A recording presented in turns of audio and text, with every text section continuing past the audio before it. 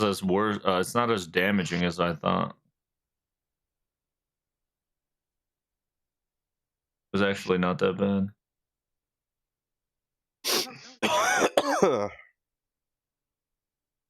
Damn, everybody and their mom came in. Hey, by the way, guys, we're streaming. Be careful. Watch out. Hello, nurse. Sorry. Hello, nurse.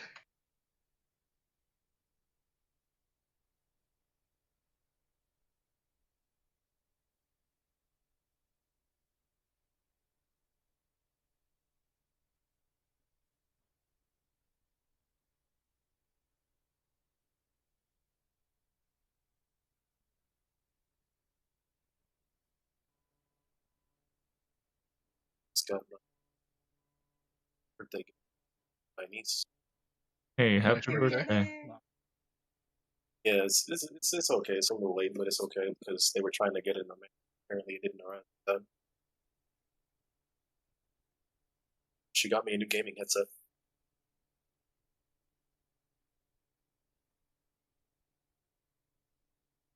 Now you can stop sounding like tunnel. Thank God. No more wind tunnel.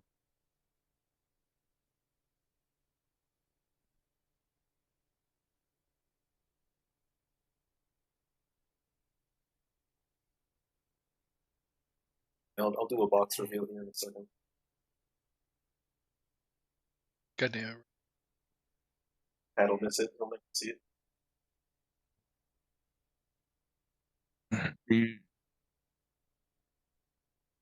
Because I'm unboxing it right now. Nice box. Oh my God! It costs Oh my fucking God, a giant $300 to buy microwave. What the fuck are we living in right now? I mean, fuck. You best be getting used to a capitalist dystopia. You're living in one. Oh God. Bro, microwave should not cost more than $300.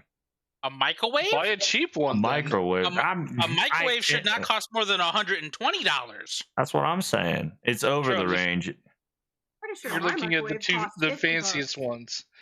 It's over the range. It has to be expensive, which is dog shit. Then don't get one over the range.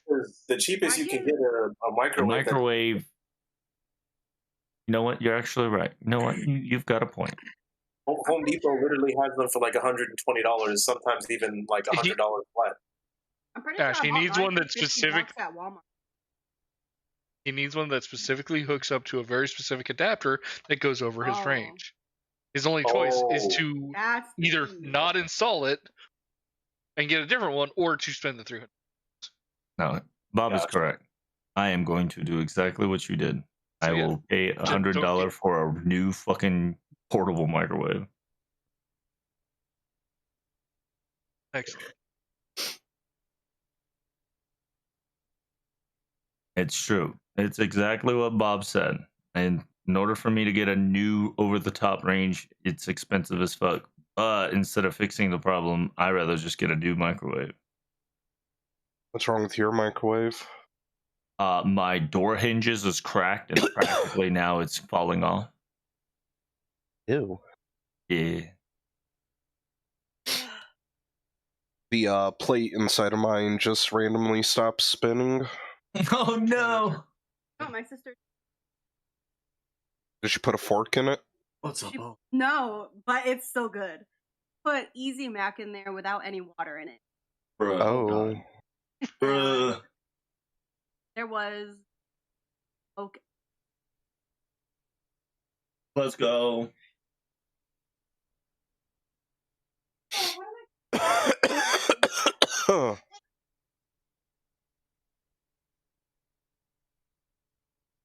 What?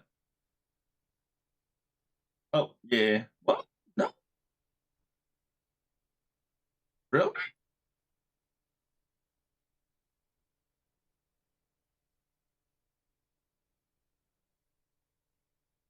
All you gotta do is create, name, describe your broadcast source, and you're good.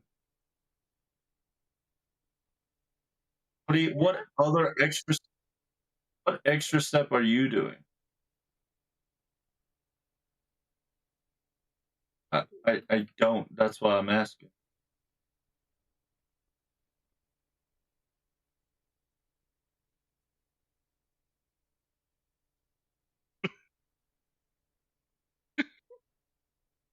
The memes, Jack. The memes.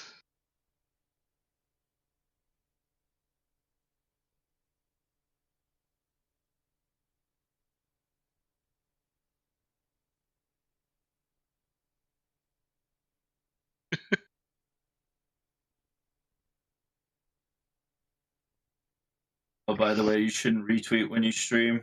It'll go over your thing. I saw you retweet another big titty Lartoria. It is now overshadowing your live stream. Because if you go to your profile picture, it's on top of your live stream. It's not, so people can't see it first thing besides your pin post. Okay.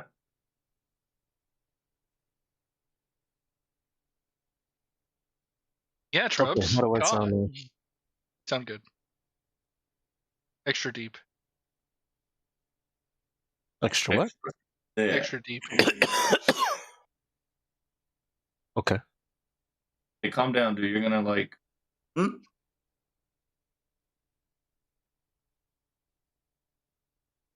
Sorry, was hold about to say I had to turn him down a little.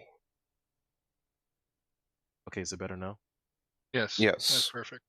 Is that Yes. no one?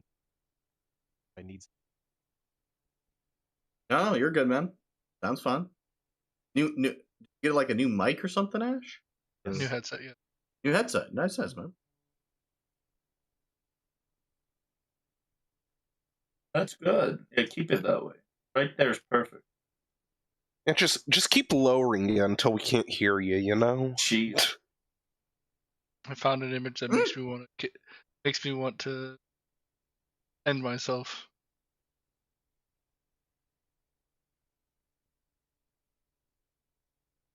Yeah, I don't know what you did, bro. Fucked up AA wrong.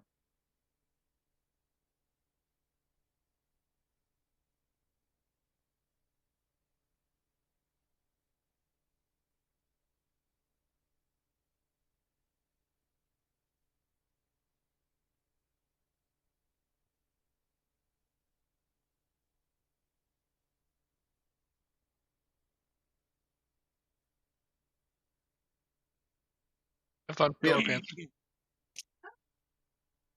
では、前に出ます。 Hello, everybody. How's it going? Sorry, it literally just took me 10 minutes to post the go live tweet. It does not normally take me that long. Also, if I sound a bit echoier, it's because I'm not surrounded by, like, clutter and garbage. I have actually cleaned my room.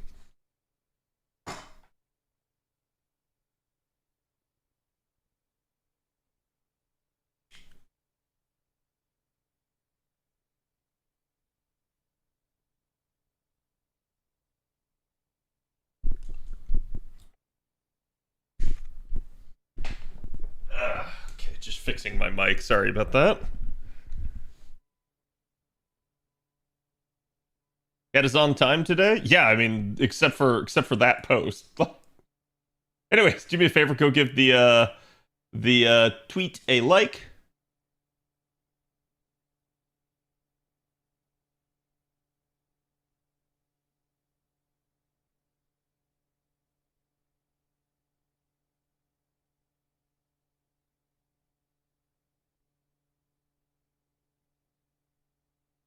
Let me make sure everything's good on all ends.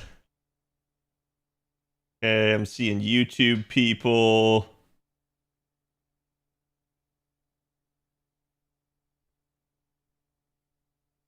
Nobody's on Kick. Well, one viewer on Kick at the moment. 7 followers on Kick. If you guys have a Kick account, go give it a follow. It is the same as my Twitch name. Because when Kick opened up years ago, I basically just ran over and grabbed it. Not that there would have been any competition. My name is at least unique, if nothing else. And let me grab you guys today's sauce.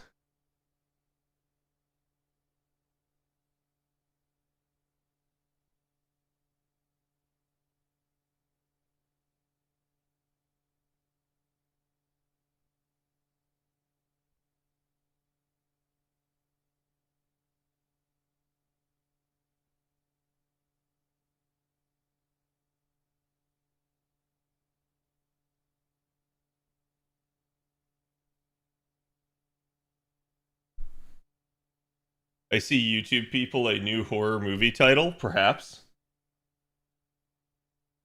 Okay.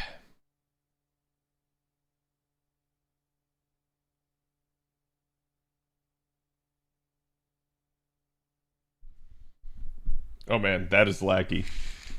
I'm gonna have to do something about that. Hello, everybody. Welcome to Monday. You made it through the weekend and are unfortunately back to work if you're like me. Here is today's artwork. Go give the artist some love. Today, we have the Foot Tower stream. We will be covering that later.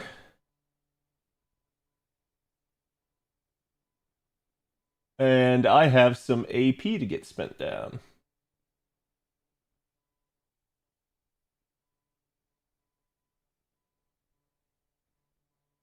Yeah. Have expected Kamisato art for today. I actually thought about it. Kamisato's been popping off lately, so I'm gonna wait. I like to do the best thing I can to help artists, and usually the best thing you can do is wait until the algorithm kills their art, and then spread the word.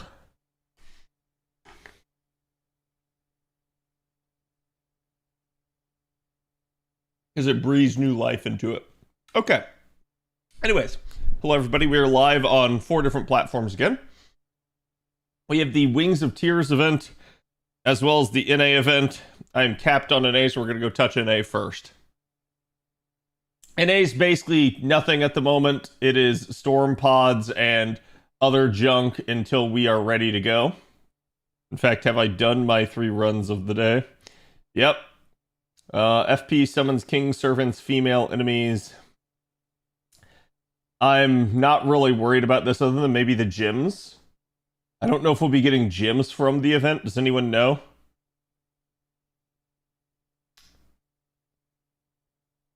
Got 2 more days of half-cost AP interludes, so we can start here. I'll go ahead and do Shisho Assassin since hers is actually good compared to some of the other ones.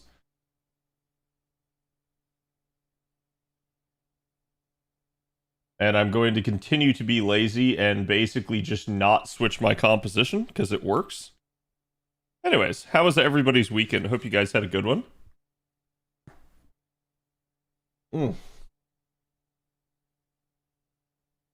Experimental dinner. Completely our new air fryer. Was it good? Or was it a failure?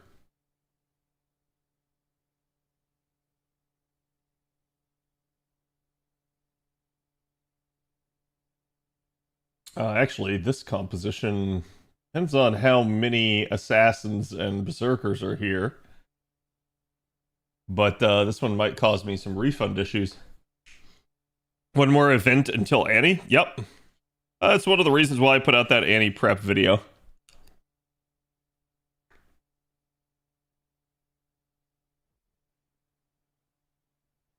There's a good node in USA for Chaotic Kings. Oh, I'm not worried about it. The Foot Tower event will make sure that we get it done. Like I said, it's literally just the gyms, as far as I can tell. That one I'm not guaranteed to get necessarily from the from drops from the Foot Tower, but I mean it may just happen because it's servants anyway, so who knows.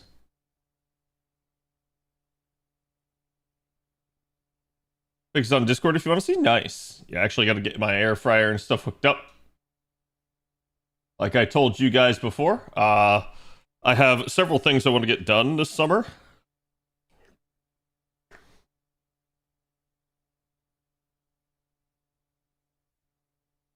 Installing some of my new appliances is one of them. Also, forgive me, I'm eating some raspberry sherbet. It's fantastic.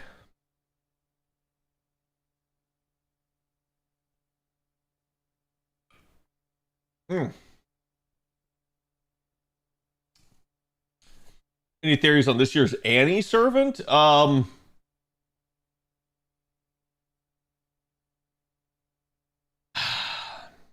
I think it's Solomon, quote unquote.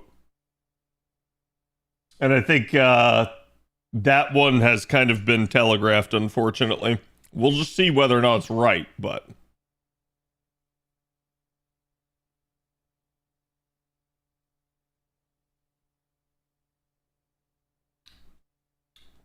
But we've had a few people guessing Galahad. I don't think it'll be Galahad. But Solomon does make a little bit of sense, particularly like not to get into story purposes or anything like that, but just particularly with where the future of the game might head. It could make sense to a degree, but we'll just have to see.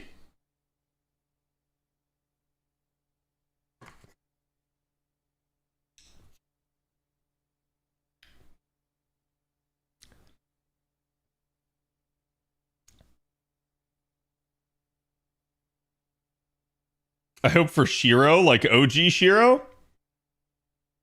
I don't think you're going to get OG Shiro. Like, the only OG you're going to have gotten is actually Artoria because she's a servant. You're never going to get OG Sakura or OG Rin. The closest you'll get is a pseudo or a, like, Demi.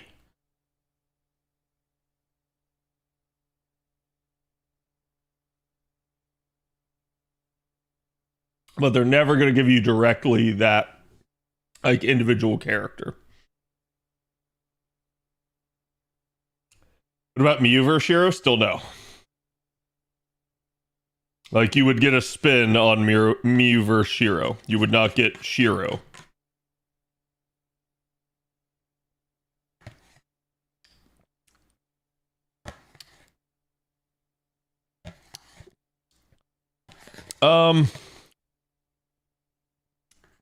As far as we know, Camazotz cannot become a servant, per Nasu's own words, but I wouldn't say that expressly forbids it, despite that claim.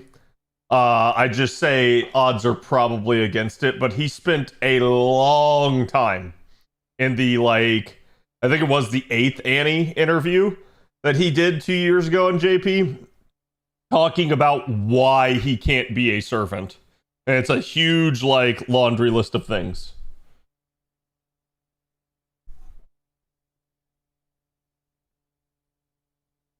As usual, Nasu lies. No, this is one of those ones where he was taking it super seriously and, like, breaking it down in detail. Like, it, again, he spends a good chunk of, like, an entire page talking about Camazotz. I don't think that's gonna happen then. Like, with other ones, he gives a cheeky, like, no, they won't. It, like, with that one, he was like, no, he's not going to. Here's why. Boom, boom, boom, boom, boom, boom, boom. So it's like, yeah, I don't know. I think that one he actually legitimately meant.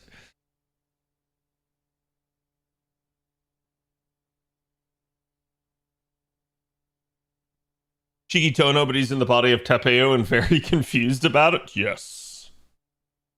Hello, Fuzzy. How's it going?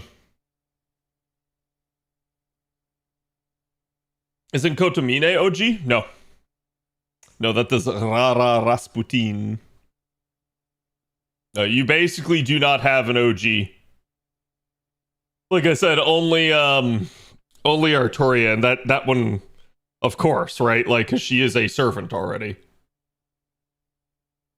But pretty much all the other, like, well, yeah, I guess it'd be like Artoria, Medusa, Ku, Herc, like the original servants from Fate Stay Night are all here, right? So Arturi wouldn't be the only one. Just, I guess, of the quote-unquote main protagonists.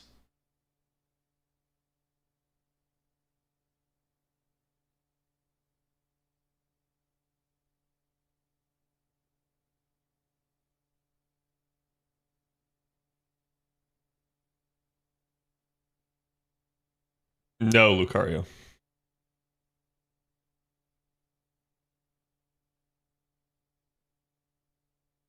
Kind of sucks because Cam's cool, in my opinion. Yeah, I understand why people want him. I don't think he's necessarily going to be a thing. And a little bit, like I said, Camazotz basically became one of the most spoilered things of LB7 because when LB7 came out on JP, you could not have like known it was Camazotz unless you read the story because technically Camazotz doesn't appear in any fight. So you don't ever see him. And so people constantly blabbing about it were actually spoiling people on that. And I was like, dude, shut up. Like, holy crap, right? Like, but then it became even worse after LB7 because people were in a frenzy, in a fervor. They wanted him to be the servant. And he wasn't. And I think that's why Nasu came out and addressed it. It's like, hey, yeah, this is why we didn't. Which is interesting because he's also done a similar thing for the Greek gods, but ironically enough, they did give us a poll in one of the surveys where they asked us what characters would you like to see become a servant, and the Greek gods are listed in there. So I don't remember if Camazotz was in that one or not. He might very well have been, but it at least shows at that point it's like, regardless of what their official stance is, they probably are willing to bend the rules if it's what people really want. What's the best way to read story from the start? I'm in 8 Singularity already. I've heard it's a great story in this game. The best way to read the story from the start? I mean, you can go back in your My Room and actually like go read all of the segments. If you're asking like, should I tell you to skip stuff? I'm not a huge proponent of that. I actually think you do need to read the entire story to understand everything. Some people will tell you like, oh, you can skip until like Camelot or something, but I don't agree with that stance.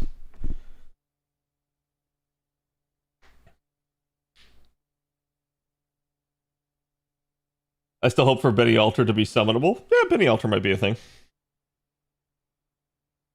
Do you have any recommendations for how to read all the event stories? No. No, I don't. Like, I mean, if you were around to do them, it's the same deal. It's in your My Room. If you were not around to do them, you don't. There's just no way to. Also, I just saw I'm capped out on QP.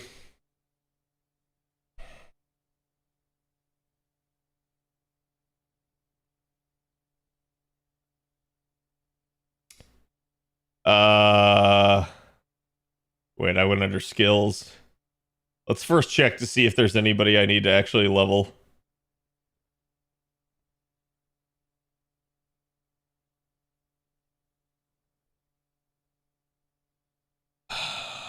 Oh, that's restricted to Saber. Okay. I was gonna say, I was like, hold on. My 120 project should be here.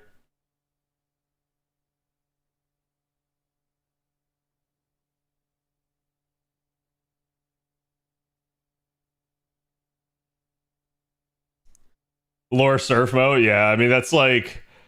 I'm basically just looking to see, like, what all I have at the moment that maybe needs to be touched. But luring the Saber Faces is never a bad draw.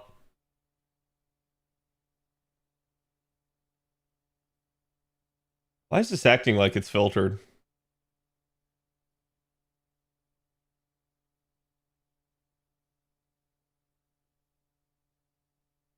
Oh.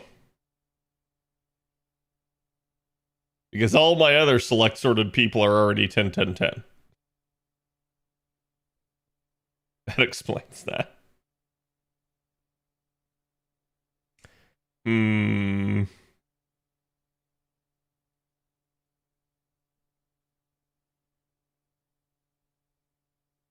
Whatever.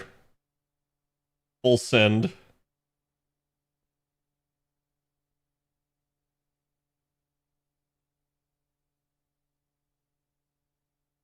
Not like I'm not sitting on lores. Not having this stuff lored is actually like something that I should have gotten done a while back. It's just one of those deals where it is a factor of like how many lores we had. It's just only now have I like kind of gotten ahead.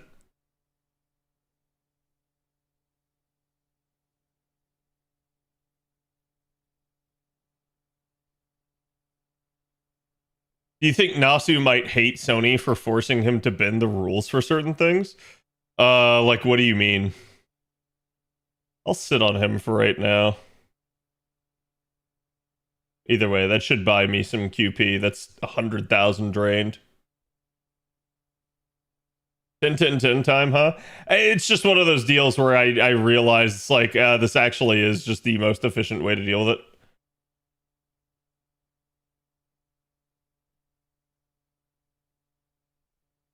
Got your Switch 2? Nice, congrats. How long does your friends list last? Like, how often do you cycle them? Just so I know how long I have till I'm out. Well, if you keep playing, you're not out. I wonder if Storm Pod nodes will be discounted during the tower event. My guess would be no, because it's the tower event, but I wouldn't be surprised if it happens with, like, God, what is the next event that we have after Annie? Is it summer?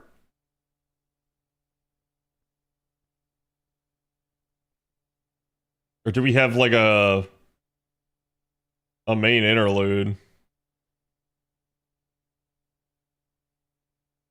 Wangina World Tour? No. No. I don't think it's Wangina. Is it? Is my friends list full again?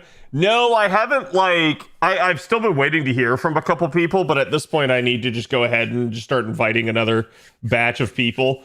I've got, like... I think it's, like, less than 5 slots remaining. So that's kind of why I stopped, is I didn't want to, like... be like, oh, hey, you know, I invited you, but then I don't have room. Some people have DMs on Discord that they need to go check, but...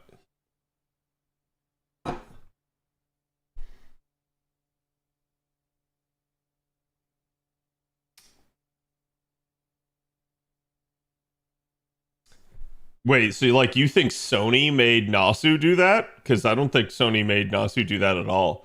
I think Nasu has full creative control over the IP. Like, I think he always has. The only issues are maybe monetization. Otherwise, I doubt.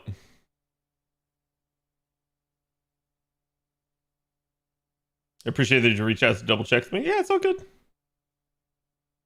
Admittedly, I kind of hate doing it. Y'all made me remember why I hate doing it, because, like, it is so difficult getting into contact with some people. Some people are really easy and they respond back, like, right away. Other people, like, God, it will be a long time. Like, I'll get a DM, like, a month from now from someone that's like, oh, hey, bro, you still got a spot? And I'll be like, no. No, I don't. I never check Discord. I know.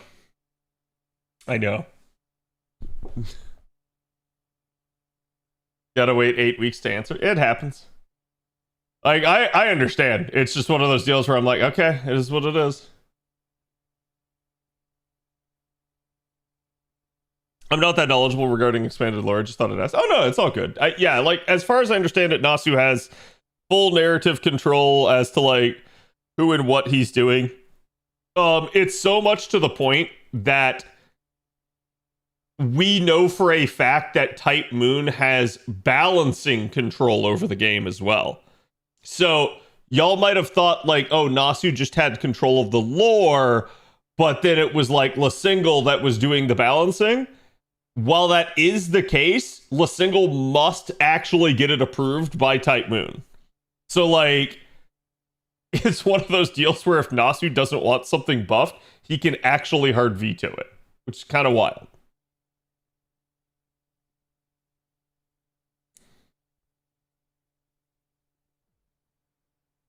This is our power scaling game unironically. It's kind of sad because I want to say, like, for years this was just not an issue. But it is now. Do I think we'll get it during events early? It's possible, but I don't know.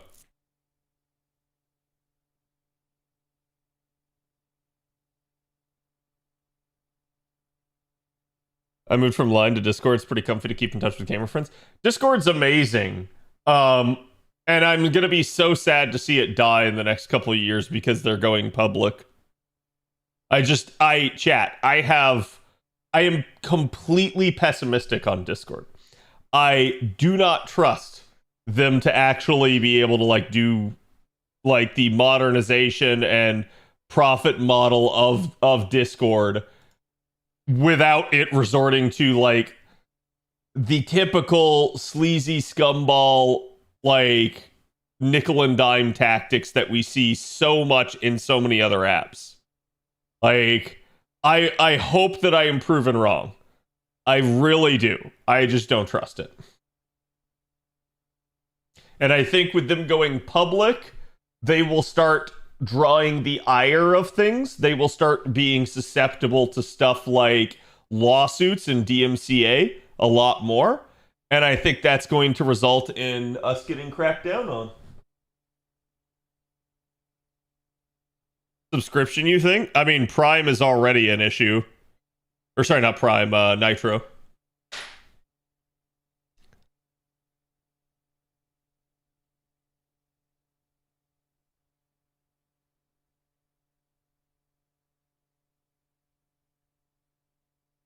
Streaming will be the first thing to get cut and neutered. Yeah, unless they want to make streaming an actual, like, Prime-only benefit. I could totally see that being a thing. They'll make some hullabaloo about, like, server bandwidth and, like, the costs of upgrading the company, and won't someone please think of poor Discord? And then they'll be like, we're still keeping it, but only for Nitro users. And you're going to be like, bro, what?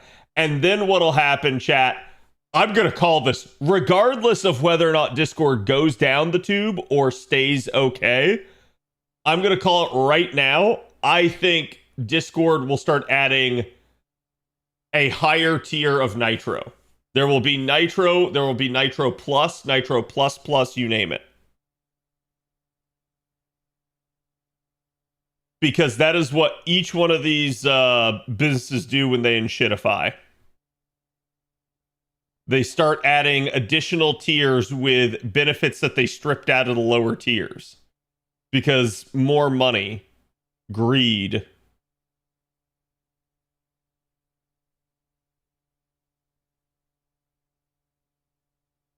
Could care less. I never stream on it. Yeah, that's fine. Some people wouldn't care, but I'm gonna be honest with you, you should, because it won't just stop there. It'll be every little thing. They will nickel and dime lock behind their subscription model. 5 servers for free accounts. Yep.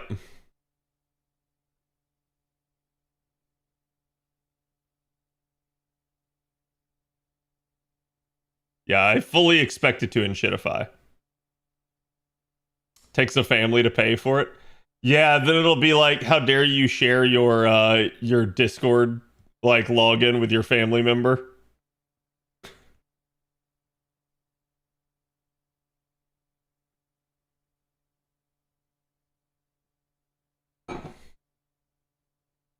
Then they'll like piggyback some like additional features where it's like, when you subscribe with Nitro, you get like a month of Amazon Prime for free, or you get access to like Netflix as part of a bundle or some crap. Like, they're gonna start doing this stuff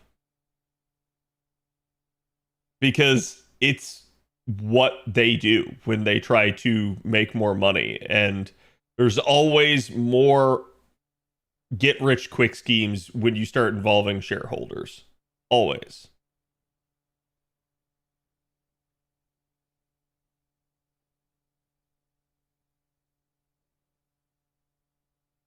You can stream Netflix from Discord right now? Yeah. Yeah, that's what it'll be. Is it'll be a DMCA style thing where it's like, oh yeah, if you actually pay for us for this, then you can do it. You can break the law, but if you don't, you can't. Go touch that.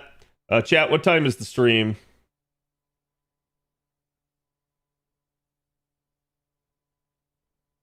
Oh shit. Chat, let me be right back. I have to go do laundry real fast.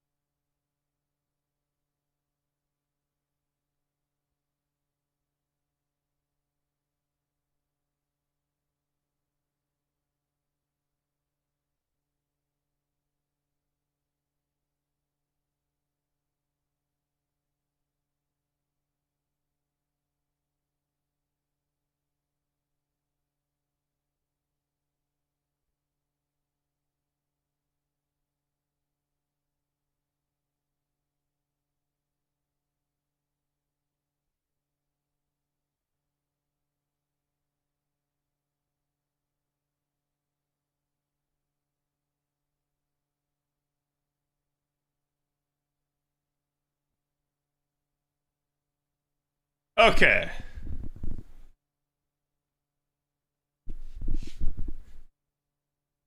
How You Remind Me by Nickelback? No, I see it.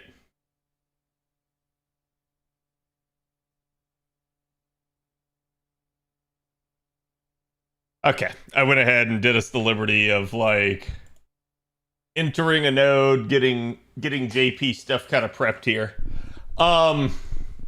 Where were we, chat?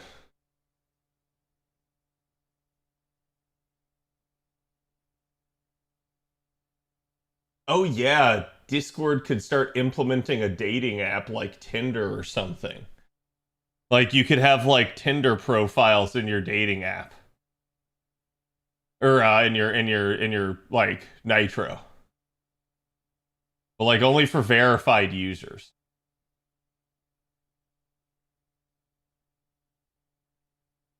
It'd be perfect, chat. The perfect crime.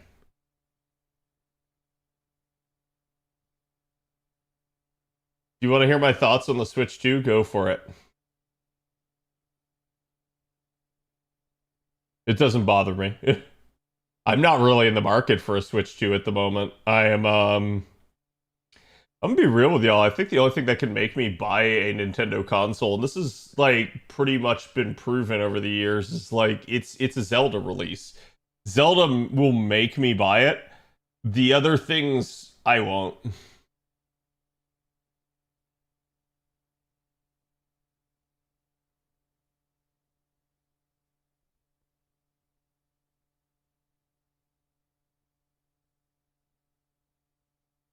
This is bad. I don't have cards for Takeru.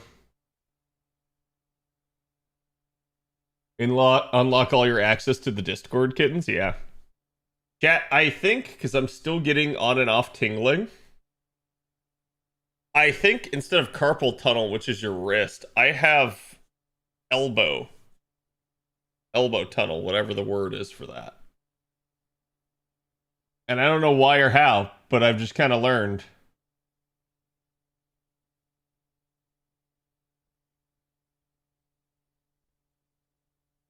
And I think part of it's from just being way too tethered at the hip to my phone. Wait, I actually did clear. Hold on. I guess I didn't need cards. Please go get it checked by the doctor. It's okay. Like, it's not like bad. I can just occasionally feel some tingling and it goes away. Like, particularly if I like stretch it.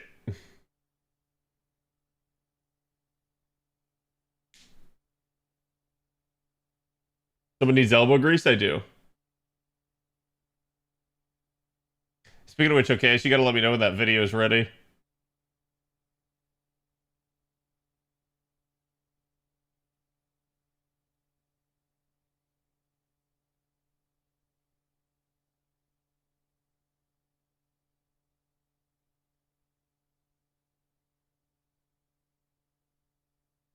Well, but that kind of depends on which DualSense you're talking about, JC. Because, like, I actually am beginning to, like, hate my PlayStation 5 controller.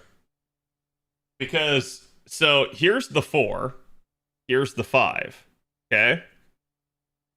Now, with the 5 is about... I want to say it's almost double the weight of the 4. The 5 is very kind of blocky, and it puts my fingers into a, like, solid position.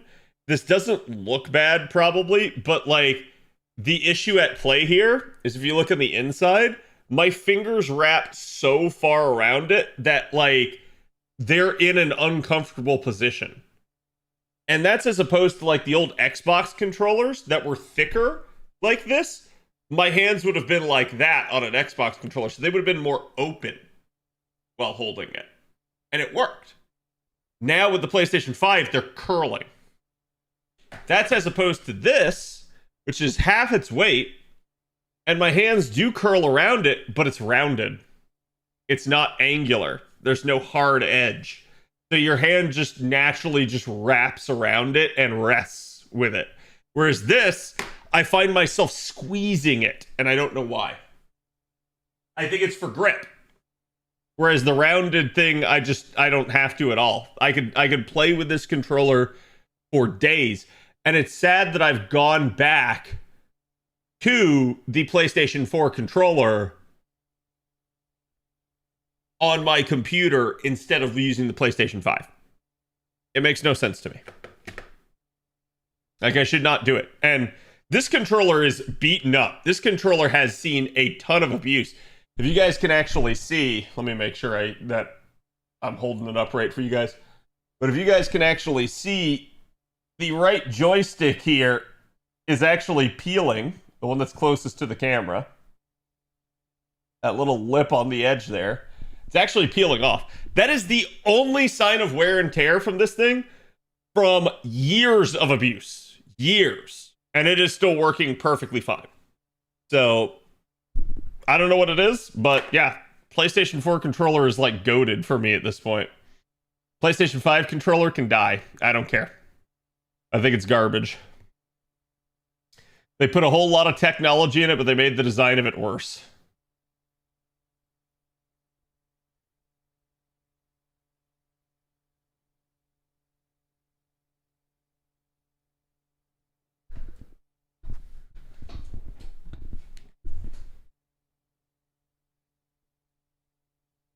If your hand makes the controller shape, you have gamer paw.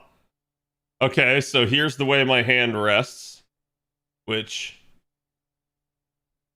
this is my left hand.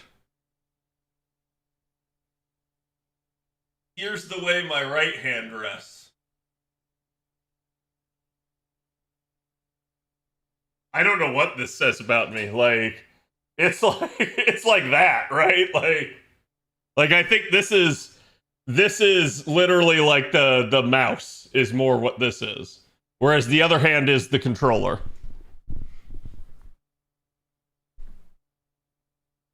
He be jorking too hard?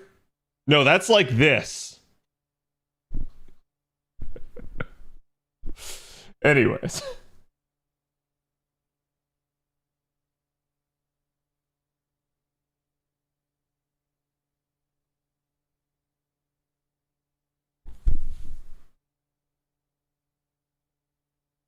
The secret claw grip, yes.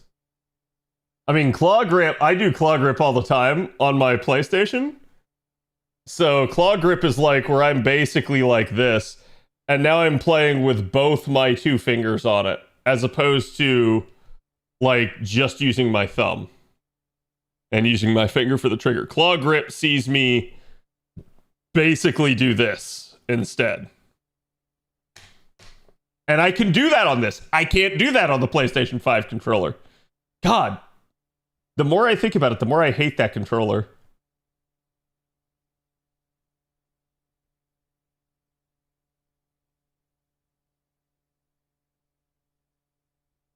Similar to a mannequin's hand shape being open for a toy or device to be inserted. Oh, I'm sure if I can't play video games in my old age, it'll be because like my hands are shot. It won't be my eyes. It'll be my hands. Because, like, I feel it to a degree. Like, I have to, like, always keep stretching, which is funny. It's why I don't get a lot of joint pain, considering my age. But I realize, like, I naturally just stretch all the time. I think I picked up the habit from playing baseball all these years, but I always do it. And I've always, like, done it. And it's funny that, like, oh, at the first sign of, like, any sort of, like, fatigue or anything, I will go stretch. And it's a learned thing. But I can tell, like, my hands in their resting state, my hands are like, they're not good, man.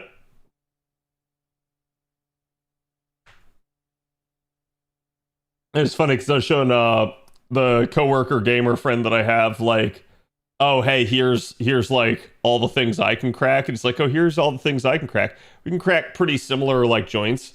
But then, like, I told him, I was like, I can just do this and, like, just press down on my thumbs and crack both of them. He's like, huh? I'm like, yeah, that's not a thing. And I'm like, I can also just stretch my hand and it'll crack. It's like, I can bend it backwards and it will crack. He's like, that's getting a little ridiculous. I'm like, oh, you'll get there.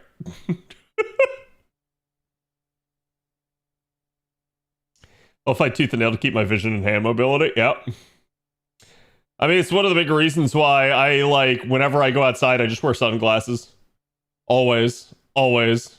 Just because, like, I don't want my vision to get any worse.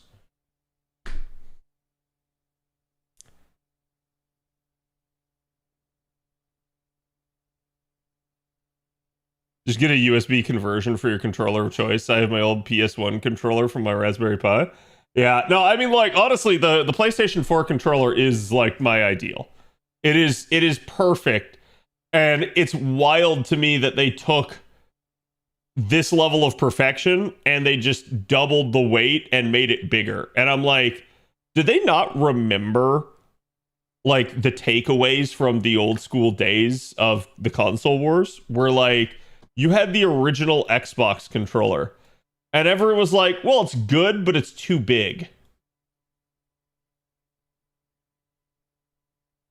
And then they're like, oh, here comes the 360. And everyone's like, that's perfect. Meanwhile, Sony is over there with DualSense, and everybody for every generation all the way through the fourth one was like, oh, that's also perfect. So somebody tell me why then with PlayStation 5 they're like, I know, let's copy Xbox, but not their perfect controller. Let's go copy this one. I can't fathom it. It's like so ass backwards to me.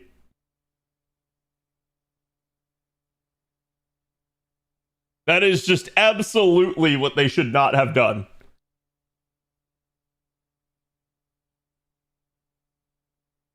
The DualSense for me is super comfy because it conforms both my hands. Well, yeah, the original DualSense designs are like ergonomic. They're designed to be ergonomic. And that's why they feel so good in your hand.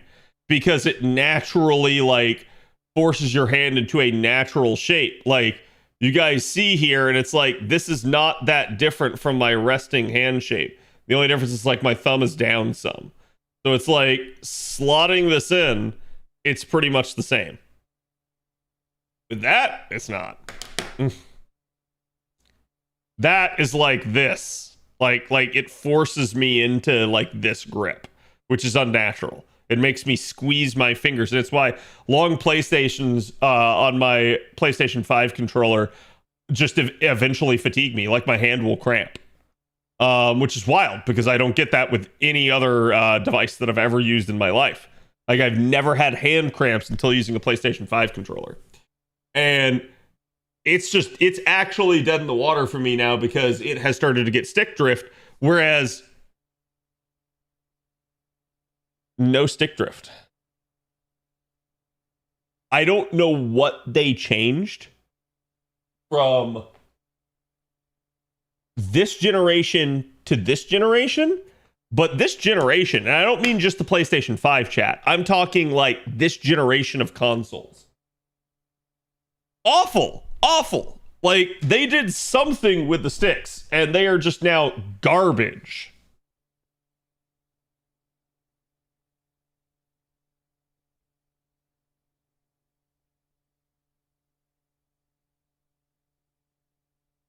From the GH controllers? What are GH controllers?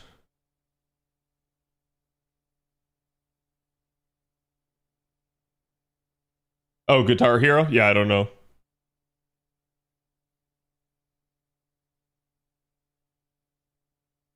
I mean, isn't Guitar Hero like literally just a fake guitar? Or am I thinking of something else? Yes. Well, yeah. I mean, like, I can imagine anything based off a musical instrument would probably not be that bad, right? Other than, like, general fatigue from overuse, which can happen with anything, right? Like, if you sit there and you swing a baseball bat too many times, you will eventually get blisters. Same thing with, like, I'm sure if you're playing on a guitar for way too long, you know, obviously your arms would tire out, but even if you had the stamina, eventually it'd shred your fingers, right?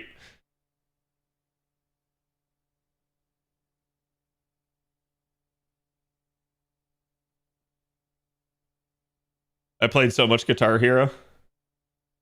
It's so weird that like DMCA basically killed Guitar Hero. Like it's still a thing, but it's not nearly as prevalent as it used to be. And I'm like, when are we going to learn that like DMCA is just like the worst thing ever?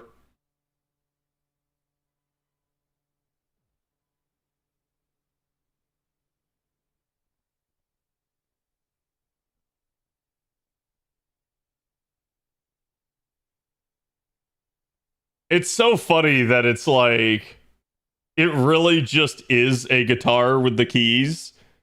And then the only thing you don't have is you don't have the like strings really. You just have the like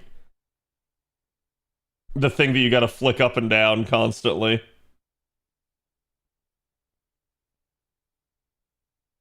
But it killed an entire genre of gaming. Yeah, I don't really get it at all.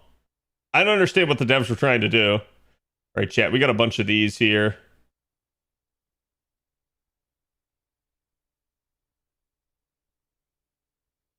I think I only have enough to do one more of these. These are like crazy expensive. Yeah.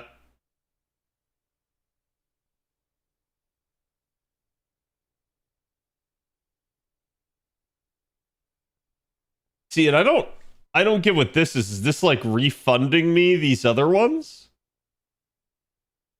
N64 controller supremacy? All right, chat.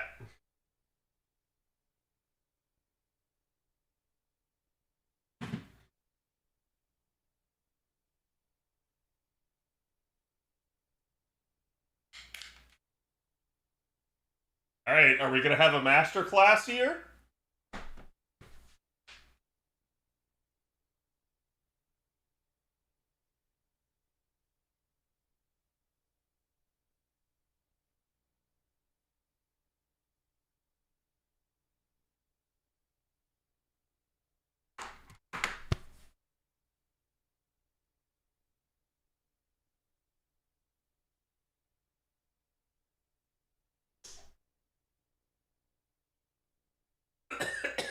Oh, God. There's so much dust on them. God. God.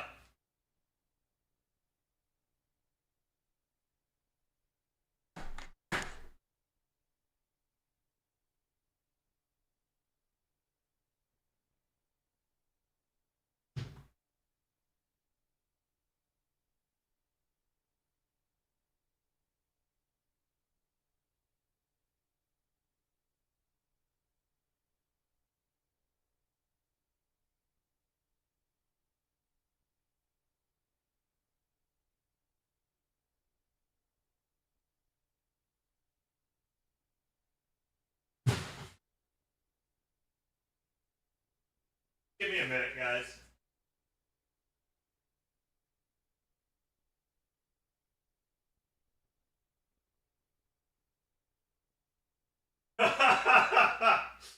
Of course I found it.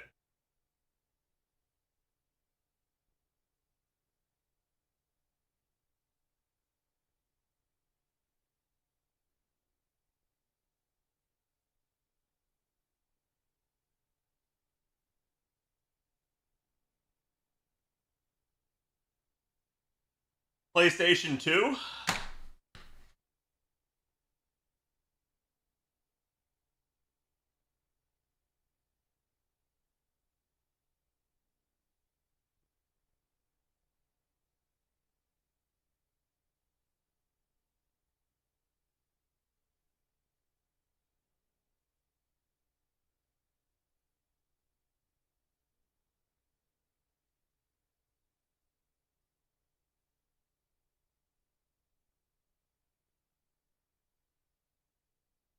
Right, I had to go get my Nintendo ones. Okay, chat. Behold.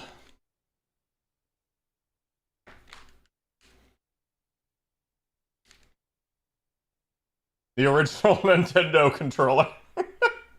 This is not like some replica or like modernized version. This is, again, you can see the model number and everything.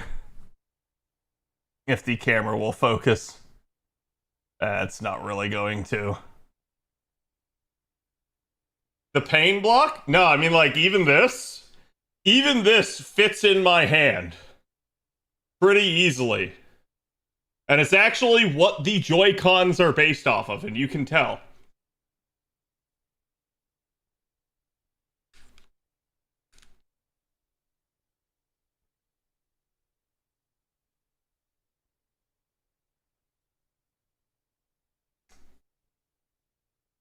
Oh yeah, there's that good old analog plug.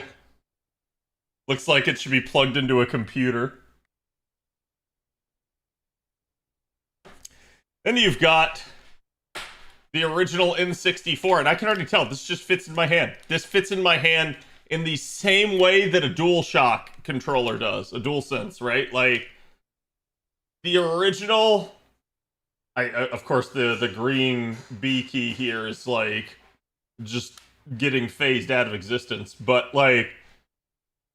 No, like, amazing, right? Like, this is so unwieldy when you actually use it, but my hand also just perfectly fits around it again. And ironically enough, this is what taught me how to claw grip.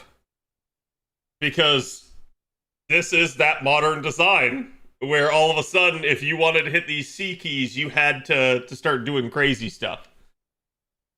Oh no, there's a hole in it? Yeah. And then the trigger on the back.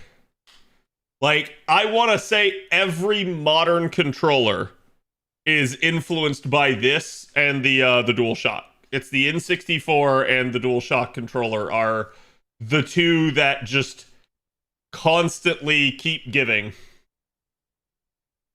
So many innovations were made with this. Honestly, like, what's so jank about this is actually if you look at the, like, joystick, that joystick looks like it's like a Lego piece that's, like, clipped in there. Like, it just snaps in.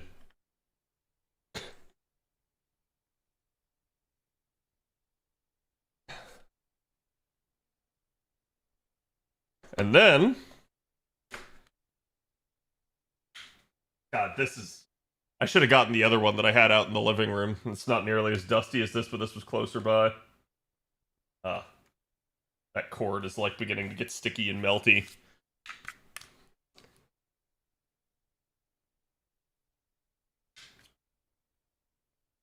The original Xbox controller. This thing is a beast, chat. And what's hilarious is... Holy shit, this is heavier. This is heavier than the original Xbox controller. And look at the size, okay? Like, how is this not heavier than this? But if I look, it's the same deal. Just like the modern DualShock controllers, it's rounded underneath. They're all rounded. And it's all done. Oh, yeah. Oh, yeah. It's got that old school Nintendo gun trigger. It's spring-loaded and you can feel it.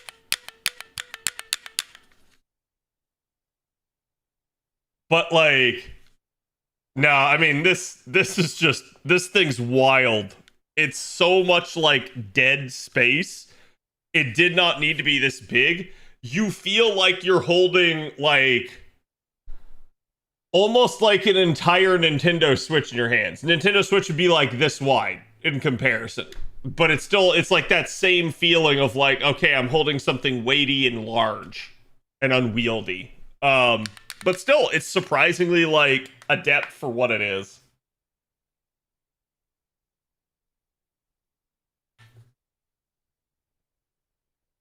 And I could also see they had the 6-button format here. I still remember playing shit on this controller.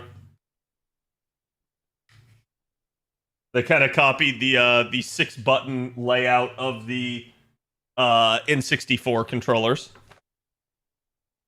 And then I believe this is I think this is original Xbox, but this was a later controller that they did with it. Because it's much smaller.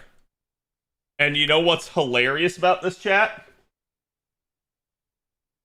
Look at this and how much of a beast this is. I had this controller less time.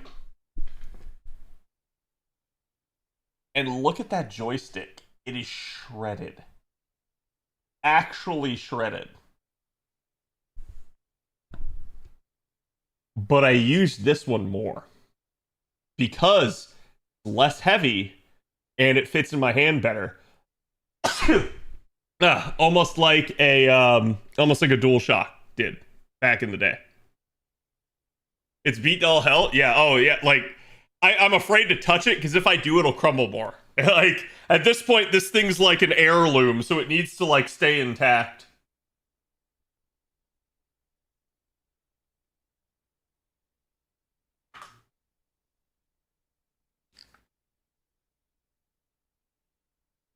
I actually don't have my 360 controller. Because I don't know where my 360 is at the moment. Let me double check real fast, but I don't think I have it at the moment.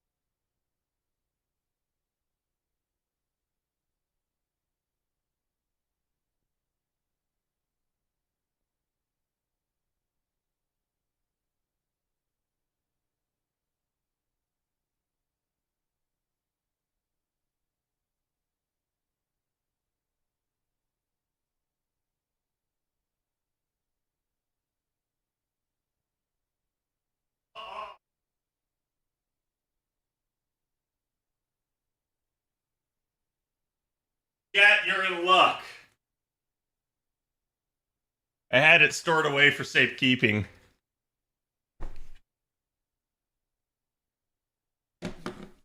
Look at the difference a single generation makes.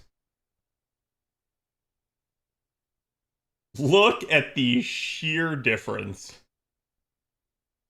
This is basically a proto DualShock. And it's so much smaller, so much lighter. God, oh my God, this is ergonomic. This fits in my hand. This is comfortable the second I put my hand on it. Like, why have they ever done anything other than the 360 controller? It is easily the best controller they have ever made. Easily. And I think it's because they basically just took it all to heart. And you can see, like, for instance, chat, here is the actual DualShock. I keep talking about it, but I've not really shown it to you. Y'all have seen the PlayStation 4 and the PlayStation 5 controller. Here's the DualShock for PlayStation 2. Actually, this might be PlayStation 3. Because this has the analog button on the middle. But to be fair, difference between PlayStation 2 and PlayStation 3 is literally the analog button. It is the exact same controller otherwise. They knew they had it, and they knew not to mess with it. Is it a 2? Okay. But yeah, it's like... It is so light. It is so good. This one borders on, like, it's actually a little too small. At least for my hand. Because if you guys can see, the grip only comes down, doesn't even reach my pinky. So that could technically have been an issue, but because it's so light and so durable, you don't care. And yep, still. Oh, I can actually tell the top bumpers are a little bit bigger. And that thickness, I think, is what helped the durability. Compared to the older models. So here is a 2 versus a 4. You can see the 4 is a little bit bigger. This is the 4 over here that I'm tapping. Just turned on my PlayStation.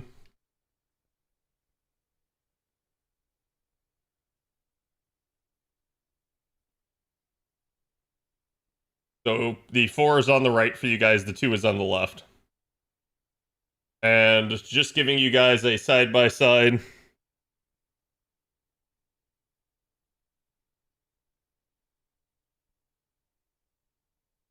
A little bit different profile, but it's honest to God, you can see just how similar the design stayed across all the years. Like, all they did is they widened the controller and elongated it ever so slightly to make room for things like the trackpad and stuff, which I think is one of the reasons why the 5 is so bad. It's because they've gotten used to just being like, well, we had a good design, but let's just stretch it just a little bit more to fit this new thing that we're trying to do. And it's like, hey, that's cool, but we're at the point now with the PlayStation 5 where they have lost the actual like ergonomicness of the controller, and that is its biggest issue. It does not feel good in your hand compared to the way the old controllers felt. The old controllers felt like bliss in your hands, and that's why like your controllers were just way better, way like higher quality produced, and did not like mess with you as much, so you could do longer gaming sessions without it actually messing with you. And then, chat, the evolution of the Nintendo controller. And this one, I'm gonna be real with y'all. I'm not a huge fan of the GameCube controller. I'm really not. It's a wonky controller. But I will give them credit for trying to go towards more of an industry standard with that same sort of like DualShock layout there. So, also the spring-loaded triggers.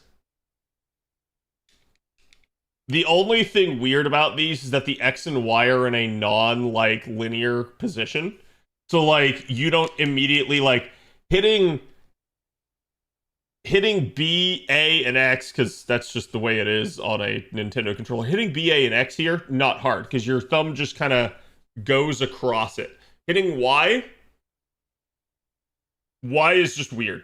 Y is like I have to extend my thumb upward. And if I have to hit Y at a split-second notice, and I remember that from the Rogue Squadron game, and it like messing with me, it being a thing. The other weird part was they changed the C keys from the old Nintendo 64 controller, if you guys will remember over here. These things, they changed it to a joystick, which is an interesting choice. So still, this is still mono joystick control over here, but now you have your second hand is able to like quickly hit a C key for like a menu or something. Actually didn't mind that. That's actually one of the things I really did like about the GameCube controller. Because, like, I remember playing, was it Twilight Princess? It was on the GameCube. And I remember, like, having to go through menus and stuff. Same thing with, like, Majora's Mask and everything. Although, well, actually, no. Because, like, in Majora's Mask, going through the menus was a little bit more annoying because you had to hit the CE keys. In Twilight Princess, it was just, like, boom, boom, boom. You could just very quickly and easily, like, dial something in, and it was really nice. Smash Bros. Yeah, that's probably what I'm thinking of. Smash Bros. Absolutely did. But yeah, so like a little bit, you can see the trend with controllers has always been. What the heck? Dude, the Xbox controller is trying to like eat the other controllers. It's because like for some odd reason its cable is sticky for me. And I suspect it's the material that it's made out of. And I tied a knot.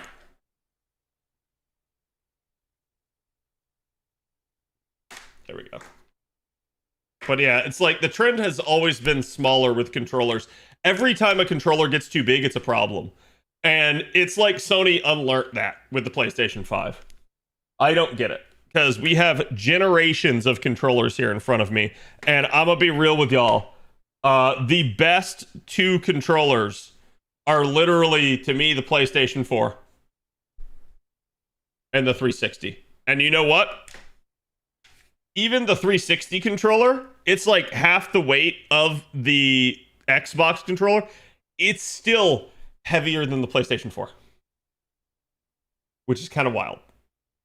Like, and I think a lot of it is because of the battery pack that they had to have on the back of these, which, oh god.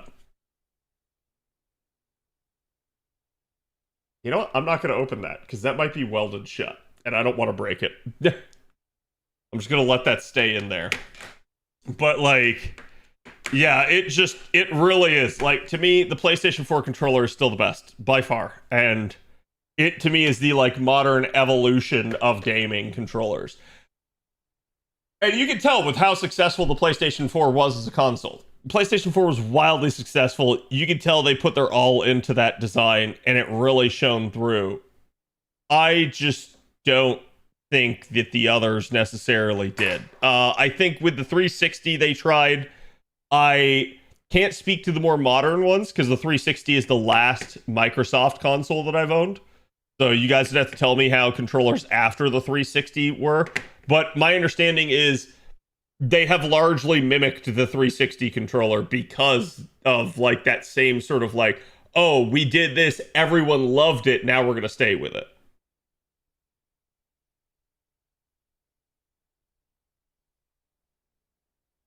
Further spreading the start and select buttons? Well, that's because you don't have a start and select anymore. You have a PlayStation button, a share button, and an options button. So they are apart, but it's also just because they're trying to fit the trackpad in here. Xbox Series 1 controllers are slightly bigger, I think. Yeah, I mean, it wouldn't surprise me because that has been the trend as they're trying to get bigger, but we're reaching a point they're going to have to dial it back some. Because players just don't want it, I don't think. And we're at the point now where if a player doesn't like your controller, the player will literally go buy their own. They'll go buy their aftermarket third party.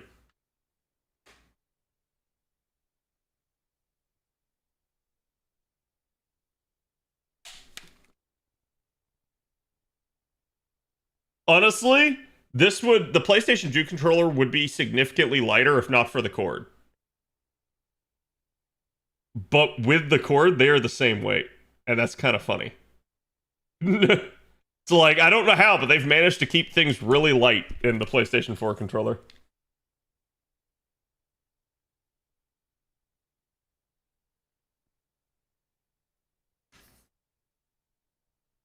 Calm down, Xbox.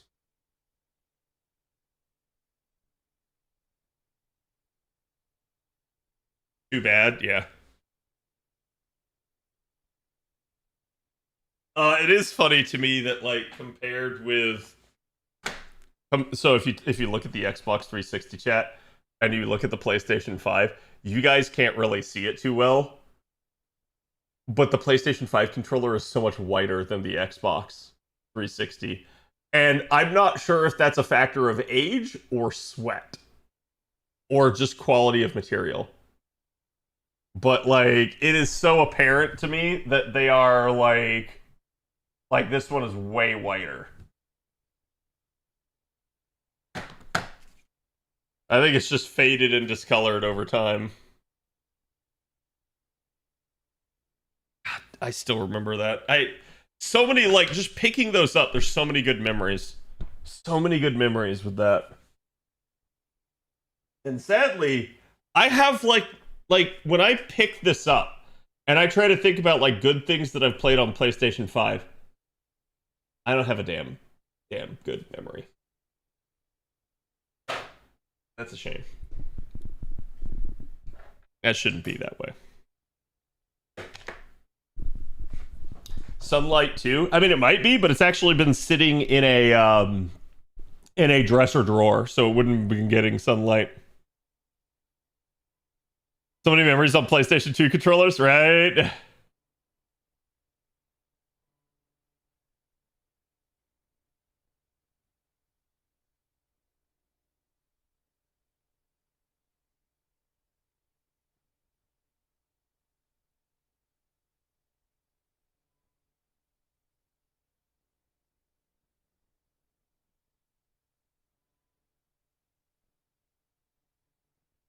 Okay, sorry, chat. I was just looking because I got an email. What time is the live stream? Let me double check here.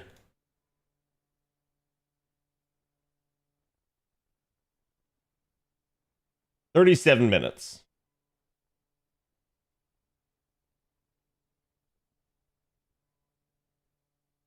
Thoughts on Stellar Blade coming to the PC on the 11th? I never really got too deep into Stellar Blade. Personally, I don't really think it's worth the price, but I don't think it's like a bad game by any stretch of the imagination. To me, it does feel like the game tries too much to be Nier Automata. And so I'm going to say it's like, that might piss you off, or you might love that, just depending on the type of person you are. So I can't like explicitly say, but I'm going to say if you're somebody that liked Nier, you'll like Stellar Blade. If you're somebody that didn't, you won't.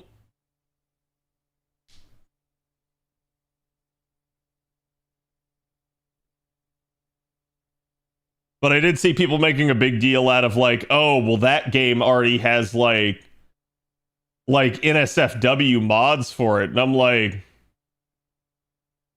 and? Are men not allowed to have sexual fantasies anymore? Is that just how the world works? It's like, so what are you gonna do about it? Shoot me? I like women. There, I said it. So does Skyrim? Yeah, it's like, I'm so sick and tired of the like gaming journalism people, because they just want to ruin everything, and you can tell they're not gamers, like straight up, because I feel like even female gamers just know, like, yeah, games have like sex in them and sex appeal, and that's okay, because so does life.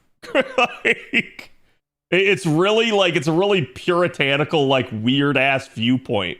Like, the same people that are like badgering you for having like bigger boob mods in games are the same people that were gushing over being able to have sex with a bear as a Stereon. And you're like, so you're just a freak. That's all it is. Like, and I don't use that word lightly. Usually if I call someone a freak, they really are. Because I personally think everybody's a little bit weird. Everybody's got a little bit of a quirk to them and stuff like that. And there's no problem with it. But damn, it's like, if you're a hypocrite and you're going to yuck someone else's yum while having plenty of yums yourself, that's just really weird. Like, if you're going to sit there and go off on people for that stuff, don't just like constantly like simp for it yourself in like other ways. Next, you're gonna tell me women likes to play as muscular men. No, I mean, it's really funny because all the time I keep hearing about things where it's like, oh, like this mod is hideous, this person is like terrible, and it's like, in fact, they were a woman. It's like you're sitting there berating them because you think it's yet another guy doing these things, and it's like, no, it was actually a woman. Women, I have a spoiler for people out there. Women are horny too. I know, it's wild, chat. Let's preempt with that, and then that. Unpossible, I know.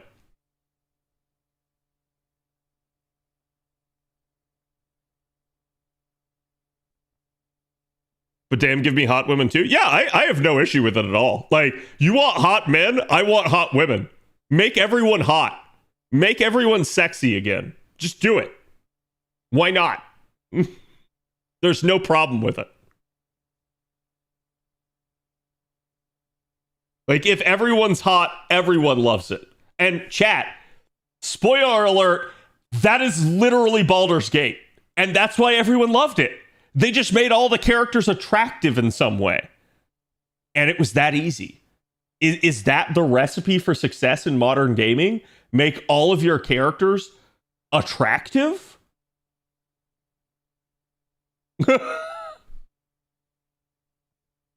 It's like, I shouldn't have to say that. It should just be obvious, but it is what it is. So should I hook up with this girl from the movie theater who just asked me to come over? Go for it, bro. YOLO. I mean, I have no context, so I can't properly advise you on something like that.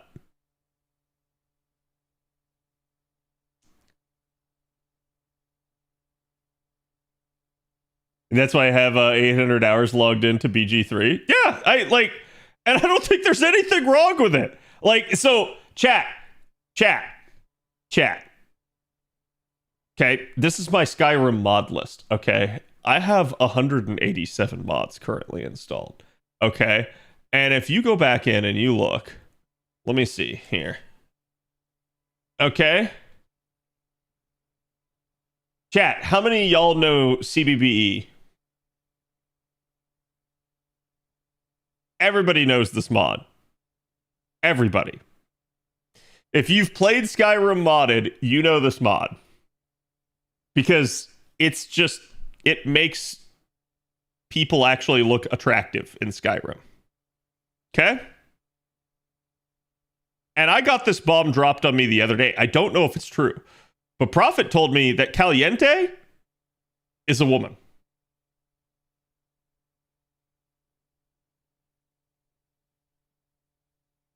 And I'm like, awesome. Yeah. It's like, thank you. You did good work. But it's funny because everyone will point to this mod and be like, oh, it's the stereotypical horny man mod. And it's like, yeah, it's made by a woman.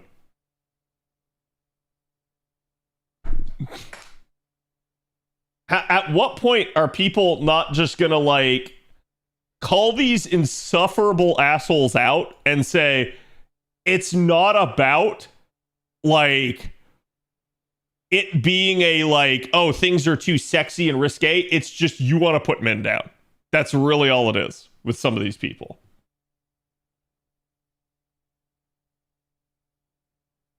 It's just, I hate men. I'm like, okay, cool. You keep doing that.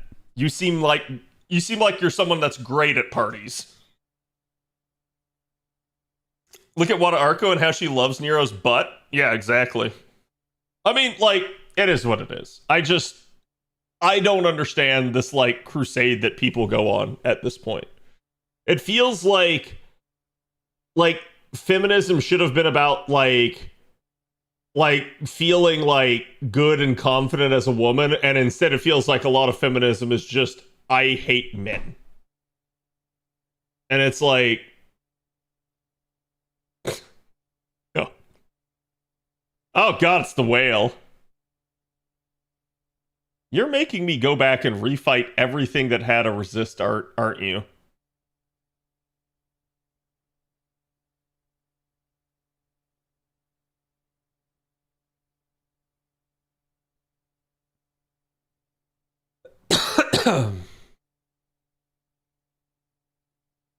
Yeah, and I'm not gonna say like men can't be bad on that front too. I think men can be.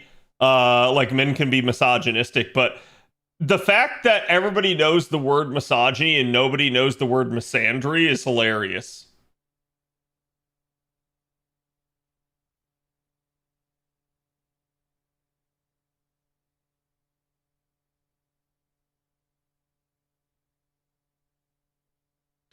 Invert that. Imaginary Scramble? Apparently. This is the JP event, so...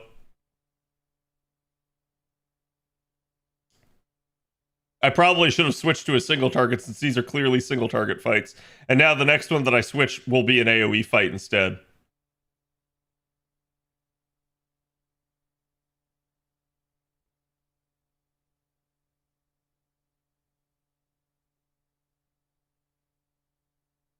Okay, at least he charged me.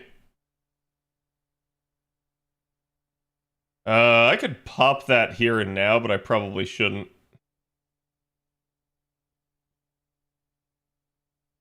Gonna double NP, get a defense down on if I can.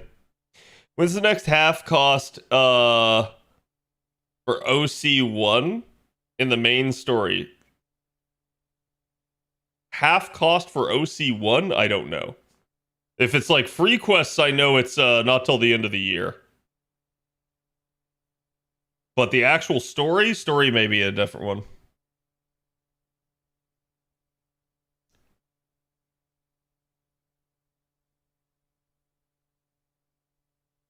Where like people say Missandei isn't real. Yeah, and it's like that's the level of like gaslighting that I get upset with.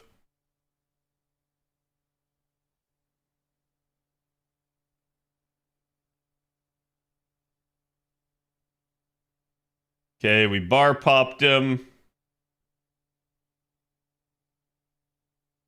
Now we gotta try here as best I can.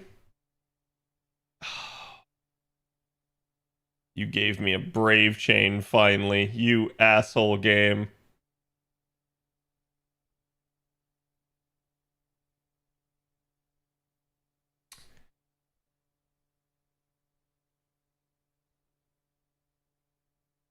I think I'm gonna go for NP gain for a potential 4th NP. Is it New Year?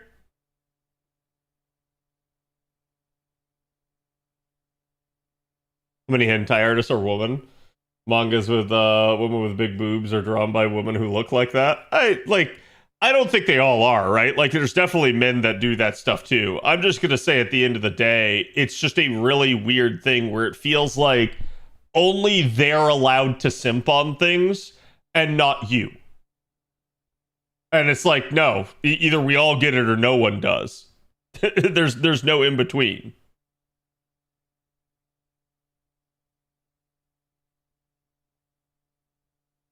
Only that's a whale? Yes.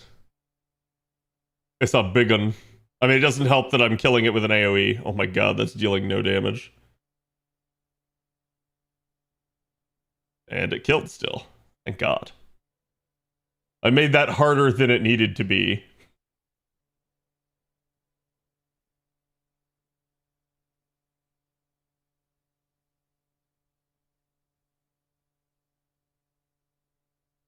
At New Year? Okay. Thank you, Brandon. Yep, apparently that's your answer, Mega.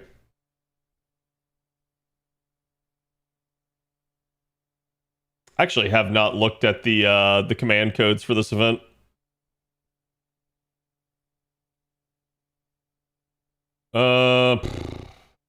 See, now there's 2 enemies, so now I know this one's AoE.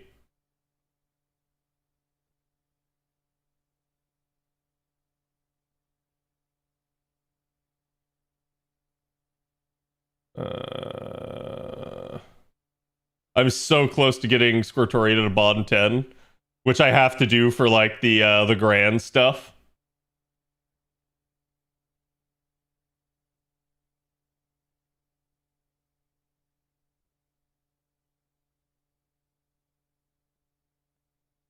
But I have to keep switching her out every time I want to use this comp.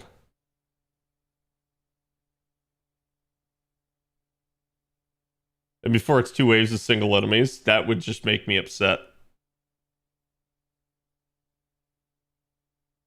Should I wait it out or do it as fast as possible?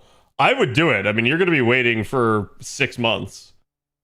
So it's like, that's time that you won't get to necessarily clear free quests and stuff. You don't have to, but I would.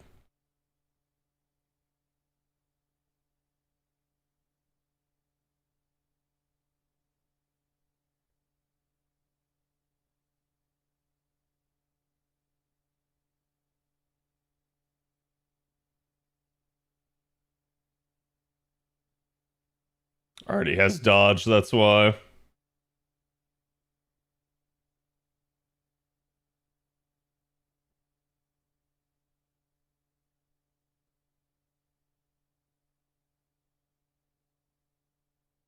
I should have done Nero Bride after the Musashi skills.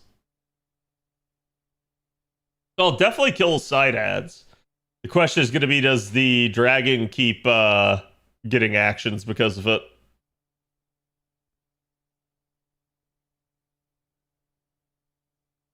Oh, at least we broke the bar.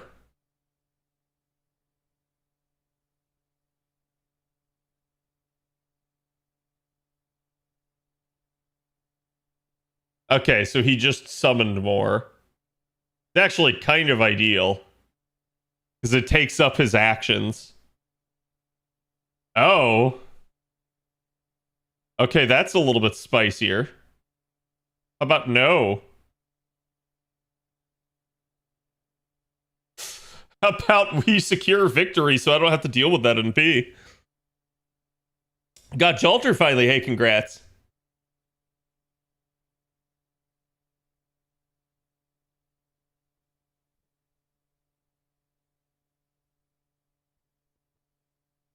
My female coworker called her out and she was livid. My understanding is like women are just really brutal to each other sometimes.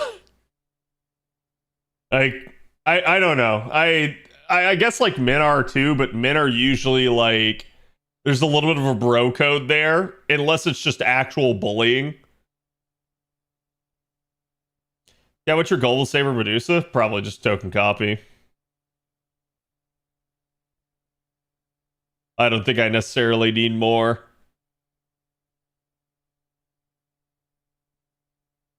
Okay, it's 2 again.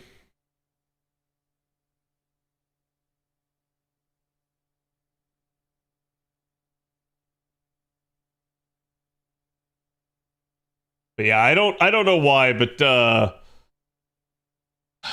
people are just really weird and have their own biases and like take it out on each other for some reason.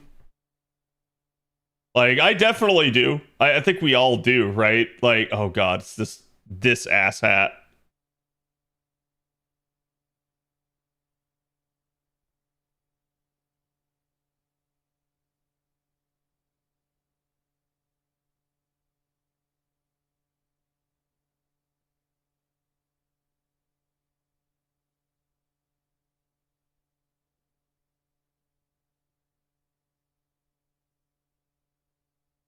Hopefully he's not able to get through that.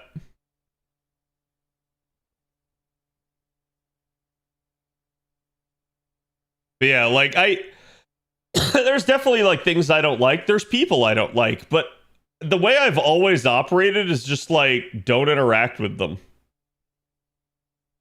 Like it's that simple to me. And for he full charges in P's and strips all my buffs.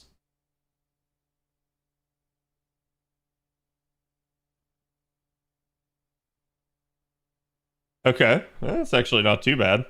This definitely feels like a kill or be killed moment, though.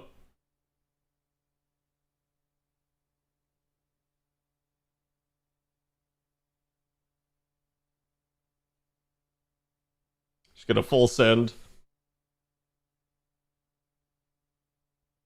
But yeah, like I don't get where it's like, oh, okay, I'm just not gonna serve like the men.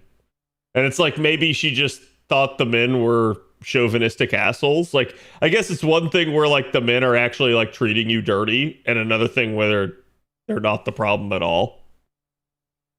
Oh, don't tell me there's more.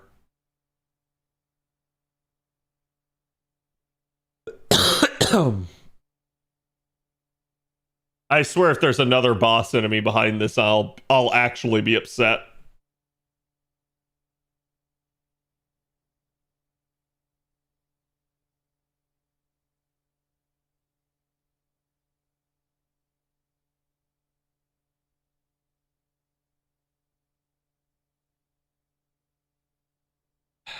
Okay. She's also MP sealed.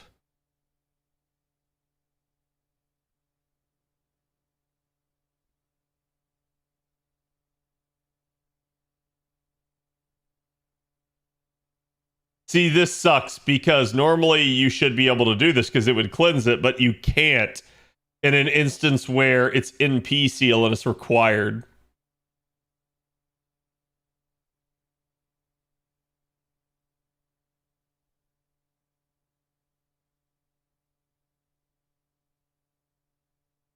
Problem is, too many people are professional victims, find issues with everything. Yeah, I'm just someone where it's like, as long as you treat me well, I'm not going to have an issue with you. If you start treating me like shit, I'll have issue with you immediately, because I don't judge you necessarily based off your actions towards others unless I'm made aware of them. I'm going to judge you specifically off how you're treating me, like 99% of the time. And if you're not treating me good, to hell with you. How I've always been.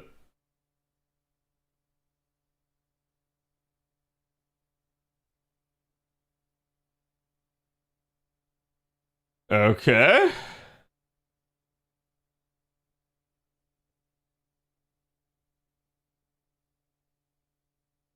I don't have to do all this chat, but I'm gonna.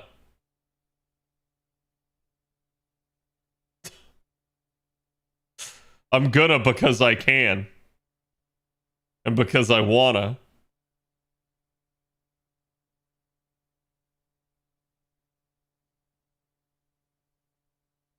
I won't treat you well. Yeah, it's golden rule. It's how I live by. It's like, treat others how you want to be treated. If you expect to be treated like with respect and stuff, treat others with respect. And if they don't respect you, then you don't have to respect them in turn. Like, I've learned too, it's like there are just naturally negative people, and sometimes it's a good idea to like get rid of them. And I'm not talking about people like, oh, like they complain regularly or they do like other stuff. I'm talking about like people that legitimately are like fun sponges and suck the joy out of everything. Where it's like, oh, you did something cool and nice, and it's like, well, either they'll try to like top you, or like, well, the thing that you did was not actually fun or nice. And I've learned it's like, just get rid of those people from your life. They're not good people. They're miserable for their own reasons. Just ignore them. Move on.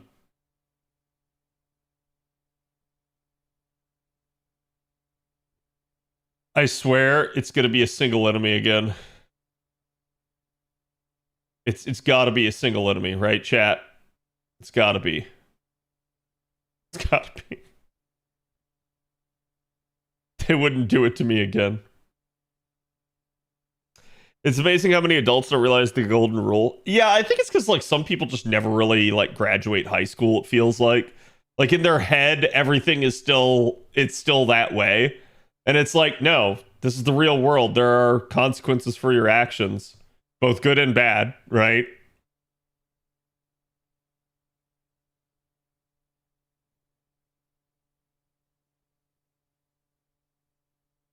Yuck. Double turns. This is one turn, right? May as well use it. Get it on cooldown.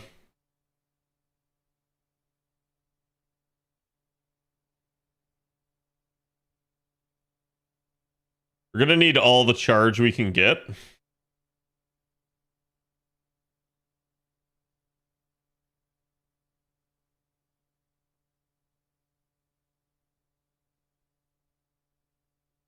I'll go ahead and use it because I can get back to it real fast.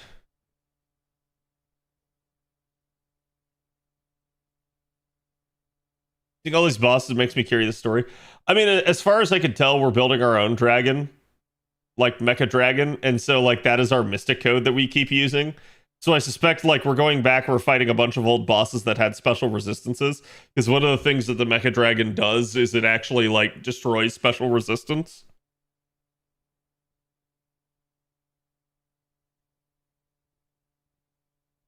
Our own Mecha Shiva, yes. Precisely.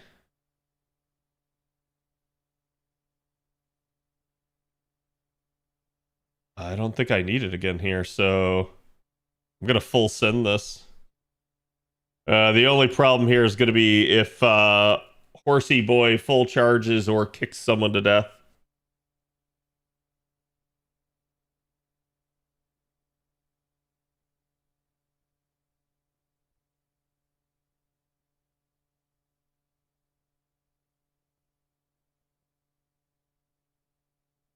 Okay. Oh, spicy.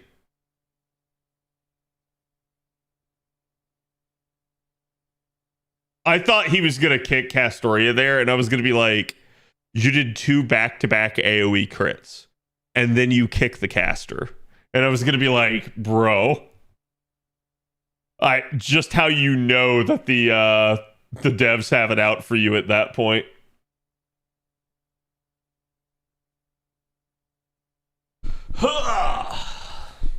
Let's layer this shit.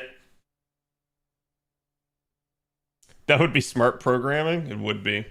I mean, sometimes it's not even like that it's necessarily targeted at a caster. It can also just be things like, oh, it's set to specifically target whoever has the lowest HP. Like percentile wise.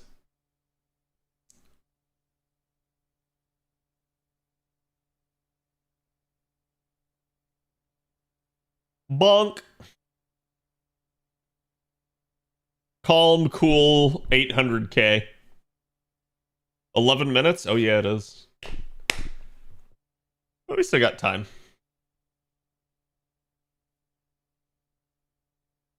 Back-to-back crits? Oh, don't remind me of Ort. That Ort fight was kind of just like, oof.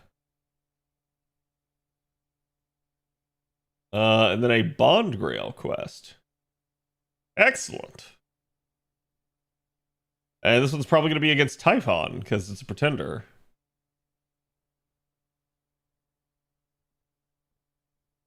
Means Foreigner.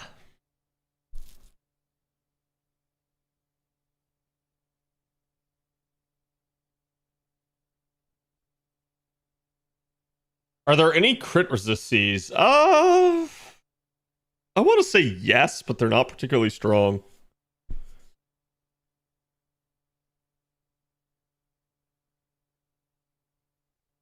Oh, God.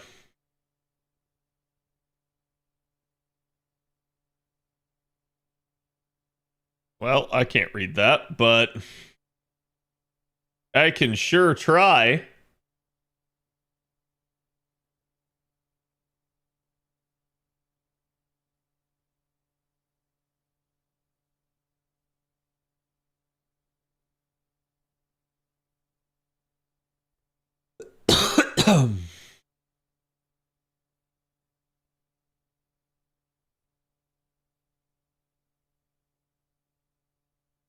You can see I basically just start out by popping everything pretty much.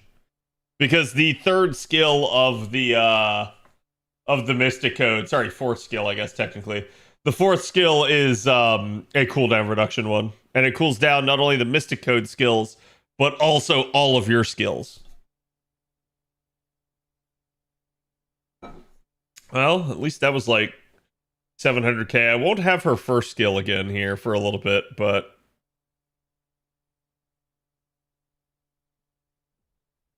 the real problem is going to be that?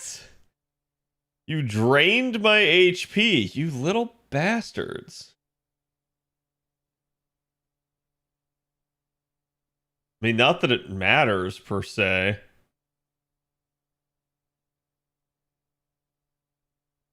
Do you think they'll ever make an Ox King like C for Quicken Arts? Maybe, but probably not, because they made an all-attack Ox King. So it just works on everything, technically. I think they fear giving a card type up to the NP gain card types. Wow, thank you, Bride. Holy crap. If I press that star skill, that MHX Arts card is not getting dick. Wait, did I do no damage there?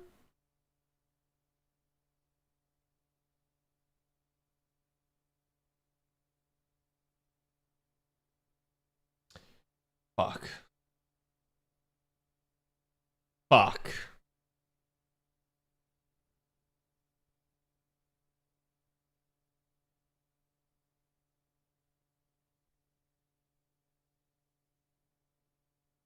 I'm gonna have to redo this one, and I know it. I just did not pay enough attention.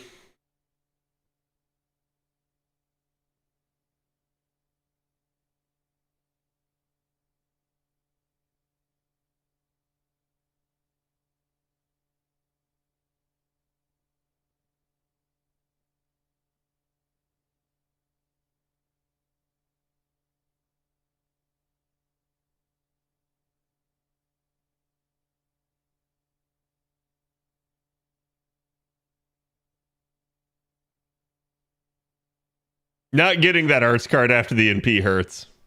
But I sadly I think the NP from the Mecha Dragon here shreds my my Solemn defense.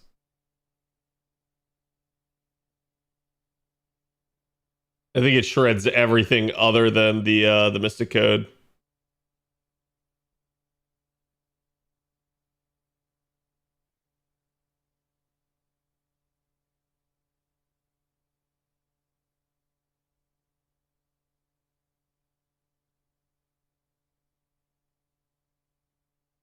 Okay. And Bride goes down, but that's actually fine. That brings in a second Castoria. You played yourself! You fool!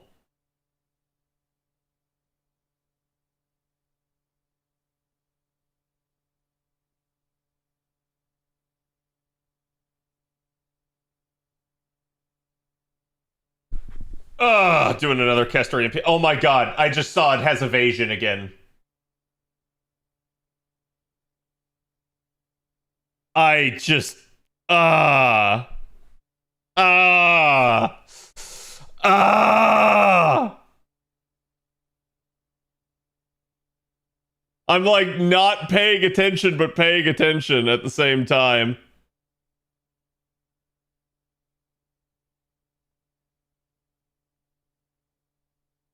Will he charge me up? That should be enough.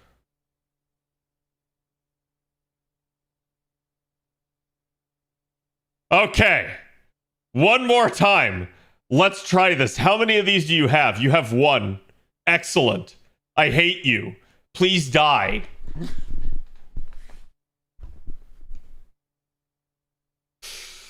God damn.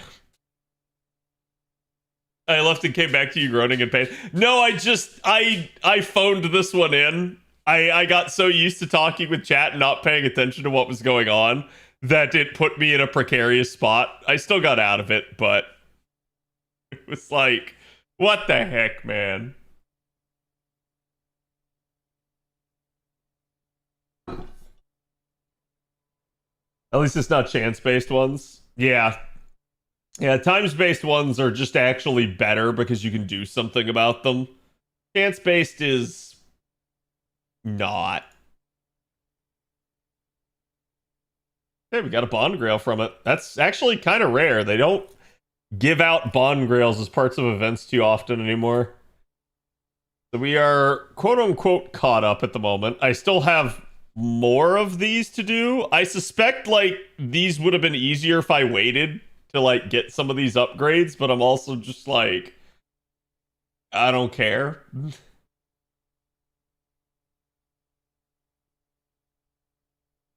Oh, yeah, I also didn't buy any of these. I don't know if they made it easier or harder. Maybe they made it harder. I don't know. This may be a CCC-like mechanic. Anyways.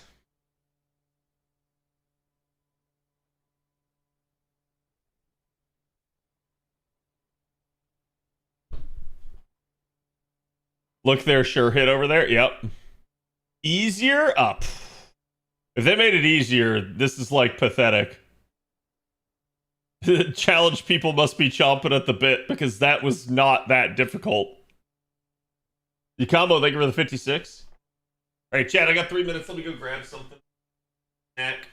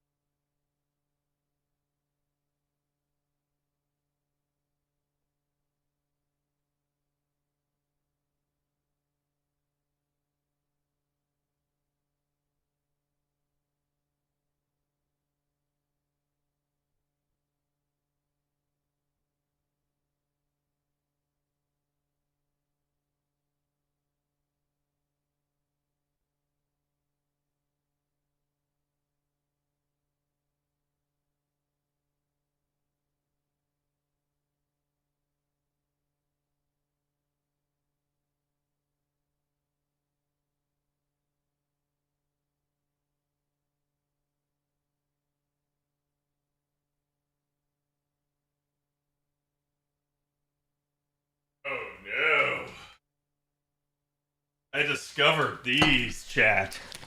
I had leftovers.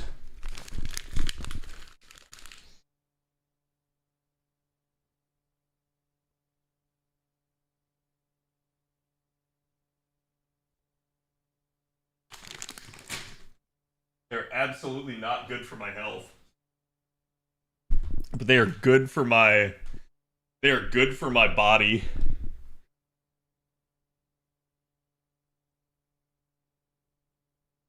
Ugh. Heart attack in a bag, yes.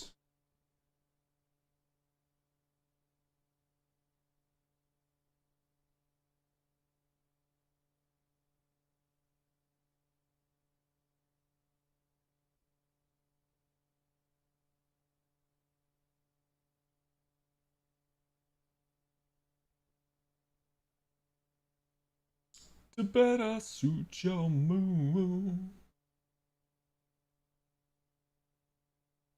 Okay, got a kill song request here. Chat, we're gonna get it started here in just a second, but beware, I'm gonna have to turn it down real fast. It may blow your ears out because they always do this with the YouTube premiere.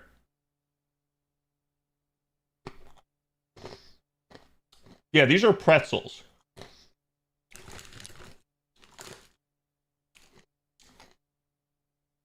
Like, just so you can see. Actually fantastic.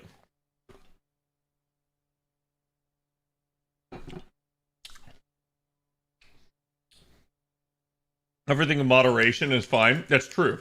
But I can't stop in moderation.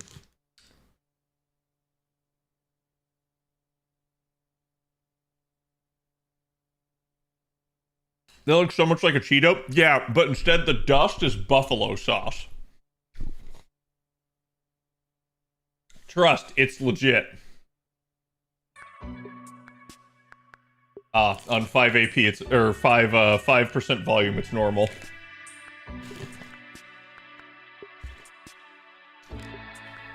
Everything in moderation, including moderation. That's true.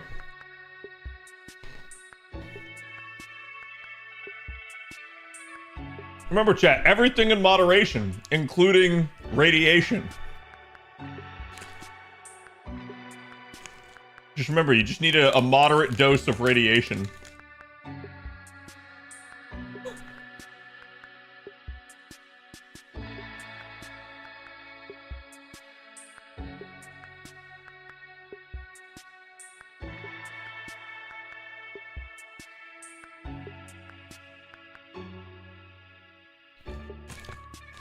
Moderate these nuts. Got him? No.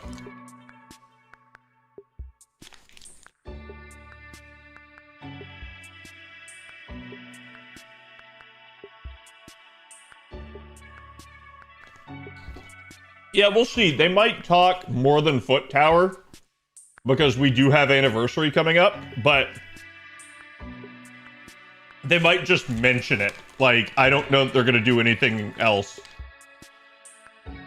They might say, like, hey, maybe, honestly, they might preview some of the CEs.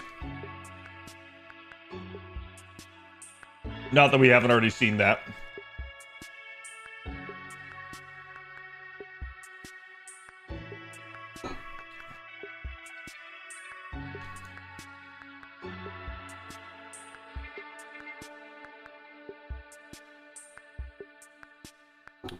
I think he'll record something, Jet. He's done that before.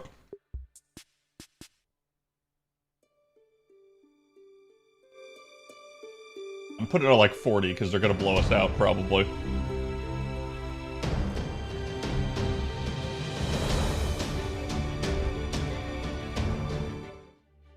Hi.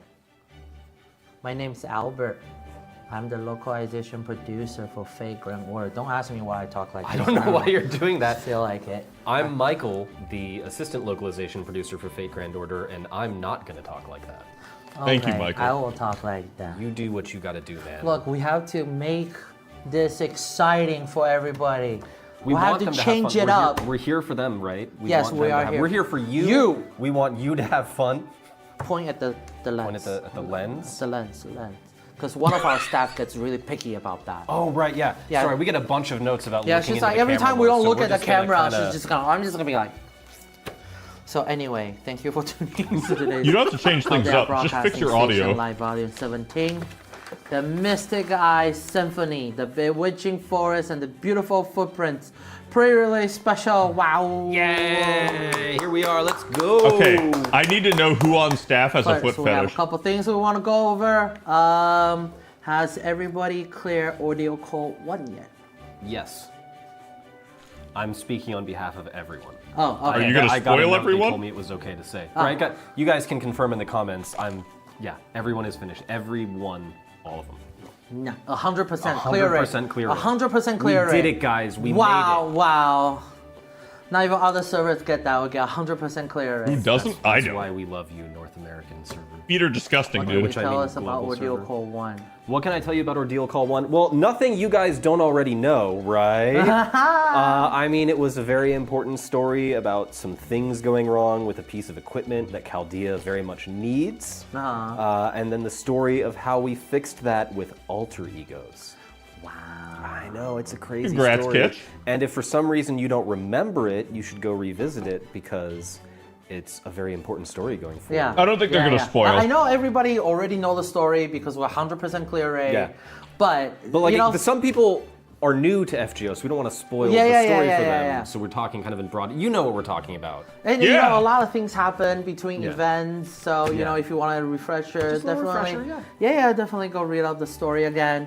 So next thing is we have Anime Expo. Yeah, we coming do. up. So we already released the information, but we just want to give a reminder. So Fate Grand Order will be at Anime Expo 2025. Will be at booth 1920 as part of the Aniplex of America booth. We'll also have an FGO panel on July 5th, Saturday, at 1:30 p.m. at Petrie Hall. And the guests will have Kazumi-san and Tsuruga-san with us. I'll be to covering that, celebrate chat. our 8th anniversary. For more information, please check out our Anime Expo website at amplexusa.com/AX2025. Chat, you guys can't hear me See you chewing, there. right? See you there. You can talk to him about stuff. Yes, come talk to me about things at Anime Expo, please. Anyway, so next, let's move on to the latest game info. Yeah, what do we got? I'd love So to actually first, ask let's them go if they over a play an campaign A. that's currently happening, which is a 23 million downloads campaign. Yes? For the Okay, I'll 23 stop. million downloads, they will have a special accrued login bonus. Log in 10 times during the campaign period to receive 30 cent coins. Only one login will count per day. It's not consecutive, so you just have to make sure you log in 10 times. Basically 10 daily logins throughout the campaign, and you will get 30 cent coins. Daily missions will also include special 23 million downloads rewards. You'll get a lot of Stargazer's teapot from this campaign, which will help you with bond level, which will tie into the next Yeah, thing. you kind of want to bond max this event, chat. There will be missions that ask you to gain a certain number of bond points as limited master missions. So completing all these missions will award players of 10 cent coins and a Lantern of Chaldea. Make sure you go through the daily missions. Use the teapot to bond level your favorite servants. Doing that will give you more cent coins, so you can get up to Thank you for 40 the follow. cent coins for this campaign, as long as you complete everything. And who doesn't want more Saint Courts? So, for other campaign-related information can be found on the official website in Game News, so please go check it out. This campaign will run until June 11th at 8:59 p.m. There will also be a 23 million downloads pickup summon. Here are some of the servants that's on pickup. The pickup summons will be available until June 11th at 8:59 p.m. and that's very soon. So make sure you use this opportunity. That's right. I think we also have a Pilgrimage Festival. Part 3 is going on. That's a good Zenkin. Yes, that also started this week.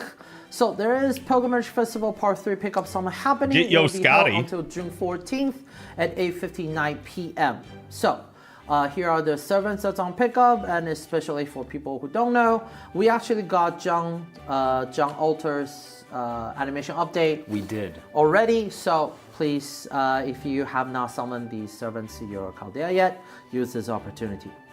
Well, okay, so can we talk about the latest game information? Yes. Sure thing, Michael. Thanks for indulging me, Albert. That's very generous of you. So, this Caldea Broadcasting Station is titled The Mystic Eye Symphony, The Bewitching Forest, and the Beautiful Footprints. I feel like pre-release special. So, let's Michael go thinks into Albert's a the child event. sometimes. Michael, what can you tell us about the event? I can tell you a great many things about this event, but I think that as in most situations, it's best that we begin at the beginning and oh my god, you just walked me into reading the prologue without a fight. Nicely done. All right. I mean, if I read it, it'll sound like this, right? There's a problem with the Storm Border Simulator. Master and party head to investigate only to find a forest maze that is increasingly becoming something otherworldly. The forest continually restores itself no matter how many trees are cut or burned I believe in down. shortcake. Frustrations mount, but a glimmer of hope shines through when they see words inscribed on the wall of trees blocking their way. Kick!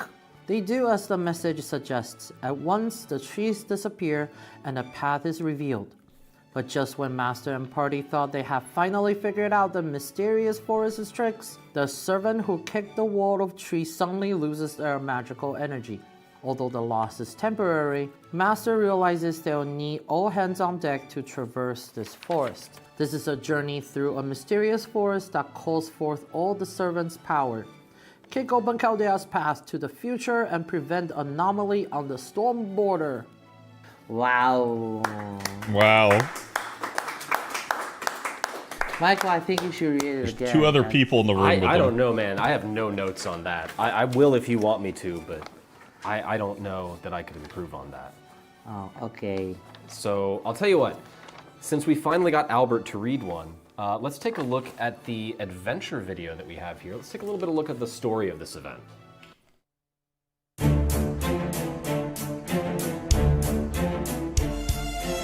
All right, chat. It's kind of loud.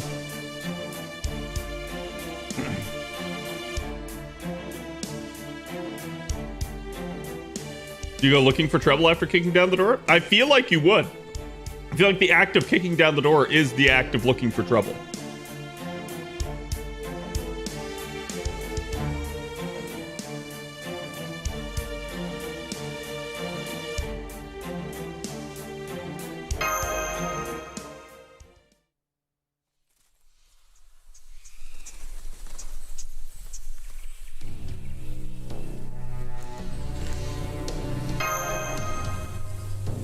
Creepy.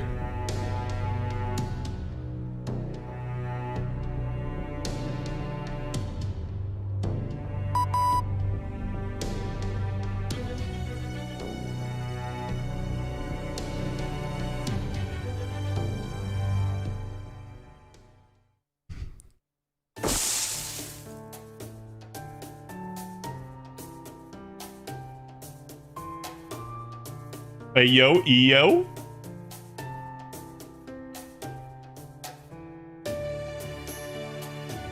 I don't remember how much story this event has. I feel like it has some. You think it's a little bit more than your typical tower event?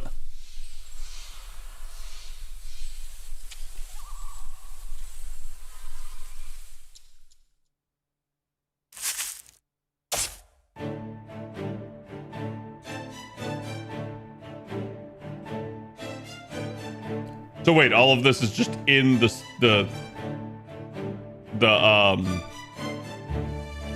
simulator.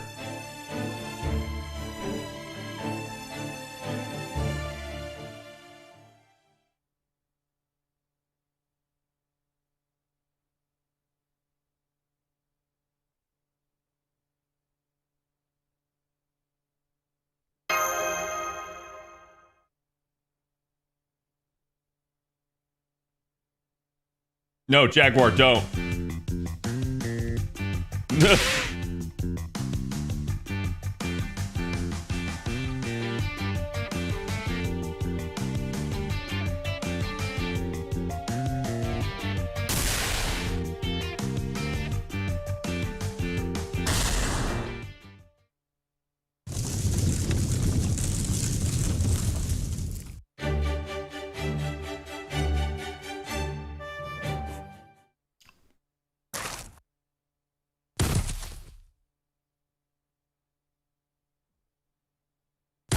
Oh no.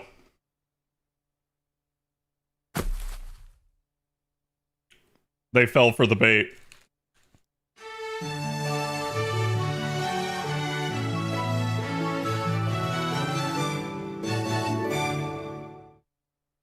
That's true. That was Ascension 3 That's Taiga. exciting, yeah. Very exciting. Can you tell us what's exciting? I can what's tell the you, excitement? I can tell you what the excitement is about. Yes. I will do because you read that. Don't for tell me, us. I will Tell do this for them. you. Camera right there. That's right. We're supposed to. Yeah. Okay.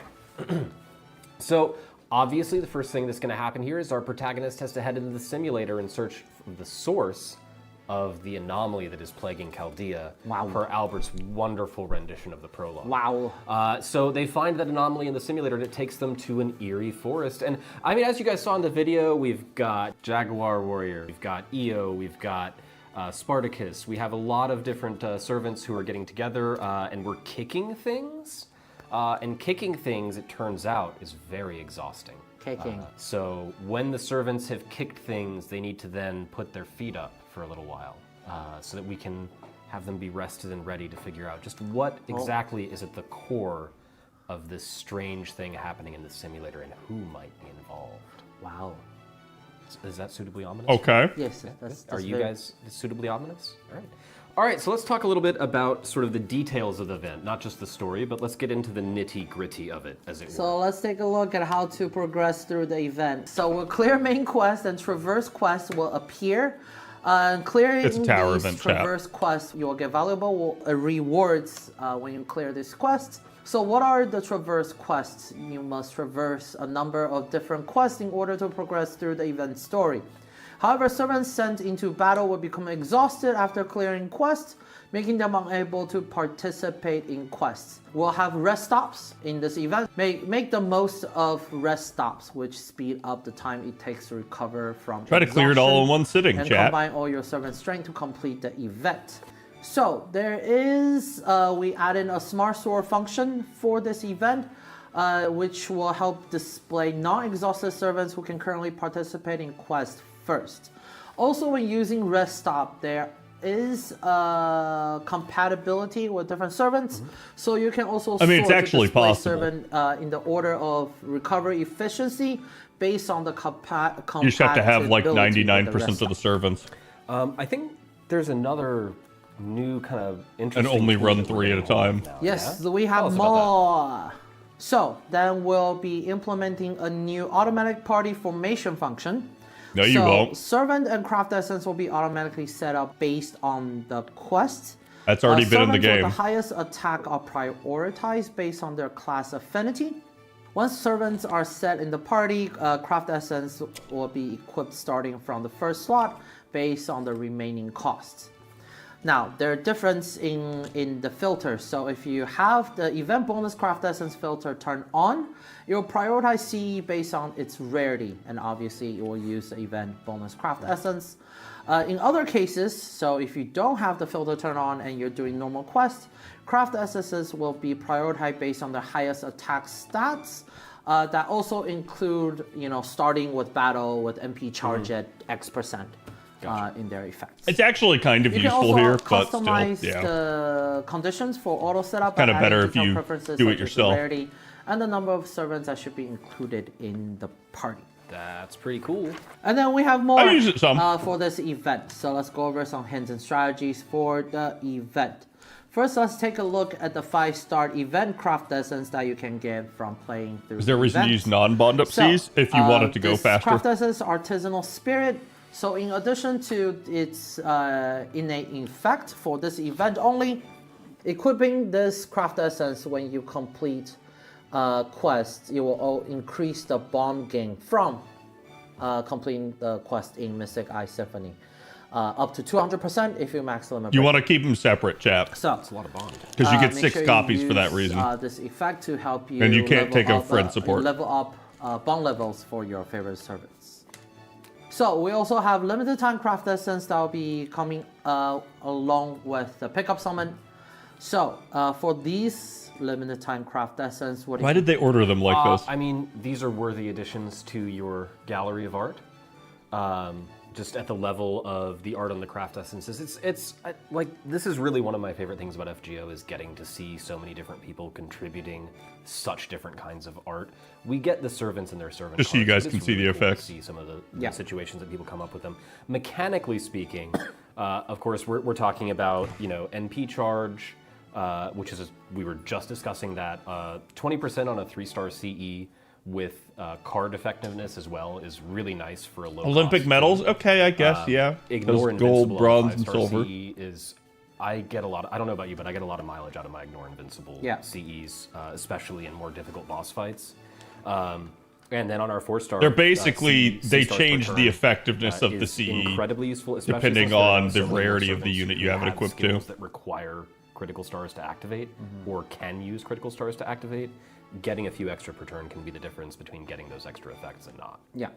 And then they also have event limited effects. However, be careful that there is a condition to trigger the event limited effect. So for the 5-star CE, you can the effect will only trigger when you equip on servants of rarity 5 or under. For 4-star CE, Yeah, which means you have to put it on a 5-star or else you don't get anything out of it. 3-star or under, or on MASH. So make sure you use. Wish Avaloni's missing out. I don't know, Avalon's been kind of busy. To help you progress through the event. All right, well, that's craft essences. I think, how about we get on to the thing everybody wants to hear about? Yes, new servants. New servants. Video, go. I was getting ready to turn it down. We get to roll tomorrow, chat. クリューサーオール脈動せよその光は怪物を生み出す魔の血脈を継いだ少女母たる私が見届ける極限解放クメレイ Yeah, it's probably just in P1. Our new maybe in 5-star P2. SSR Saber, Medusa, will be joining us for this event. We met her so recently in Ordeal Call 1, which of course, again, everyone has cleared 100%. So everyone is familiar with this character. Yes. And what a surprise it was to see her the first time, and now to have her summonable is just great.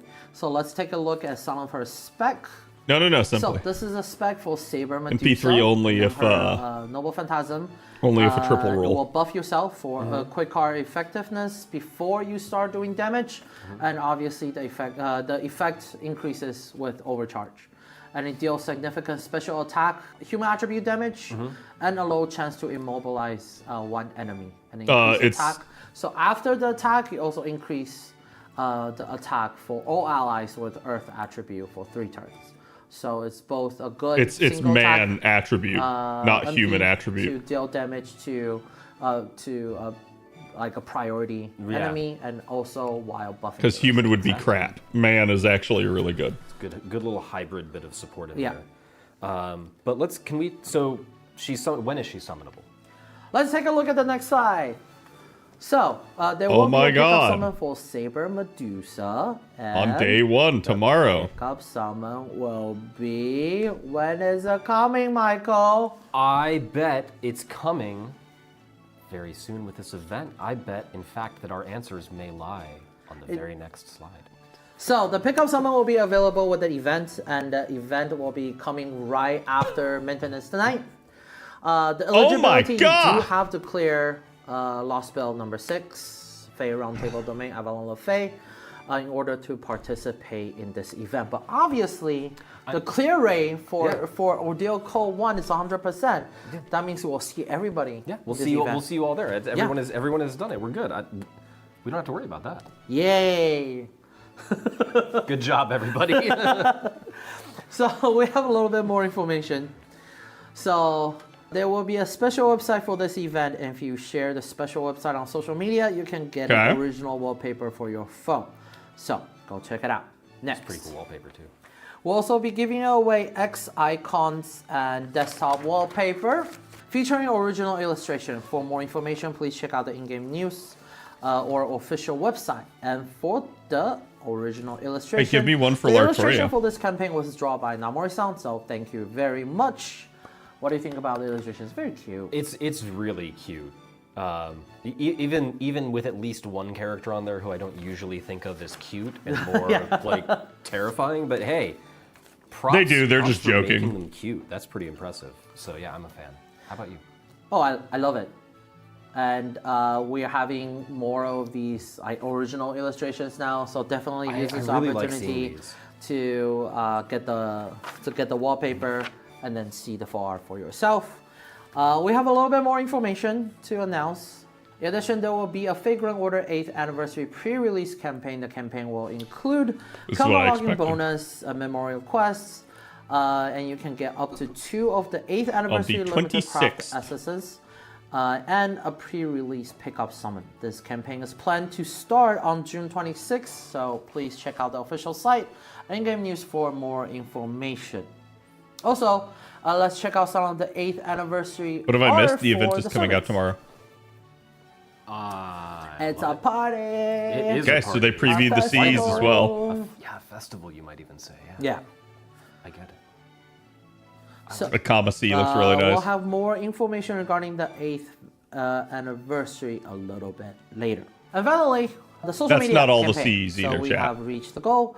So we'll be giving away 6 Sync. I don't know if we actually did reach the goal on this one. So please check your present box later. And that concludes the latest game information and also our stream for today.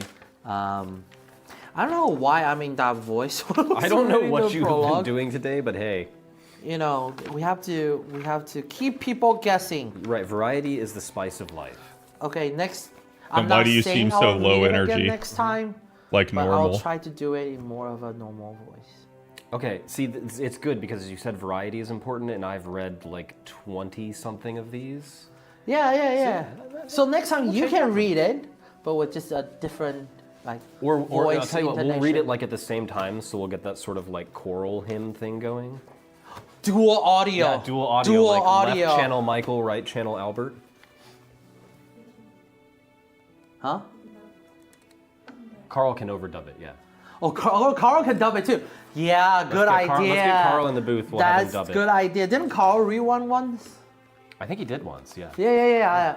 So. And I think without even going back to check, I'm 100% sure that was everyone's favorite prologue. Yeah. So I don't know. No. There is a good possibility that I might get a request to dub over the prologue I just read. So we'll see. By the end, this conversation might seem weird to you. You'll be like, "What do you mean?" And then they didn't do that. But yeah, I would just like to, change things up for the stream.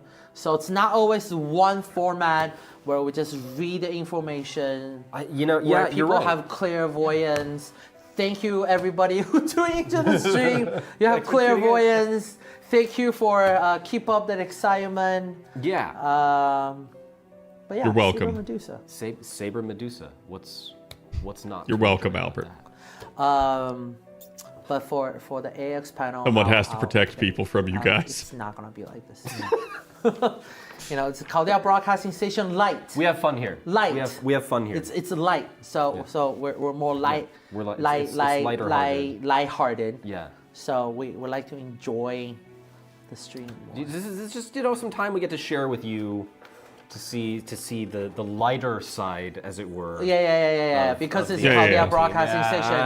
Light. We'll see how much of this conversation actually gets retained or gets cut. We'll see. Maybe we'll decide to keep all of it, and people are just like, why are they still mumbling? Anyway, it is the end of the stream, so hopefully we'll see you guys next time at Anime Expo. Oh, that's right. Hopefully we'll see you in just a couple of weeks. So yeah, so see you guys at Anime Expo, and then you can come talk to us.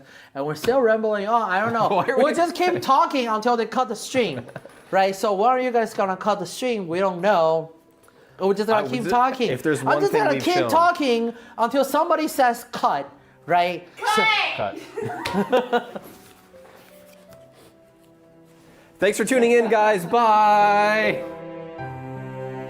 God, that was cringe. that was cringe. Like,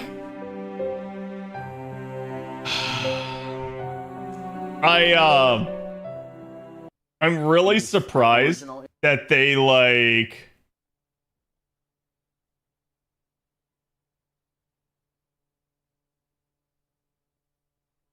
That they actually didn't remember that this was already a thing in the game. I like this is when it came into the game on JP, but we've had it now for a while.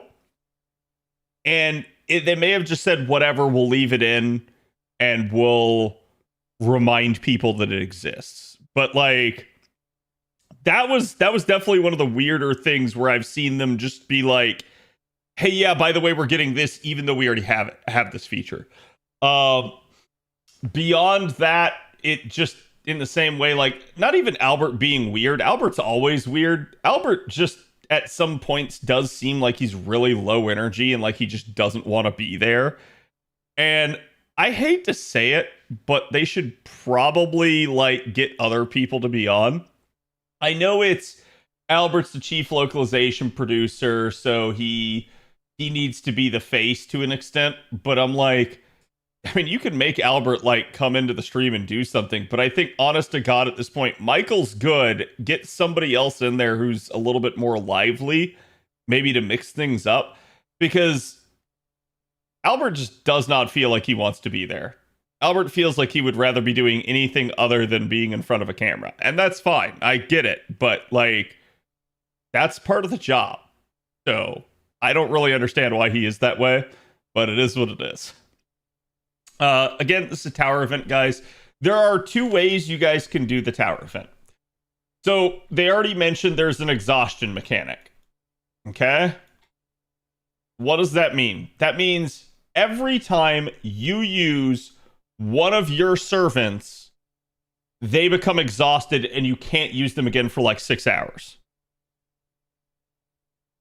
So you can go through the event super fast because it's only 1 AP a floor. So it's like, I mean, there are floors that are like 5 and 10 AP, if I remember correctly, but it's like, realistically speaking, it's probably like only maybe like a day or two's worth of AP in its entirety. So it's really not like impossible. You actually can do the entire tower in one sitting if you have all of the servants and you run with 3 people in a party, because that is the minimum, is to run with 3. Okay. So if you do 3 unit runs, you can get through the event really fast. However, the meta thing to do is to do 6 unit runs with as many bond CEs as you can fit. Because the event bond CE gives 100% increased bond for the runs. For the unit that it's equipped to. So that is the idea behind it, is like, run as many units as you can because there's no friend support. So it's you using 6 units at a time. The problem is if you run 6 units at a time, that means you'll literally exhaust your servant pool twice as fast. It's doable, but it might become tedious and take you a while. I'm going to say don't stress about it too much. Feel free to start trying out to do 6 units at a time if you want. But keep in mind, it'll take you a while, and you'll definitely see people completing the event faster than you. So if at a point you just kind of want to go, there's nothing wrong with it. Like, the other thing I'd remind you guys of is basically for the first 50 floors, the event is just like a normal tower event where you're just fighting normal enemies. Okay? For the last 150 floors, it is all servants that you're facing. And this does slow things down, as because anytime you are doing a fight and there is a servant in the fight, the first time you do it, it will slow down and zoom in on them first before it ever like makes your characters come to the front and you get your turn. It will do this for every servant on every wave. And you guys need to understand, there are 150 floors of like 400 different servants. You're going to wait through it doing that 400 times. It sucks, but it just is the way that this one works. This is the slowest tower event because of that. It can get frustrating. It can get boring. It can get annoying for some people. So whether or not you want to do the 3 unit approach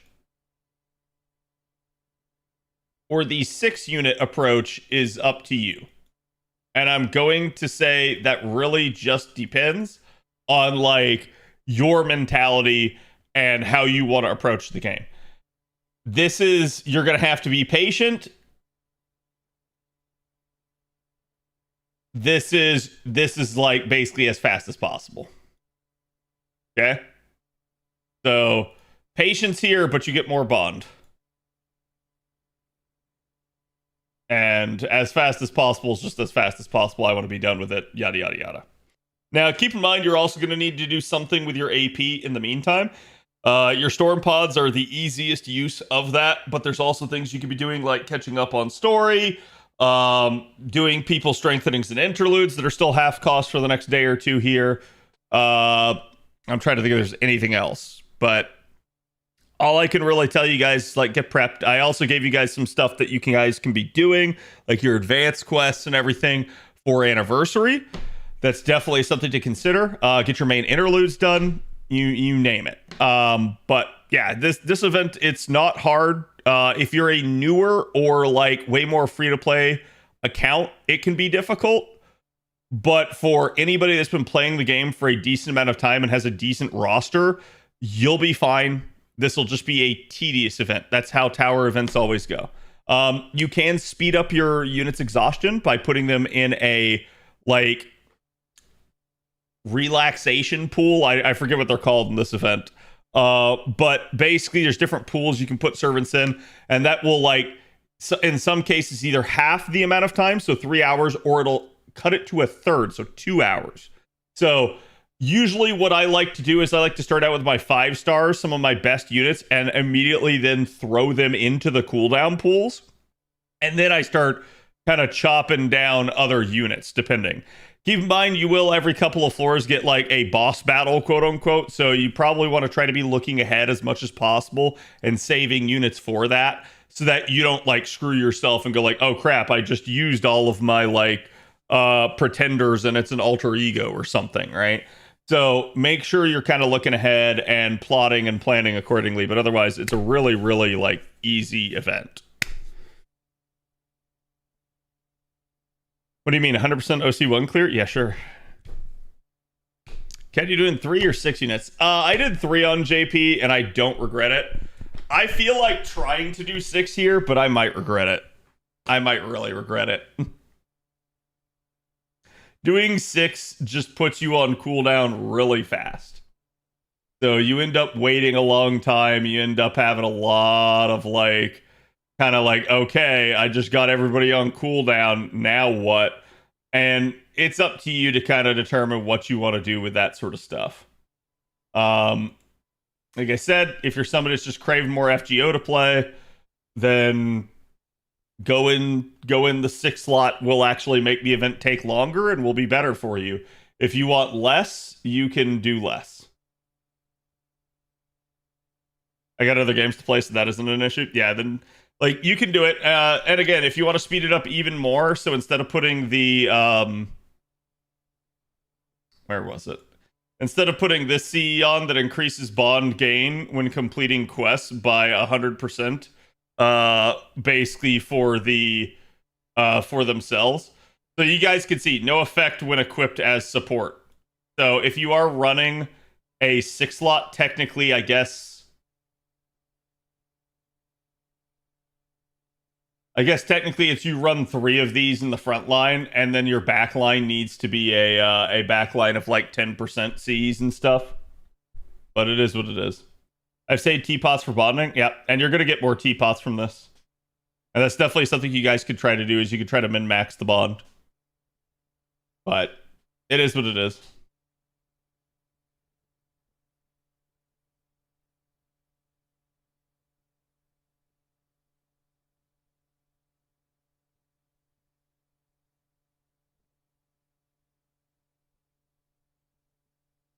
Yeah, I wouldn't worry about it. I mean, like, and chat, you guys can go and look and ask yourself, how many units do you have? Like, what is your number of units? Go do yourself a favor if you're worried. Go count that number. If your number is like over 200, you'll probably be fine. If your number is less than 200, You're gonna struggle at times, but it'll still get done. Unless it's like sub 100, then you might be in trouble.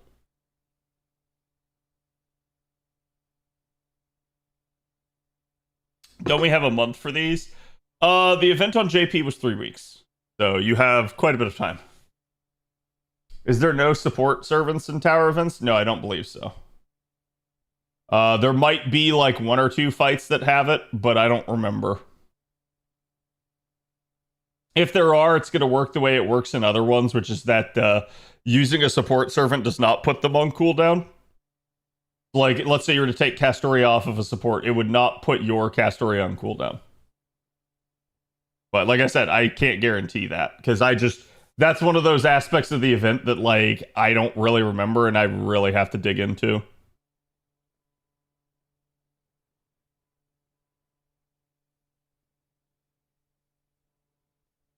Wait, why did Bob send me? I'm shocked.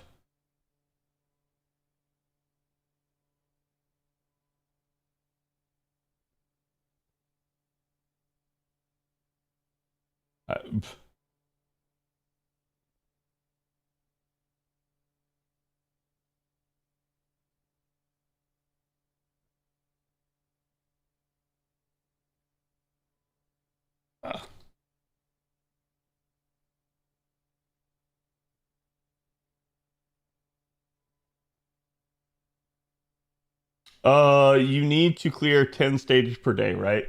So basically the first 100 floors of the story, the latter 100 are extra. Okay.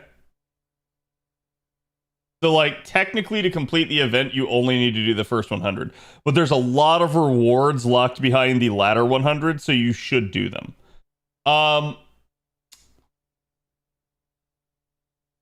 In order to clear it in time. So you have 3 weeks, chat.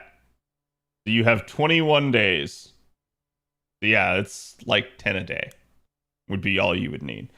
So you can do it. Just keep in mind at like a 6-hour cooldown, that kind of means you're going to have to keep doing it. But that being said, it's like, it's not impossible. It's just, man, it would suck.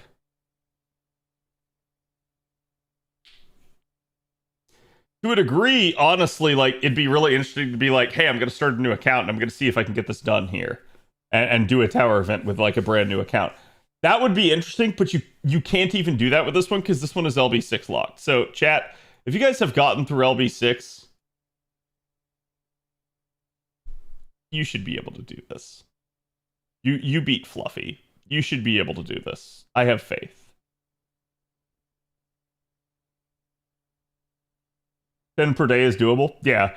And at 10 per day, chat, assuming you only played once per day, that would technically mean you would need a total of 60 servants to do that pace. Only playing once a day. And that's six servants each. So you could stretch that even further. You could say technically you could do it with as little as 30. I'm going to tell you, you probably need more than that just because different classes and stuff like that. But yeah. They're gated when your servants rest. Pretty much. Yep. That's just how it is. I think I prolonged this event to take more bond for the full team. You can. Like, honestly, if JP didn't have that bond change, I would probably be way more like, yeah, you guys don't need to care too much about the bond. But since we have the bond change, since we know there will be uses even when a unit is bond 15, I don't think it's as big of a deal. Honestly. I think it's actually fine. And I had this other thought the other day too, chat. So, talking about bond here real quick, right? Y'all know bond 15 on JP now gives basically an additional 25% to everybody else, right? Well, if you think about that, one of the units is a friend support, which means there are 5 slots of your own. So if one of your units is bond 15, that means there are 4 units, each of them getting 25% each. That is efficient at that point. The second you add a second bond 15, though, is it efficient? Well, let me ask you this question. Who's the second Bond 15? Is it MASH?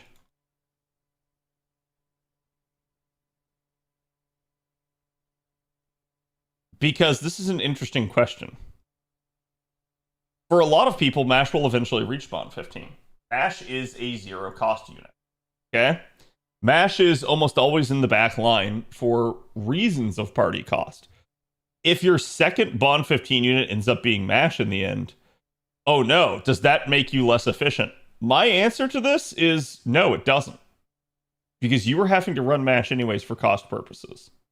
So, MASH, and the way this would normally work is if you had 2 Bond 15 units, chat, and you had, 3 other units that weren't, well, then the 3 other units are only getting 50% each, which is not perfect efficiency, right? That sounds like a deal to me, because I was already going to have to take MASH, if that's the case. So, okay, you're saying by taking MASH, everybody else in the party got 25% additional, other than the other Bond 15, who also gave 25% additional. I'm like, I'll take that. It's not perfect efficiency, but it's better than nothing. And it's like, if that's all it really takes, and I start getting that plus the 20% additional bond to the front line and stuff, it's like, wow, hell yeah. Give me that. I'll take it all day. All day. I beat Fluffy with an asterisk. I mean, it doesn't matter. As long as you were able to get to him and beat him, right? Yeah, because I had that thought, because, like, on JP chat... Oh, where is it? On JP, my MASH is, like, pretty much nearing Bond 10 already. And I can sit there and think about it and say, like, honestly, after a lotto or two, I could easily see MASH being Bond 15 again. And it's not going to be crazy to, like, have multiple Bond 15s in your comp and a lotto. Because you're going to have MASH, you're going to have a meta support, right? That meta support's probably going to be Bond 15. And who cares? Who cares? Like, at that point, you're taking the best comp you can. Like, you're taking things that are making your life easier. What do you care? If it's not, like, the perfect efficiency type of thing.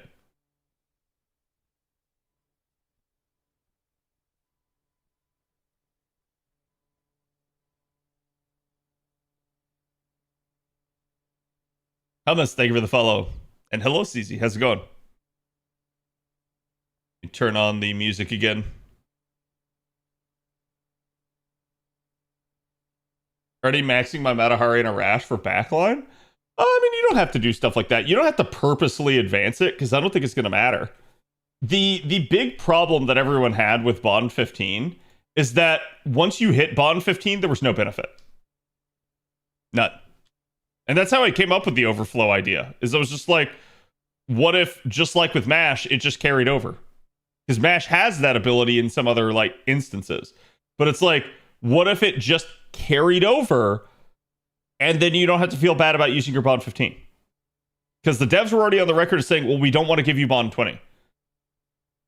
You don't want to give us Bond 20, but you're telling us to roll new units, and it's like, okay, cool. Who am I supposed to roll to replace Castoria?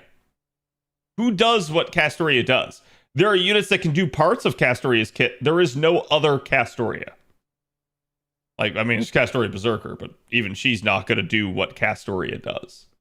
So, at the end of the day, the devs are sitting there taking the stance of you should roll more, and it literally is a non-starter for the players. They might convince some people of that, but the vast majority of people are going to say, no, there's nothing I can do. Literally. Like you want me to roll a replacement for Koyanskaya, and then there's nobody out there that does what Koyanskaya does. So when you have unique units, it becomes very difficult to tell the player, just go get another.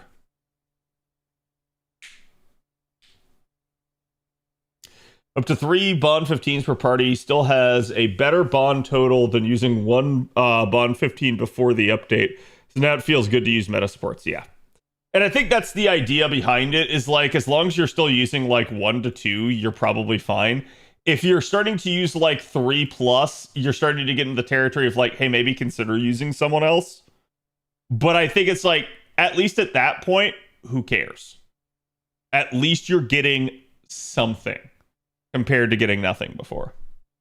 Because I've definitely had points where I've run 2 to 3 Bond 15s in my party because the situation called for it.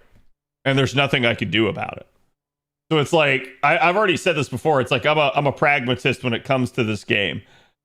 I will absolutely try to be Bond efficient whenever possible. But I'm also not going to shoot myself in the foot and not like get through a fight cleanly and well simply because I was being stubborn. Like, I will just go ahead and say, you know what? It's easier if I just take this. I'm gonna take it.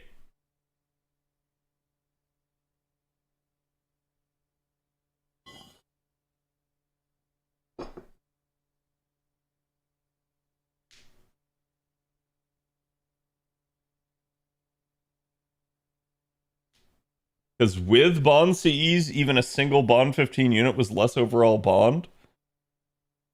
I would need to see proof of that, Bob. Because that sounds not right. From the simple standpoint of Bond CEs shouldn't be factored into the equation.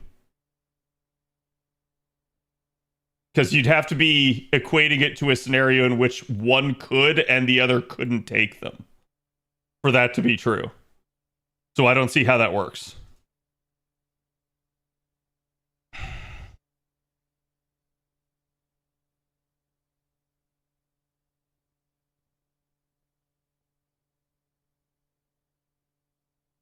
So 25% is additive with Bond Siege. Sure.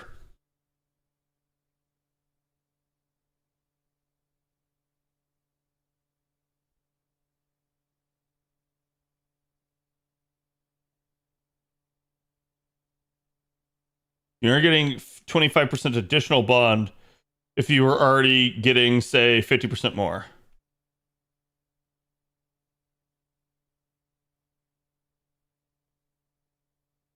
I'm confused.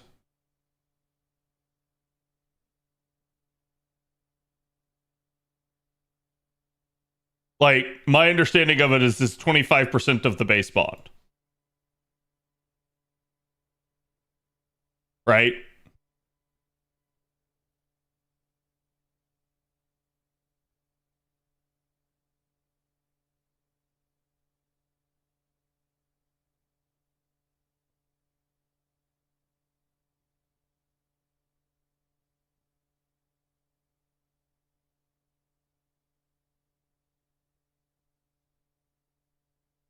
Yeah, I actually like what Zev is doing. Can we do a proper like demonstration of the bond points here?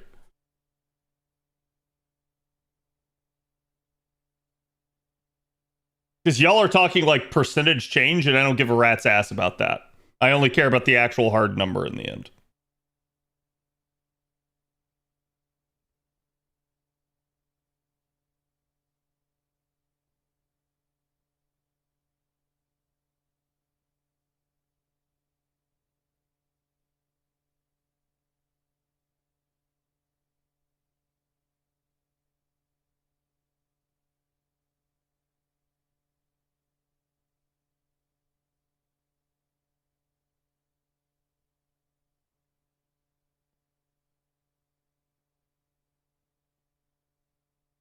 Yep.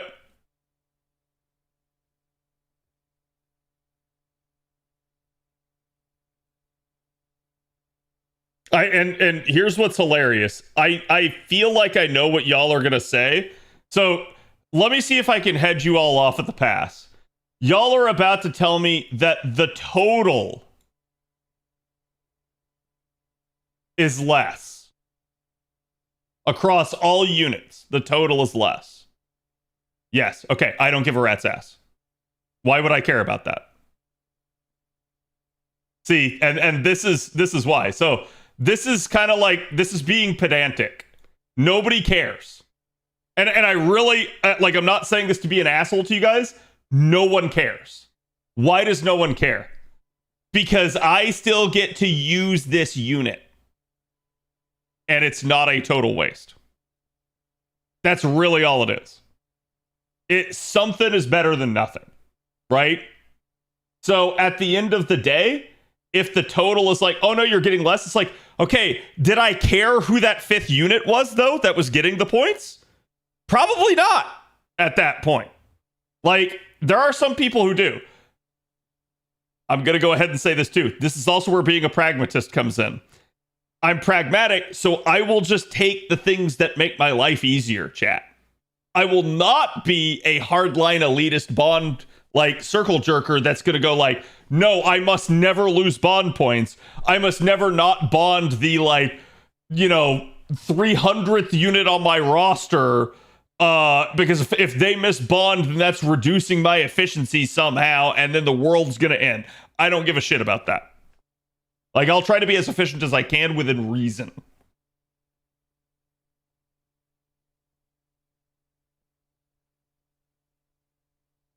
But that's what I figured you guys were getting at. And it's like, you're trying to say, okay, cool, you don't receive as much bond as if you just run a full party of people basically that can receive bond. Meanwhile, my entire counterpoint is one of my units isn't bricked. So your argument's invalid. If that makes any sense. Because the alternative is you have to be a hard line and you have to look at it as, oh, you got bond 15 on that unit, you can't use them anymore. And it's like, no one's going to do that. No one. That's why the devs put this system in. They know. They can't make people roll new units.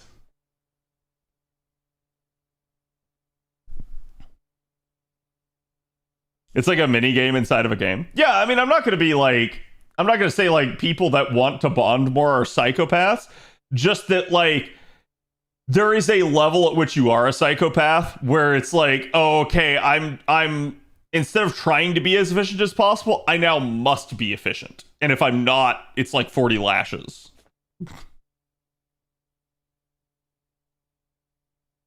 I mean, your goal in this game is not to bond 15 every single servant in the game? No. Which is also physically impossible because there's just not enough bond grails.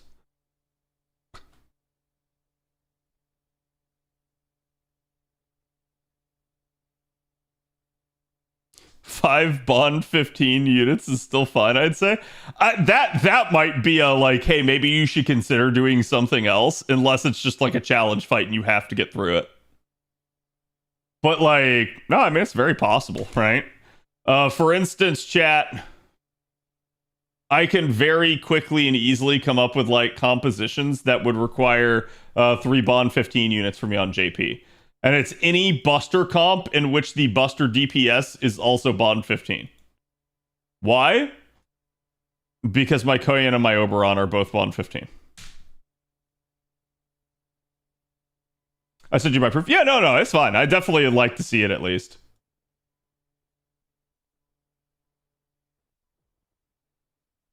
I just wanted to be clear so that like tempers wouldn't rise over people being like, well, no, it's like, yeah, I don't really think it matters. It's like, this is an interesting thing to know, but it's not something that really is gonna like impact too many people.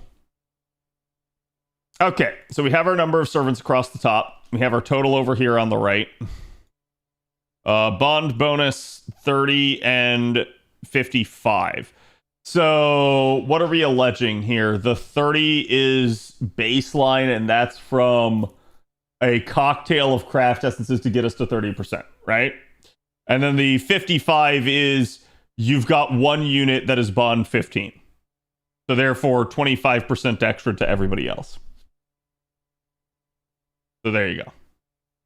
So your total bond across all units is 6150 there, as opposed to your total bond if you ran 5 units that can all be bonded being 6500.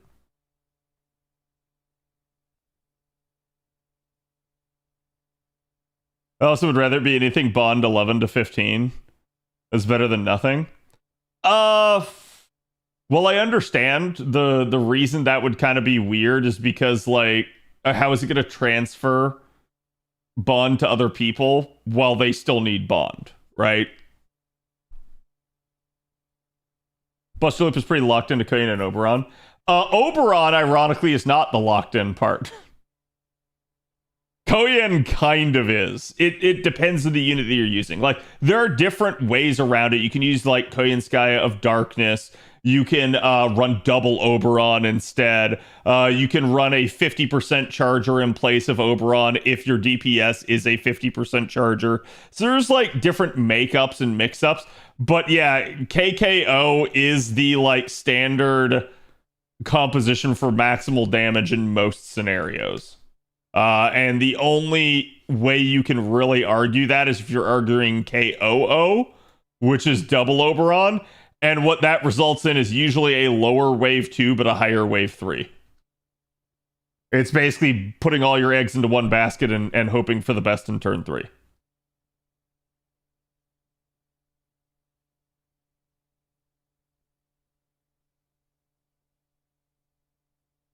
I think he means when they're maxed out for current bond. Oh, okay, yeah, like, actually, that could be okay, I would say. So it's like if you didn't have a bond grail and they're stuck at, like, let's say bond 11, they start transferring the bond until you give them a bond grail. I'd be okay with that. I don't think that'd be a crazy change.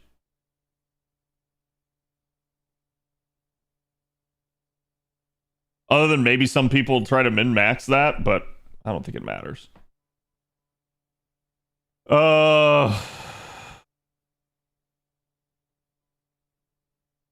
Wait, I don't. What is this?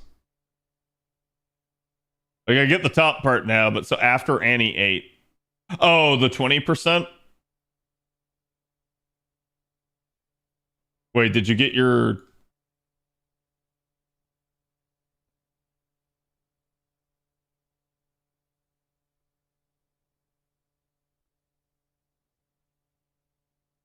It's baked in? Okay. Well, where did you consider the 6th unit to be?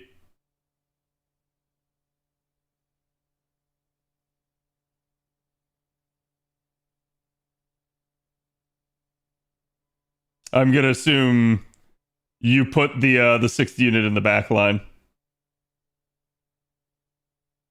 I fucked that up. It should be on the front line. It doesn't matter. I mean, like, kind of, right? Like, it is what it is. Like I said, I'm not going to be, like, hard up for crap like this. I just...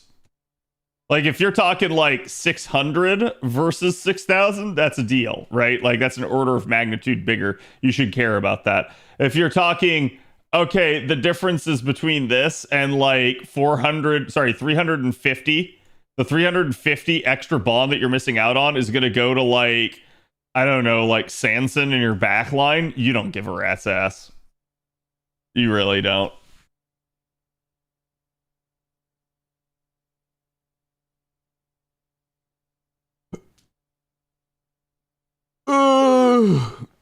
How would you feel about units continually accumulating bond even when maxed until they hit bond 15?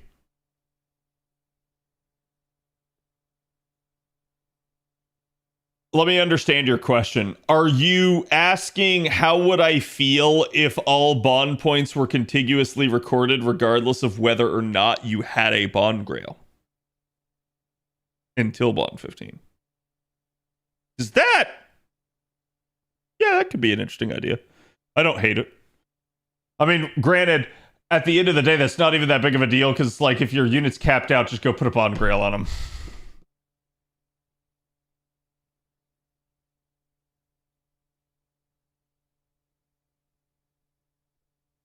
Well, that was bad. It is such a marginal difference, it does not matter. Yeah, I figured. Suki, thank you for the 28. Appreciate it.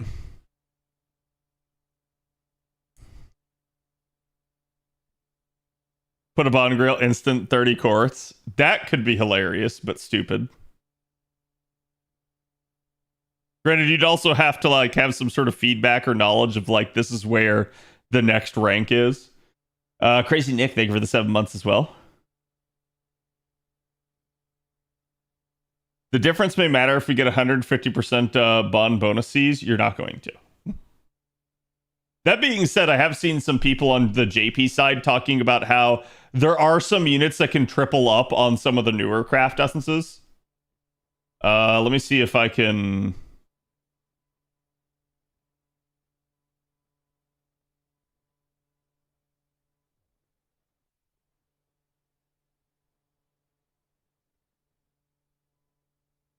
God, they have massively overhauled this segment.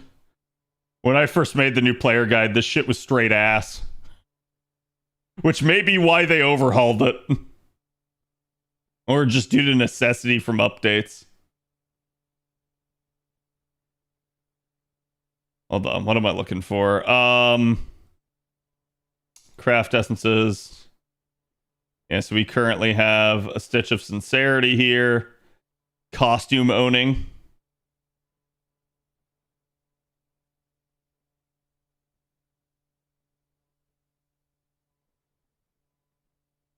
And then there's Caster. And this is Writer.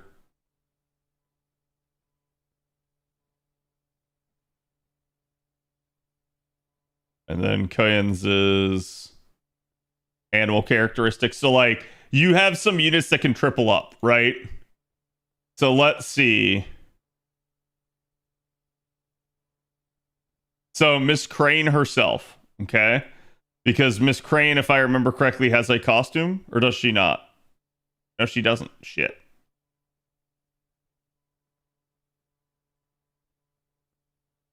Does Lamo have one? No.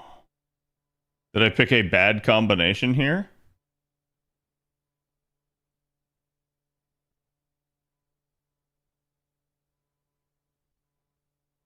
Let's see, writers then. I don't know that any of the writers do. Winterstar, thank you for the 32. Summer Medea win. That may be a pipe dream at this point. Let me see.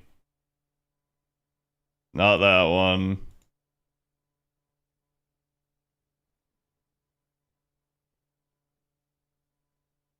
Not that one.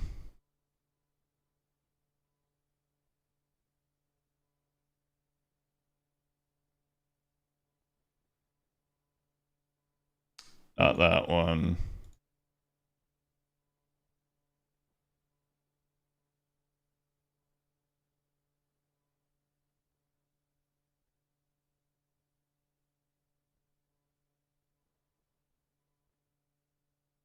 Okay, lawful good.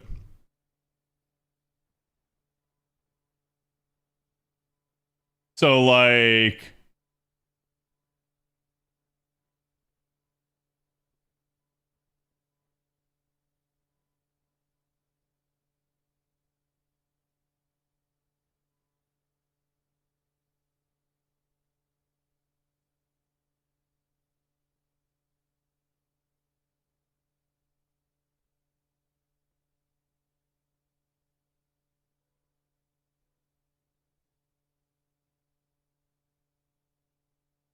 Yeah, so Ace would be one.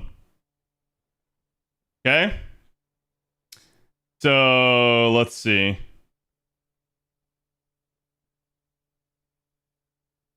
Wait. Is she not considered costume owning? I thought she had one.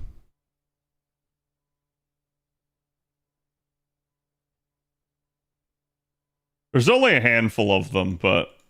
Oh, no, I was seeing the upgrade one. Hold on, chat. Right here.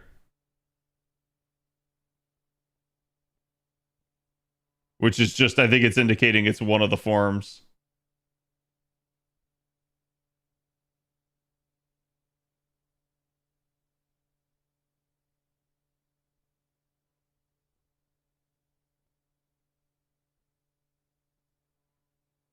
Okay, so Da Vinci herself, Da Vinci Writer would count. She is lawful good. Also, goddamn. Okay. She is lawful good, chat. She is a writer, which gets another 20%. So this is 20%, this is 20%, this is 20%, and she's costume owning, which is another 20%. So she's a super bond unit. You can actually basically get 60% extra bond specifically to her if you wanted.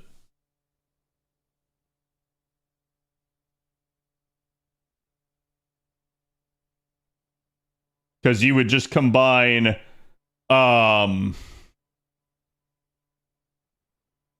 it would combine report check, secret mission, and a stitch of sincerity.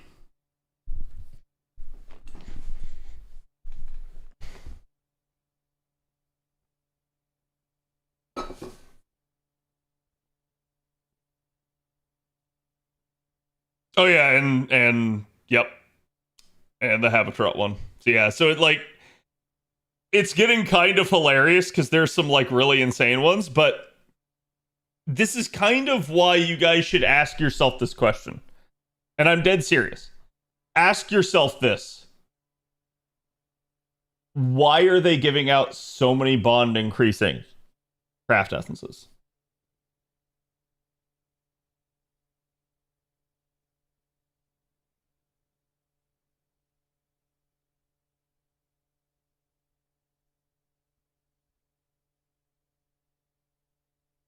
And I've talked about this before, right?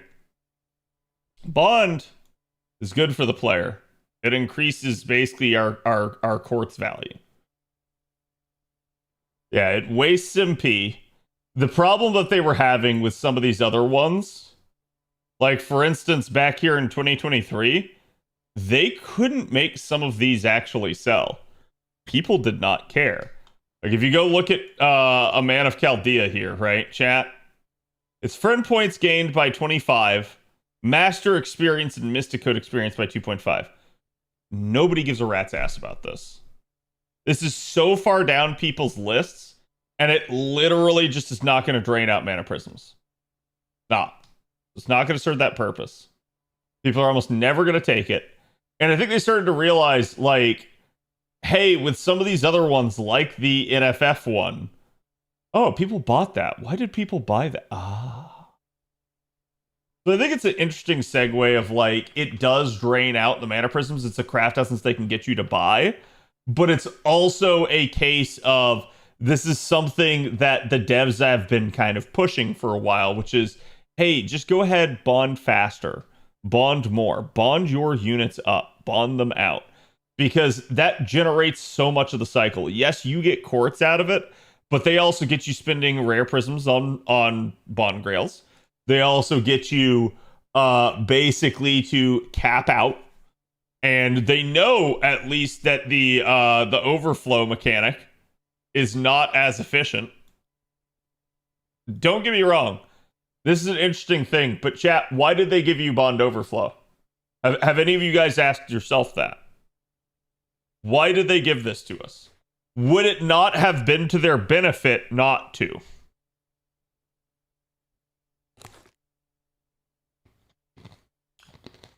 Yeah. They don't want to give you bond 20. And they knew if they didn't give you this, you were going to keep asking. And it was going to get louder and louder and louder. So they had to put this in the game to stop you from asking. Why can't they give you bond 20, chat?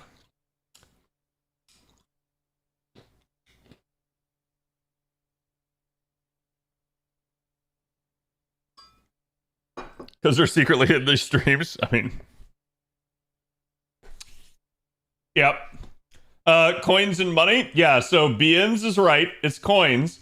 But the people who said money are also right because coins are money. They're not giving you bond 20 because they would have to give you more coins for that. They don't want to give you more coins because then you wouldn't have to roll more. There wouldn't be a requirement to go to like NP6 to complete a unit. And devs don't want that.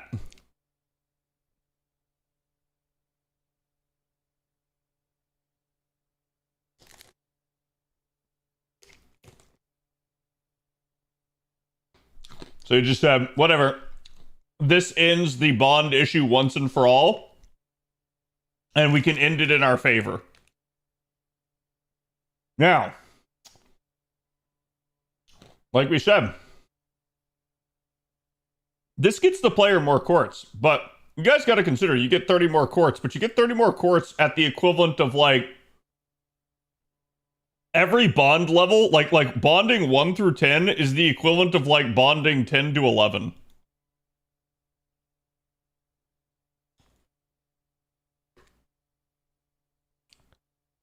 Yeah, you get 30 courts. And by the time you're bond 15, you bonded that unit all the way to bond 10 like 5 times, 6 times.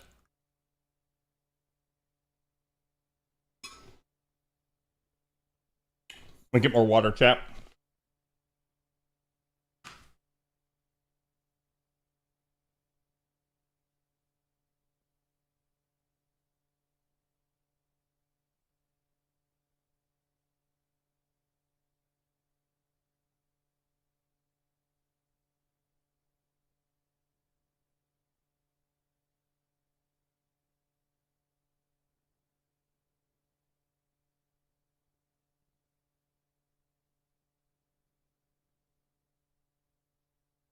Ugh.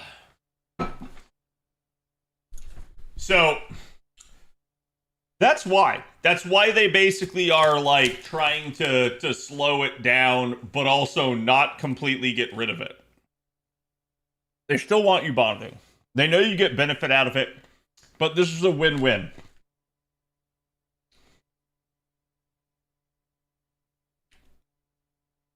And ask yourself why, chat. Why is it a win-win? Why is it a win if the devs give you more courts?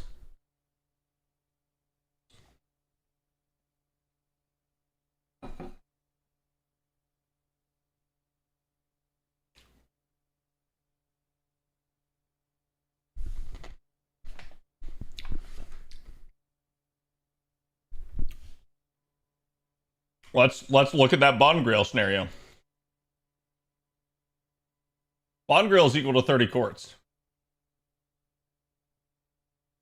Devs just gave that to you. Why does that help the devs?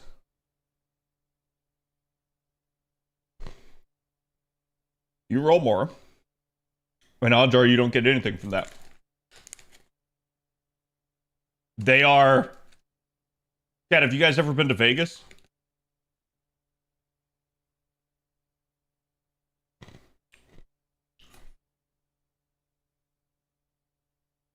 The house always wins. Why does the house always win?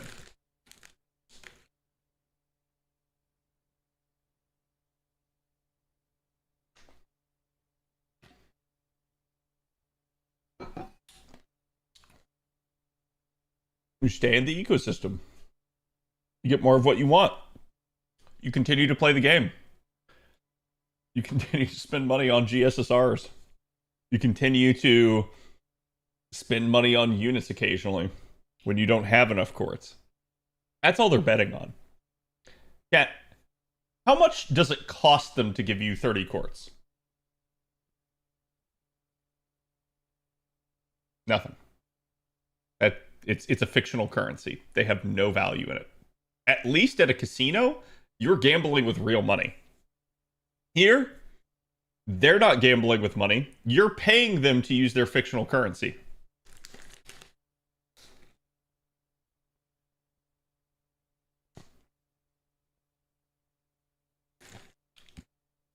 Even if you win the exchange and you get another unit out of it, and you go, ha, the single didn't get me that time, they still got you.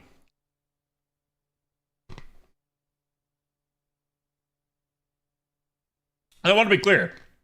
This is not a unique thing to FGO. Welcome to every gacha game chat. That's how they all are. Gacha games, it does not matter. You want to know why certain gacha games are more generous and others are more stingy? I have a very unfortunate truth for you guys.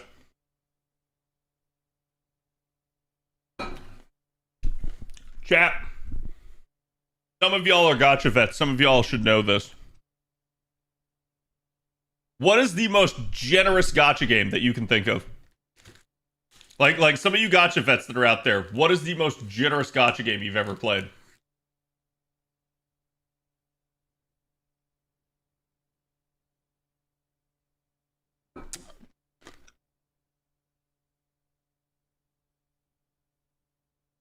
AZ? What's AZ? Or did you mean Azure Lane?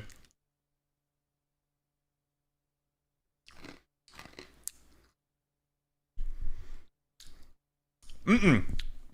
Guys, if you're saying kind of, then the answer's not that. Alright. I have a wild claim for you guys.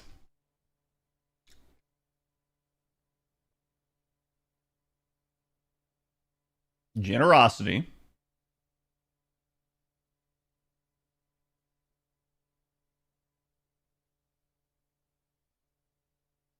You can take pop however you want. It can be popularity or population.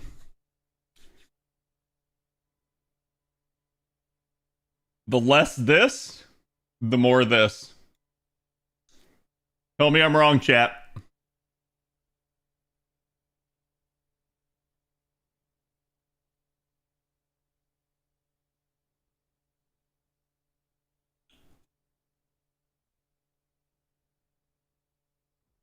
The more popular your game, the less generous your game.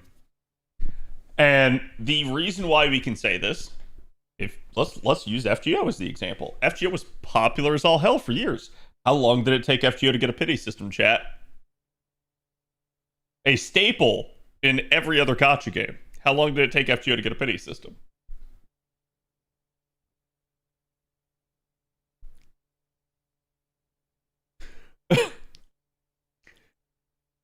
Until after Genshin, yeah. And they'll say, oh, it was in the works for years. Of course. Just like all the changes that Overwatch needed to make itself good again were in the works for years. But only saw the light of day when a competitor showed up. That stole all the popularity.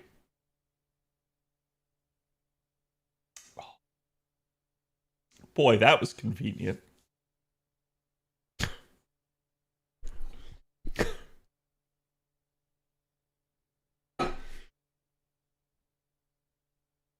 I quit HSR because it's too popular to fix their problems. I mean, to be fair, FGO has that same issue. So, but it's true, okay?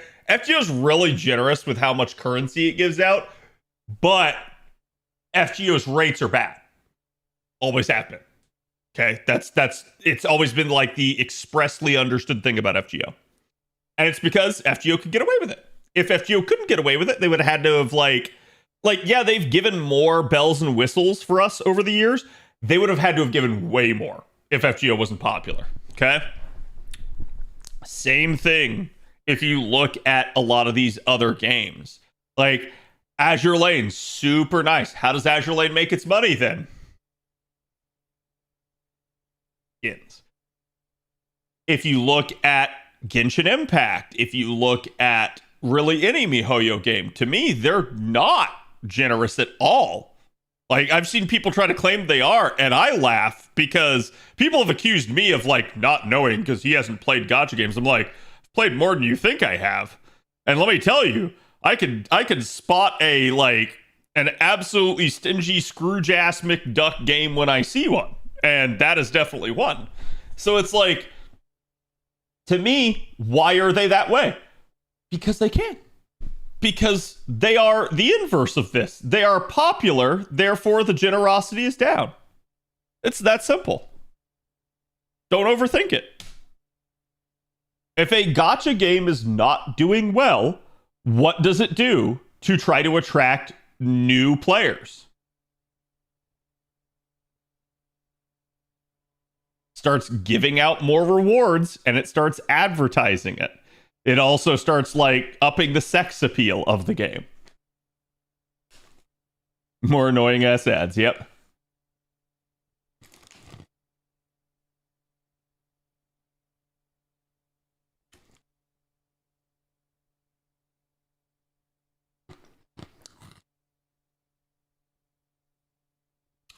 But that's all it is, chat. It's that simple. So, bringing it back full circle, talking about FGO. Why does it benefit them to bond you out more? They don't care. You're playing with their money anyways.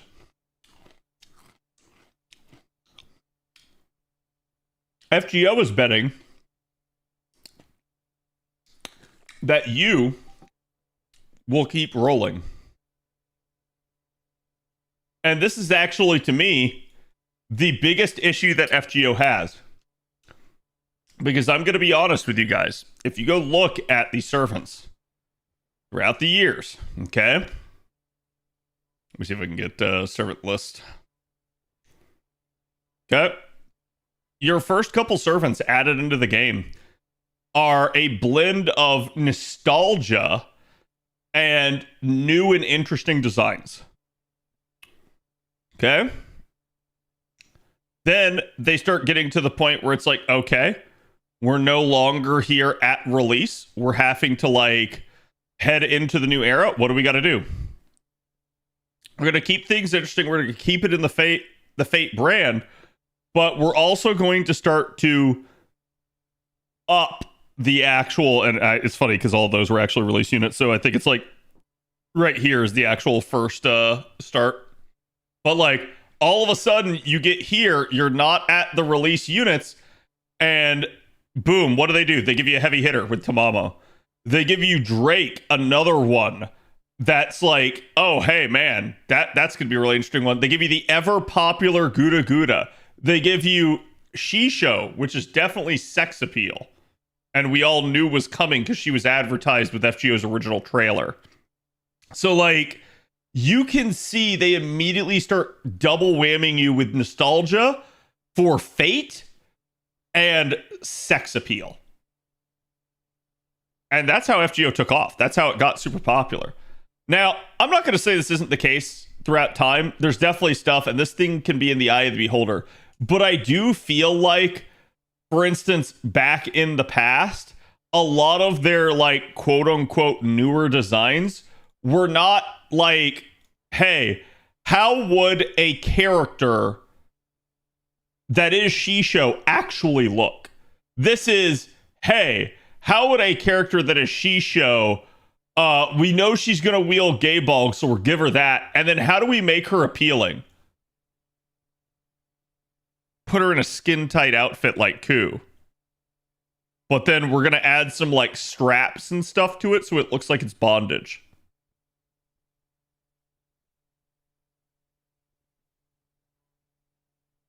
Now listen, I'm not trying to say like everything's Coomer bait in FGO, but the early thing that you could definitely take away from a lot of this stuff is that the FGO devs got it and they knew they needed sex appeal to sell the game.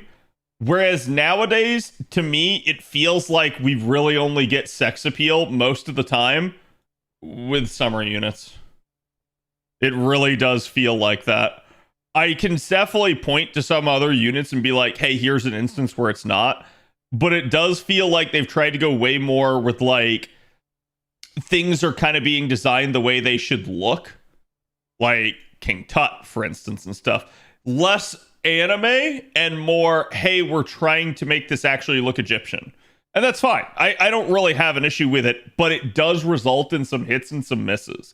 It does result in certain units where people go like, that's amazing to me, and the same person can disagree and be like, no, that looks terrible. Whereas like, if you go back to some of those old units like chat, I'm going to tell you almost everybody thinks that Shisho's hot.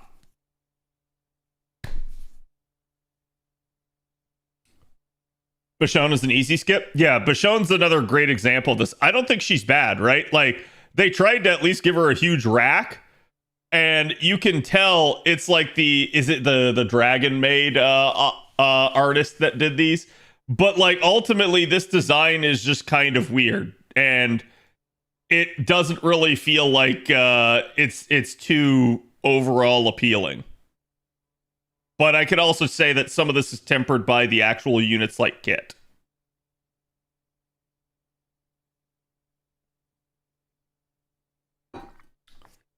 You don't feel King Arthur's sexy? Chat. So I was going through Oh, you checked your you checked your Discord, Blue.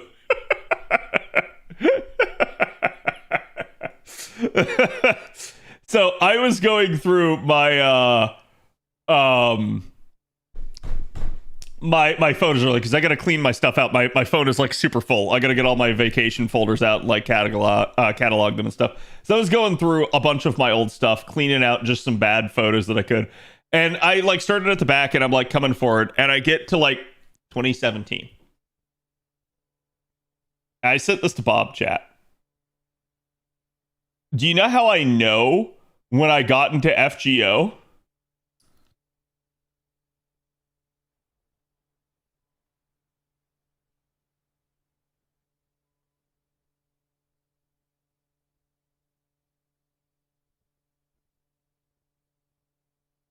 When I started saving shit like this to my phone.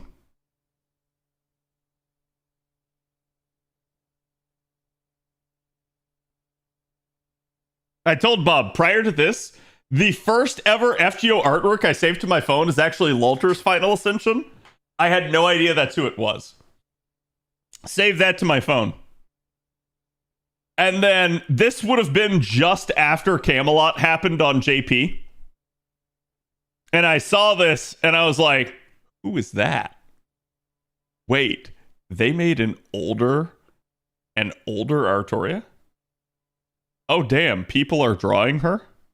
This isn't like just somebody's like it's not like an artist's like fantasy. This is like an actual thing. And I'm like, oh my God, I have to play this game.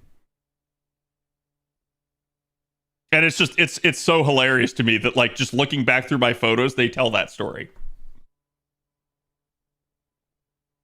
We also had,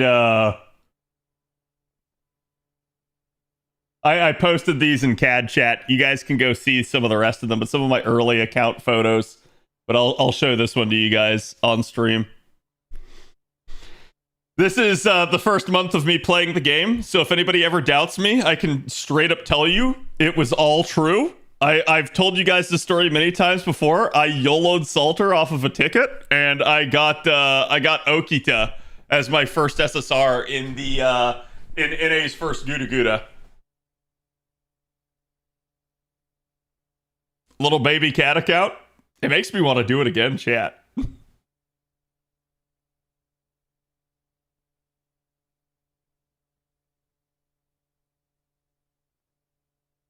But yeah, it's wild. And it's funny, none of this surprises me. I think the only thing I was immediately surprised by is how quickly I got a K-scope in the game. Though to be fair, I was rolling back when like there wasn't really anything else in the pool. So Saberface obsession begins. Yeah, this is how my FGO account started. It's why I've always told you guys I am actually Saber blessed. It has been that way from the get-go. It has never stopped.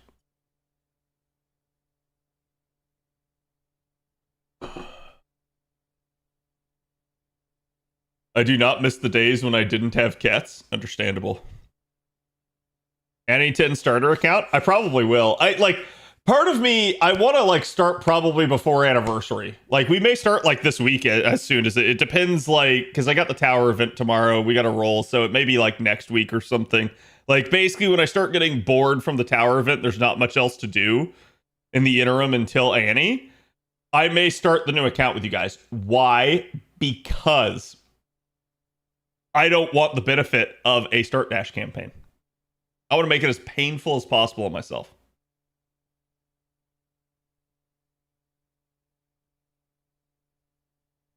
I want to prove to you guys that it can be done with literally nothing.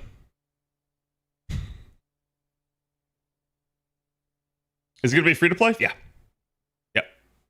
You kidding? I'm not spending more money on this game. Fuck that. I already spend enough.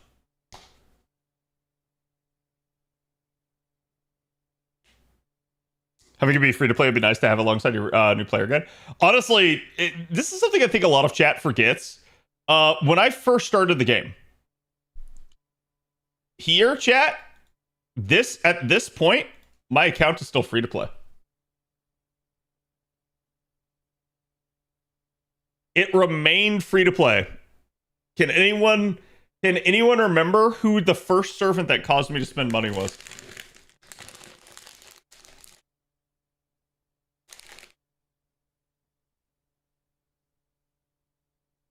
Yeah, it was actually Jack.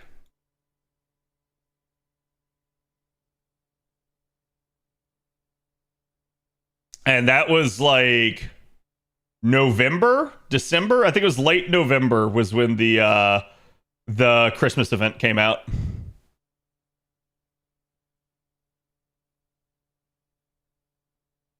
No rolling, no friend supports, just guests, and level locked by them.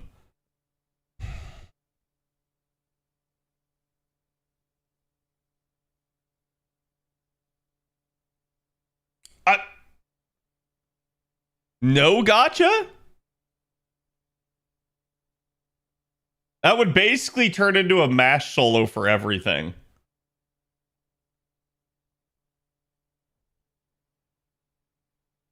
Actually, how does that even work? You'd have to use friend supports.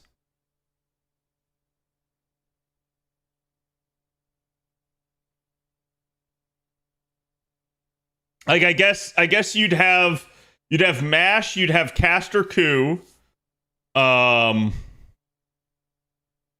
Yeah. Eventually Bedivere.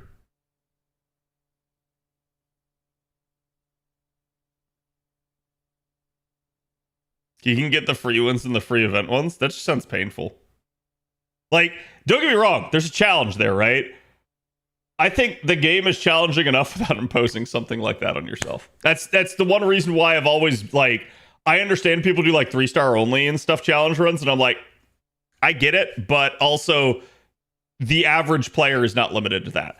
Even as a free-to-play, you can pull an SSR. It happens.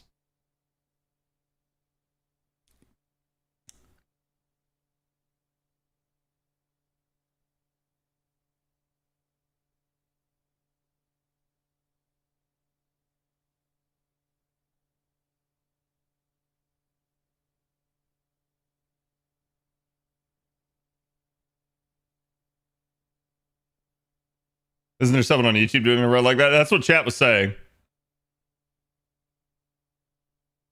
But yeah, like, I don't feel the need to do something like that. For me, it's probably just a free-to-play account, and it's more just a demonstration of, like, this is how easy/hard it is to like get through the game without like wailing. And that'll just be how that'll be. I can tell you flat out, I know from doing starter accounts before, from running my JP account as a free-to-play for the first couple of years, I know how it will go. It is what it is.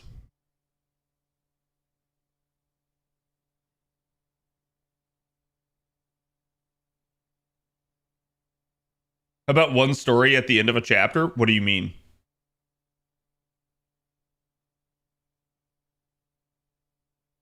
It's content? Yeah, exactly.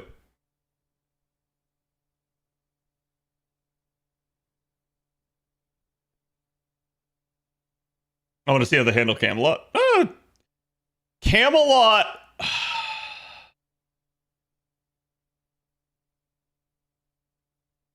Camelot can eventually be gotten through. Maybe not at first if he can't use friend support. Because some of those gimmicks will just probably fuck him. But it probably depends on how long he's been maintaining the account. At least you'll have Evo Shop? Yep. And that's the other thing I kind of want to show. Camelot kick my ass? Camelot's not hard, you just have to prep for it. Like, yeah, there was no Camelot in the game at this time, and you can still see I was still leveling this asshole. And I still already had her. There are definitely things I would do different looking at this. Like, oh my god, there are things I would do different. But you guys gotta understand, this is a point in time in the game. Please understand. Oh. Tamamo didn't exist. Merlin didn't exist. So, like, your early, like, premier healers were not in the game as of this picture. So that is why she was leveled. That is why. There was no, just take a friend support and bail yourself out. No, it was not a thing. Janu and Waver? Oh, you guys can go see the early pictures of my account. Like I said, I posted a couple of them. I can post more if chat wants me to. We can take a trip down memory lane. And it's funny because I still remember all of this. Like I said, none of this is surprising to me other than maybe how early I got a K-scope on my NA account. And that, in retrospect, when I think about it, it's not that surprising.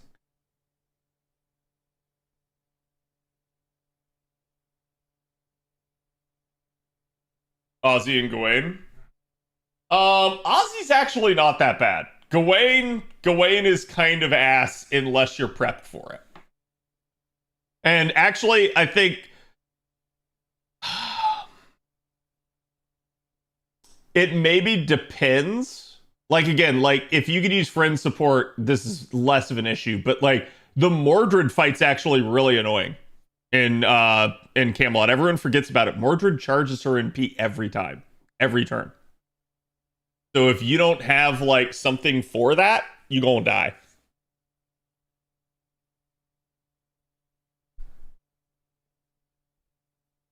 I took W rail to go in. Yep. Oh, speaking of which, chat, what are you guys saying that that we need to get? Is it LD player was the one?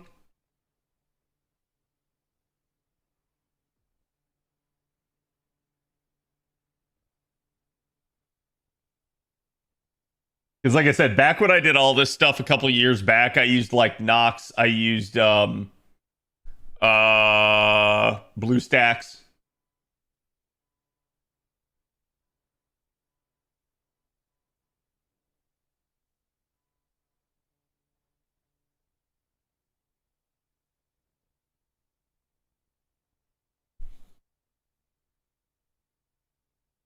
Anything I need to know about LD player?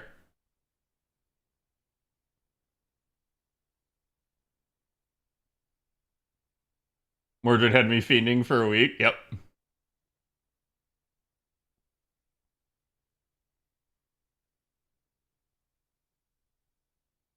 And Mumu? Never heard of Mumu.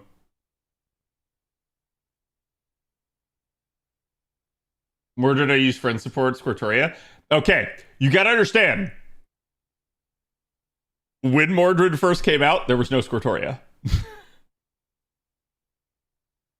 But yes, that is actually what I did on JP. I think when I started JP and I started going through it, CZ was already playing JP and CZ already had Squirtoria and I used his. And it was hilarious because it absolutely carried me through it. Actually, that was like really quickly after I met CZ.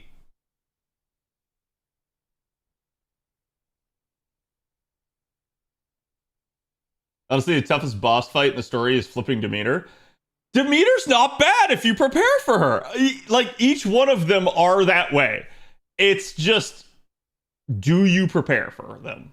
And do you actually have the units that are capable? Like, for instance, it's like, okay, Martha's actually pretty damn good against Demeter. But what if you never rolled a Martha? What if you didn't have a strong single target rider? What do you do in those circumstances? Don't know. Nad Demeter was ass.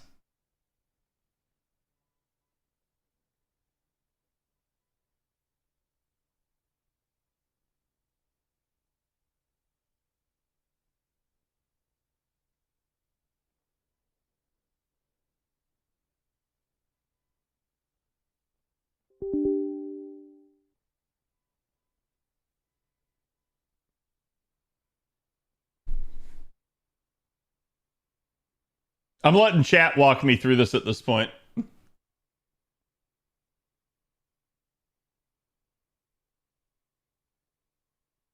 Did we not learn anything from Batman? Anything can be beaten with prep time? Pretty much. I mean, like, it actually is the case. You have to plan, right? And the best made plans go awry. But if you plan, you'll be better off. If you don't plan, you just wing everything, you'll just, you'll be a bull in a china shop and you'll just wreck everything. And things will definitely not go according to plan because you didn't have one. Speaking of which, chat, how many of you guys watched the Summer Games Showcase and all that junk? There was only like a couple of games that I thought were even remotely interesting this time around. This year's felt really bad.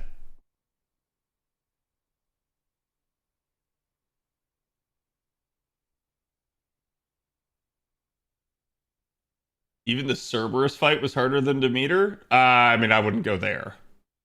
Cerberus fight was a fucking pushover.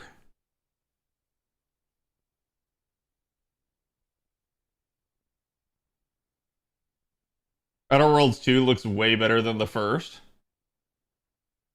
I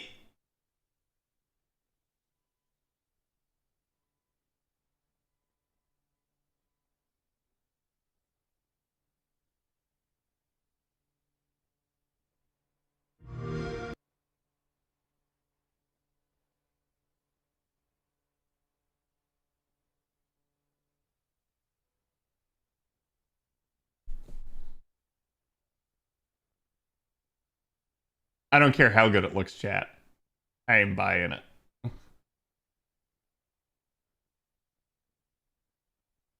$80 is high enough that, like, I'm definitely digging in on this. It's like, you can keep offering an $80 game. I will just not get your game.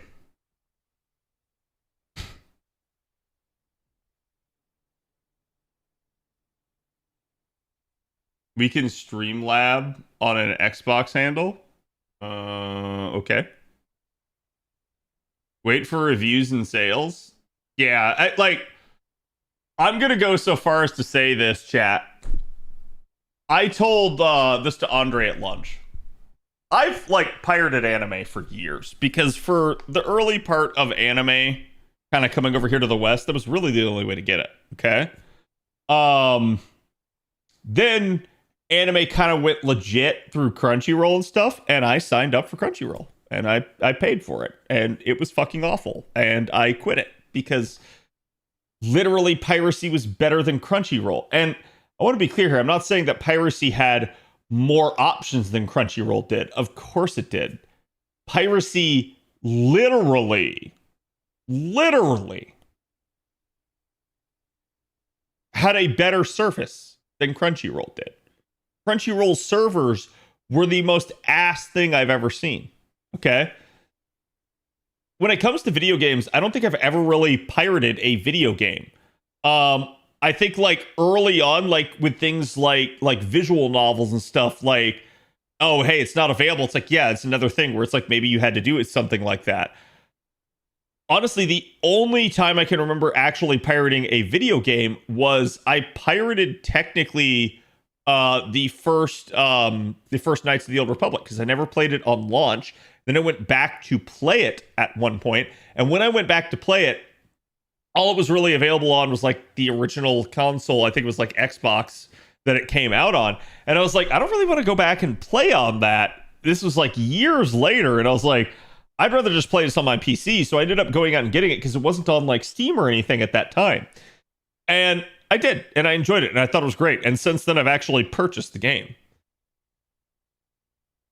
I'm getting to the point with $80 games, I don't care anymore. They're too expensive. And if the game is somehow actually good, I'm getting to the point of just being maybe piracy is an option. And it's stupid. I shouldn't think that. But this industry has gotten too greedy. It's getting crazy. I'm sorry, chat. Some of y'all might like the Outer Worlds. To me, Outer Worlds 1 is at best a 7 out of 10 game. At best. And the biggest criticism with it is that it's way too short and way too easy to complete. Maybe Outer Worlds 2 fixes that. But At $80, I'm sorry. This shit better be better than Skyrim. It better be. It better have all the content in the world. Because if it's not, I'm not fucking playing it. I don't give a shit. I'm not paying that price. And I think that's what Xbox is trying to do. They're trying to say, all right, you know, we're going to go from $70 now to $80. Oh, you don't like the price? Buy it on Xbox Game Pass.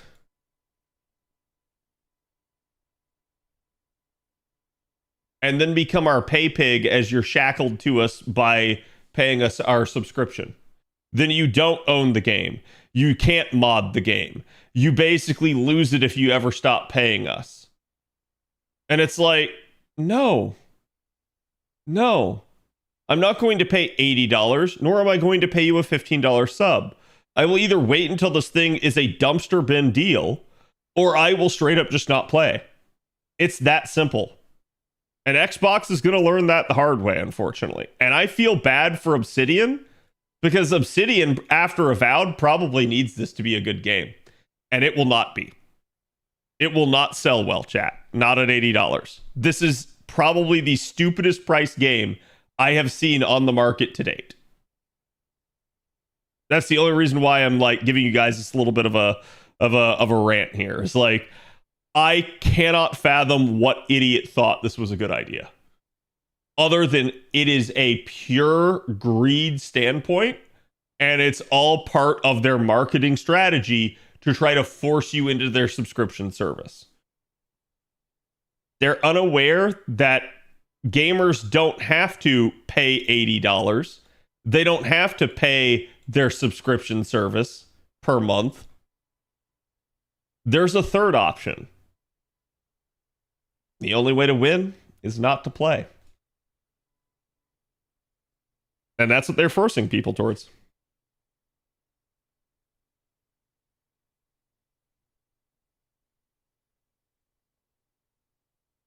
I also feel sorry for those who are bragging about Sonic Crossroads superiority over Mario Kart World. I don't really give two shits about like anybody's e-peen with regards to like, oh, this game's better than that game. I'm just going to simply say it's like, you better have a damn good reason to be $80. Because chat, we were $60 like 2 years ago. We just jumped to 70. And $70 games were already a like, man, that better be good. That better be good.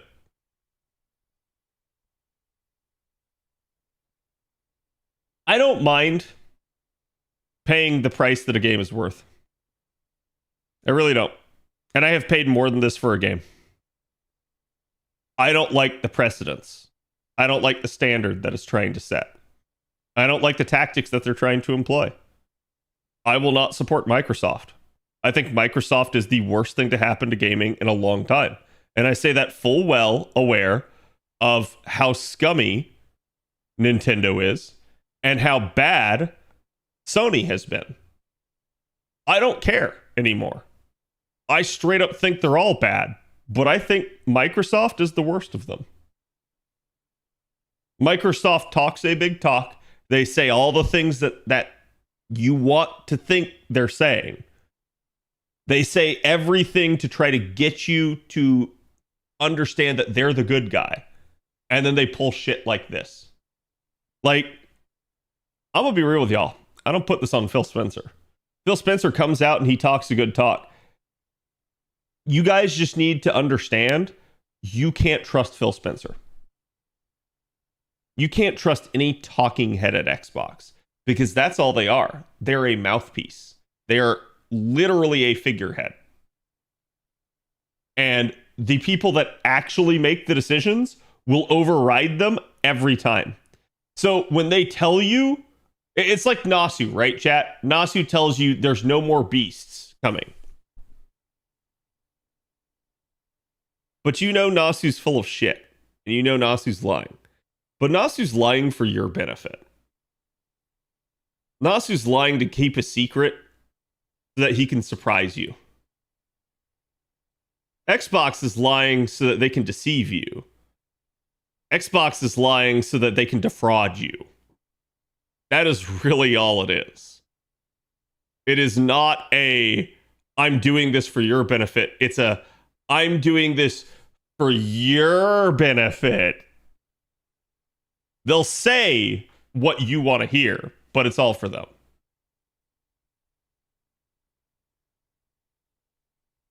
You can trust Phil Spencer the same amount you can trust Peter Malou. Yeah, like, again, it's just Phil Spencer will say one thing, but he'll absolutely get like counteracted by the higher ups. So it just doesn't matter. If the majority of games that were $70 were good, do you think the community perception would be different about $80 games? Yes. Yes.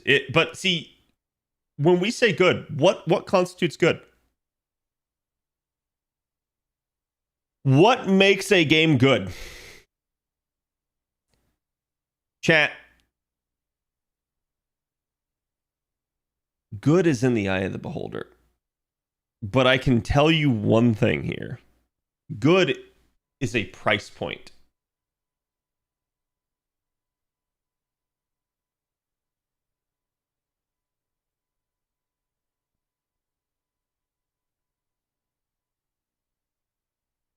A game can be good for its value.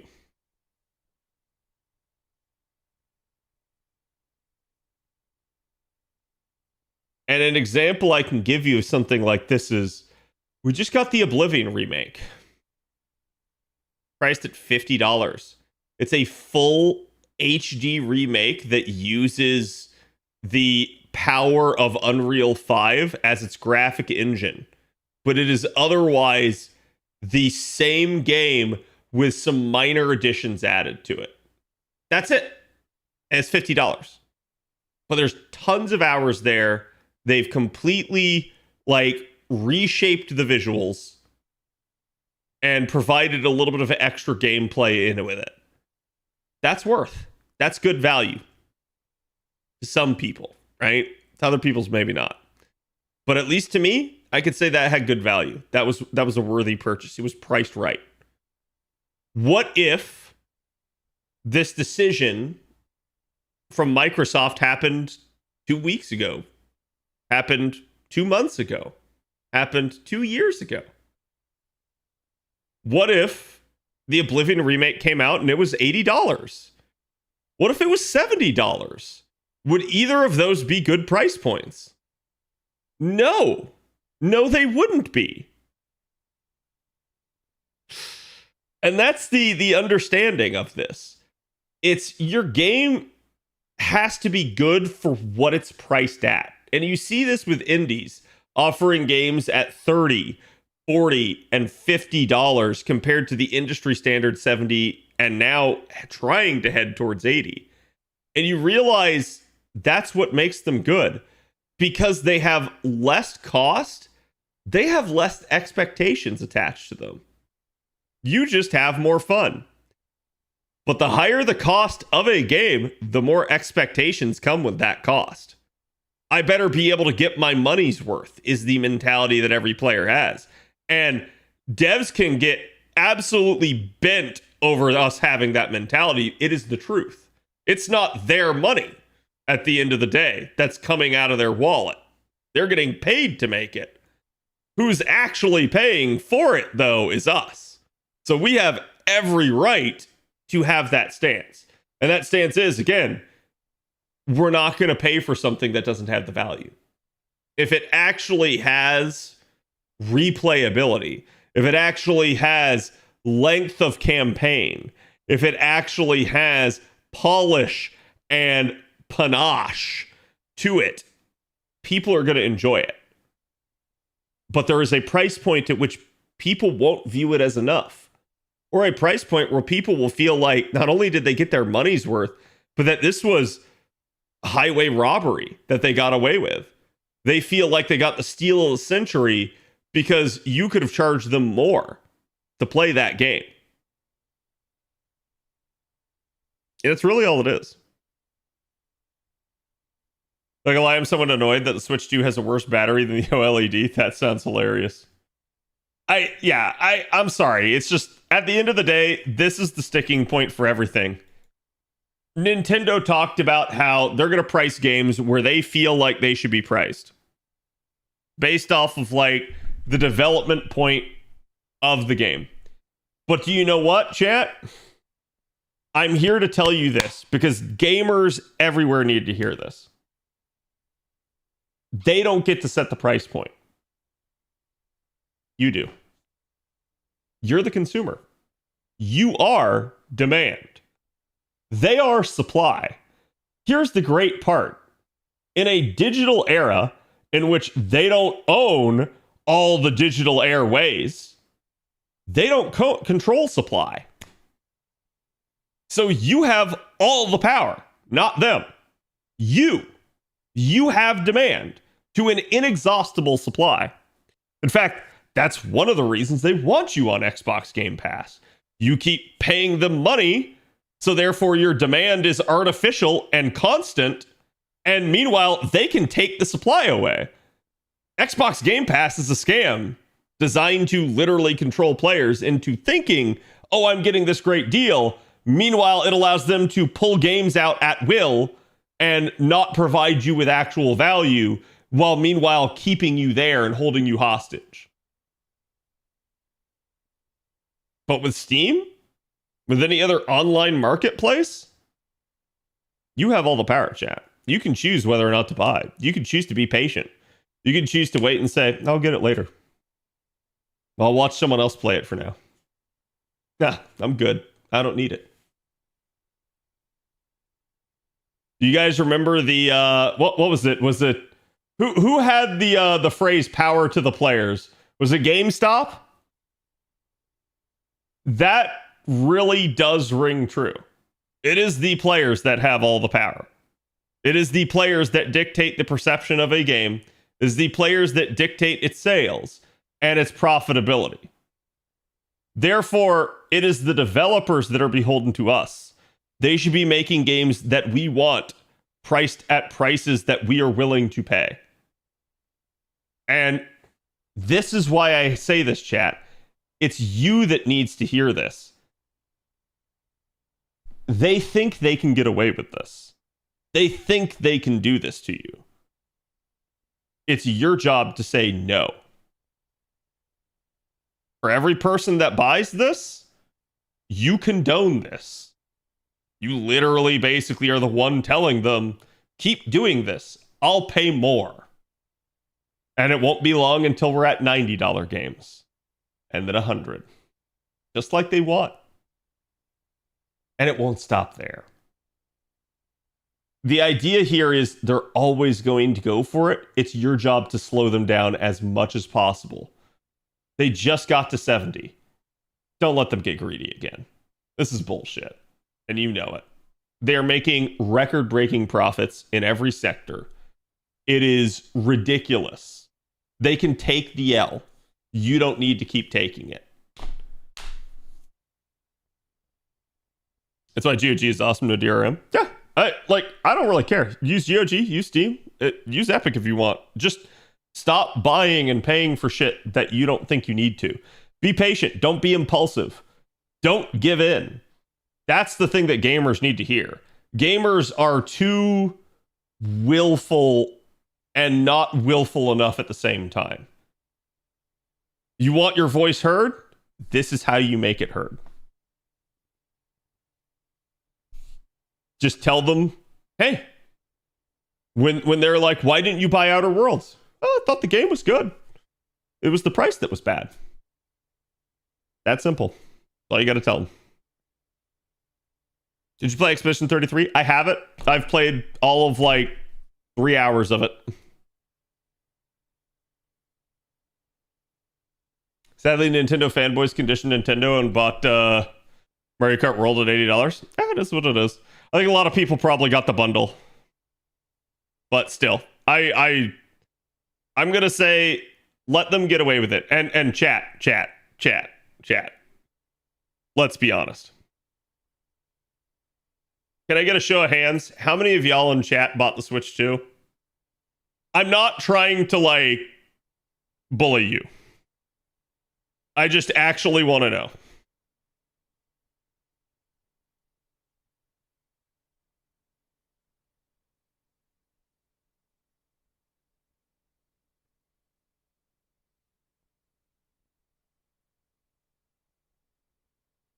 Because I think there's like 2 or 3 of you.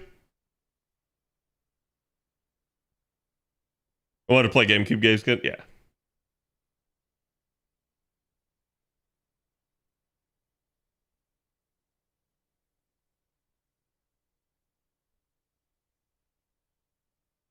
Yeah. And I'm going to say it seems like the vast majority of you didn't. Chat. Nintendo didn't get away with this. It's going to look like they did for a little bit here. And you guys remember the PlayStation 5, right? Same deal. When it launched, it was a big fanfare. Everybody got it.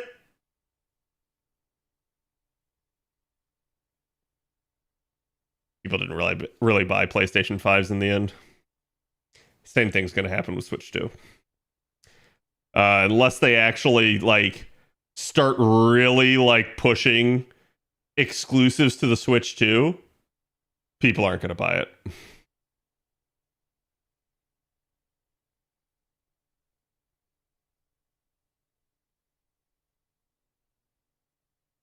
My overpriced GameCube emulator.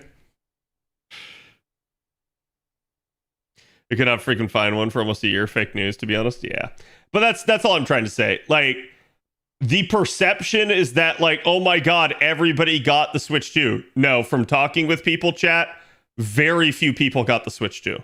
Very few. I know nobody wants to hear that did get one, but it is the truth. Like, overall, it does not seem like people ran and jumped out to get the Switch 2 like they did the Switch. Everybody got the Switch. I don't see it happening with the Switch 2. Or people are actually taking the Switch 2 back. That I don't know, but wait for a good Zelda or Metroid title. Yeah, we have a Metroid title, but it's already confirmed to also be on the Switch, so that's just what I'm going to play it on. So like, it's going to take them launching another Zelda for me to actually consider getting the console. Because it's the only thing that drives me getting the Nintendo consoles at this point.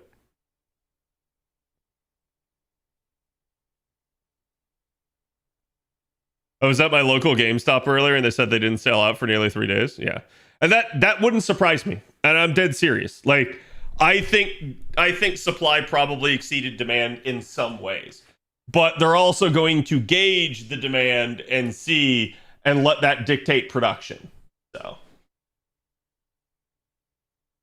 And then they'll come out, it won't sell that well in the end, and they'll be like, something tariffs. And you'll know it had nothing to do with tariffs. It had everything to do with people just did not like the pricing on the Switch 2. And people did not think the Switch 2 added substantive value for its price point. So, like, all the additional features of, like, oh, you can talk with people online and stuff via subscriptions. Like, nobody's getting that crap.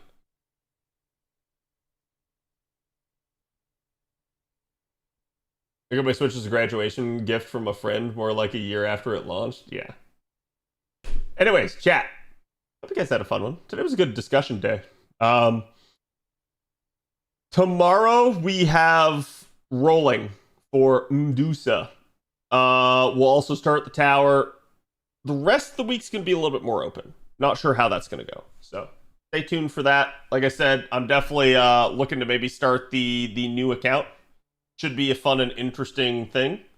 Let me see who all's on, though, in the meantime.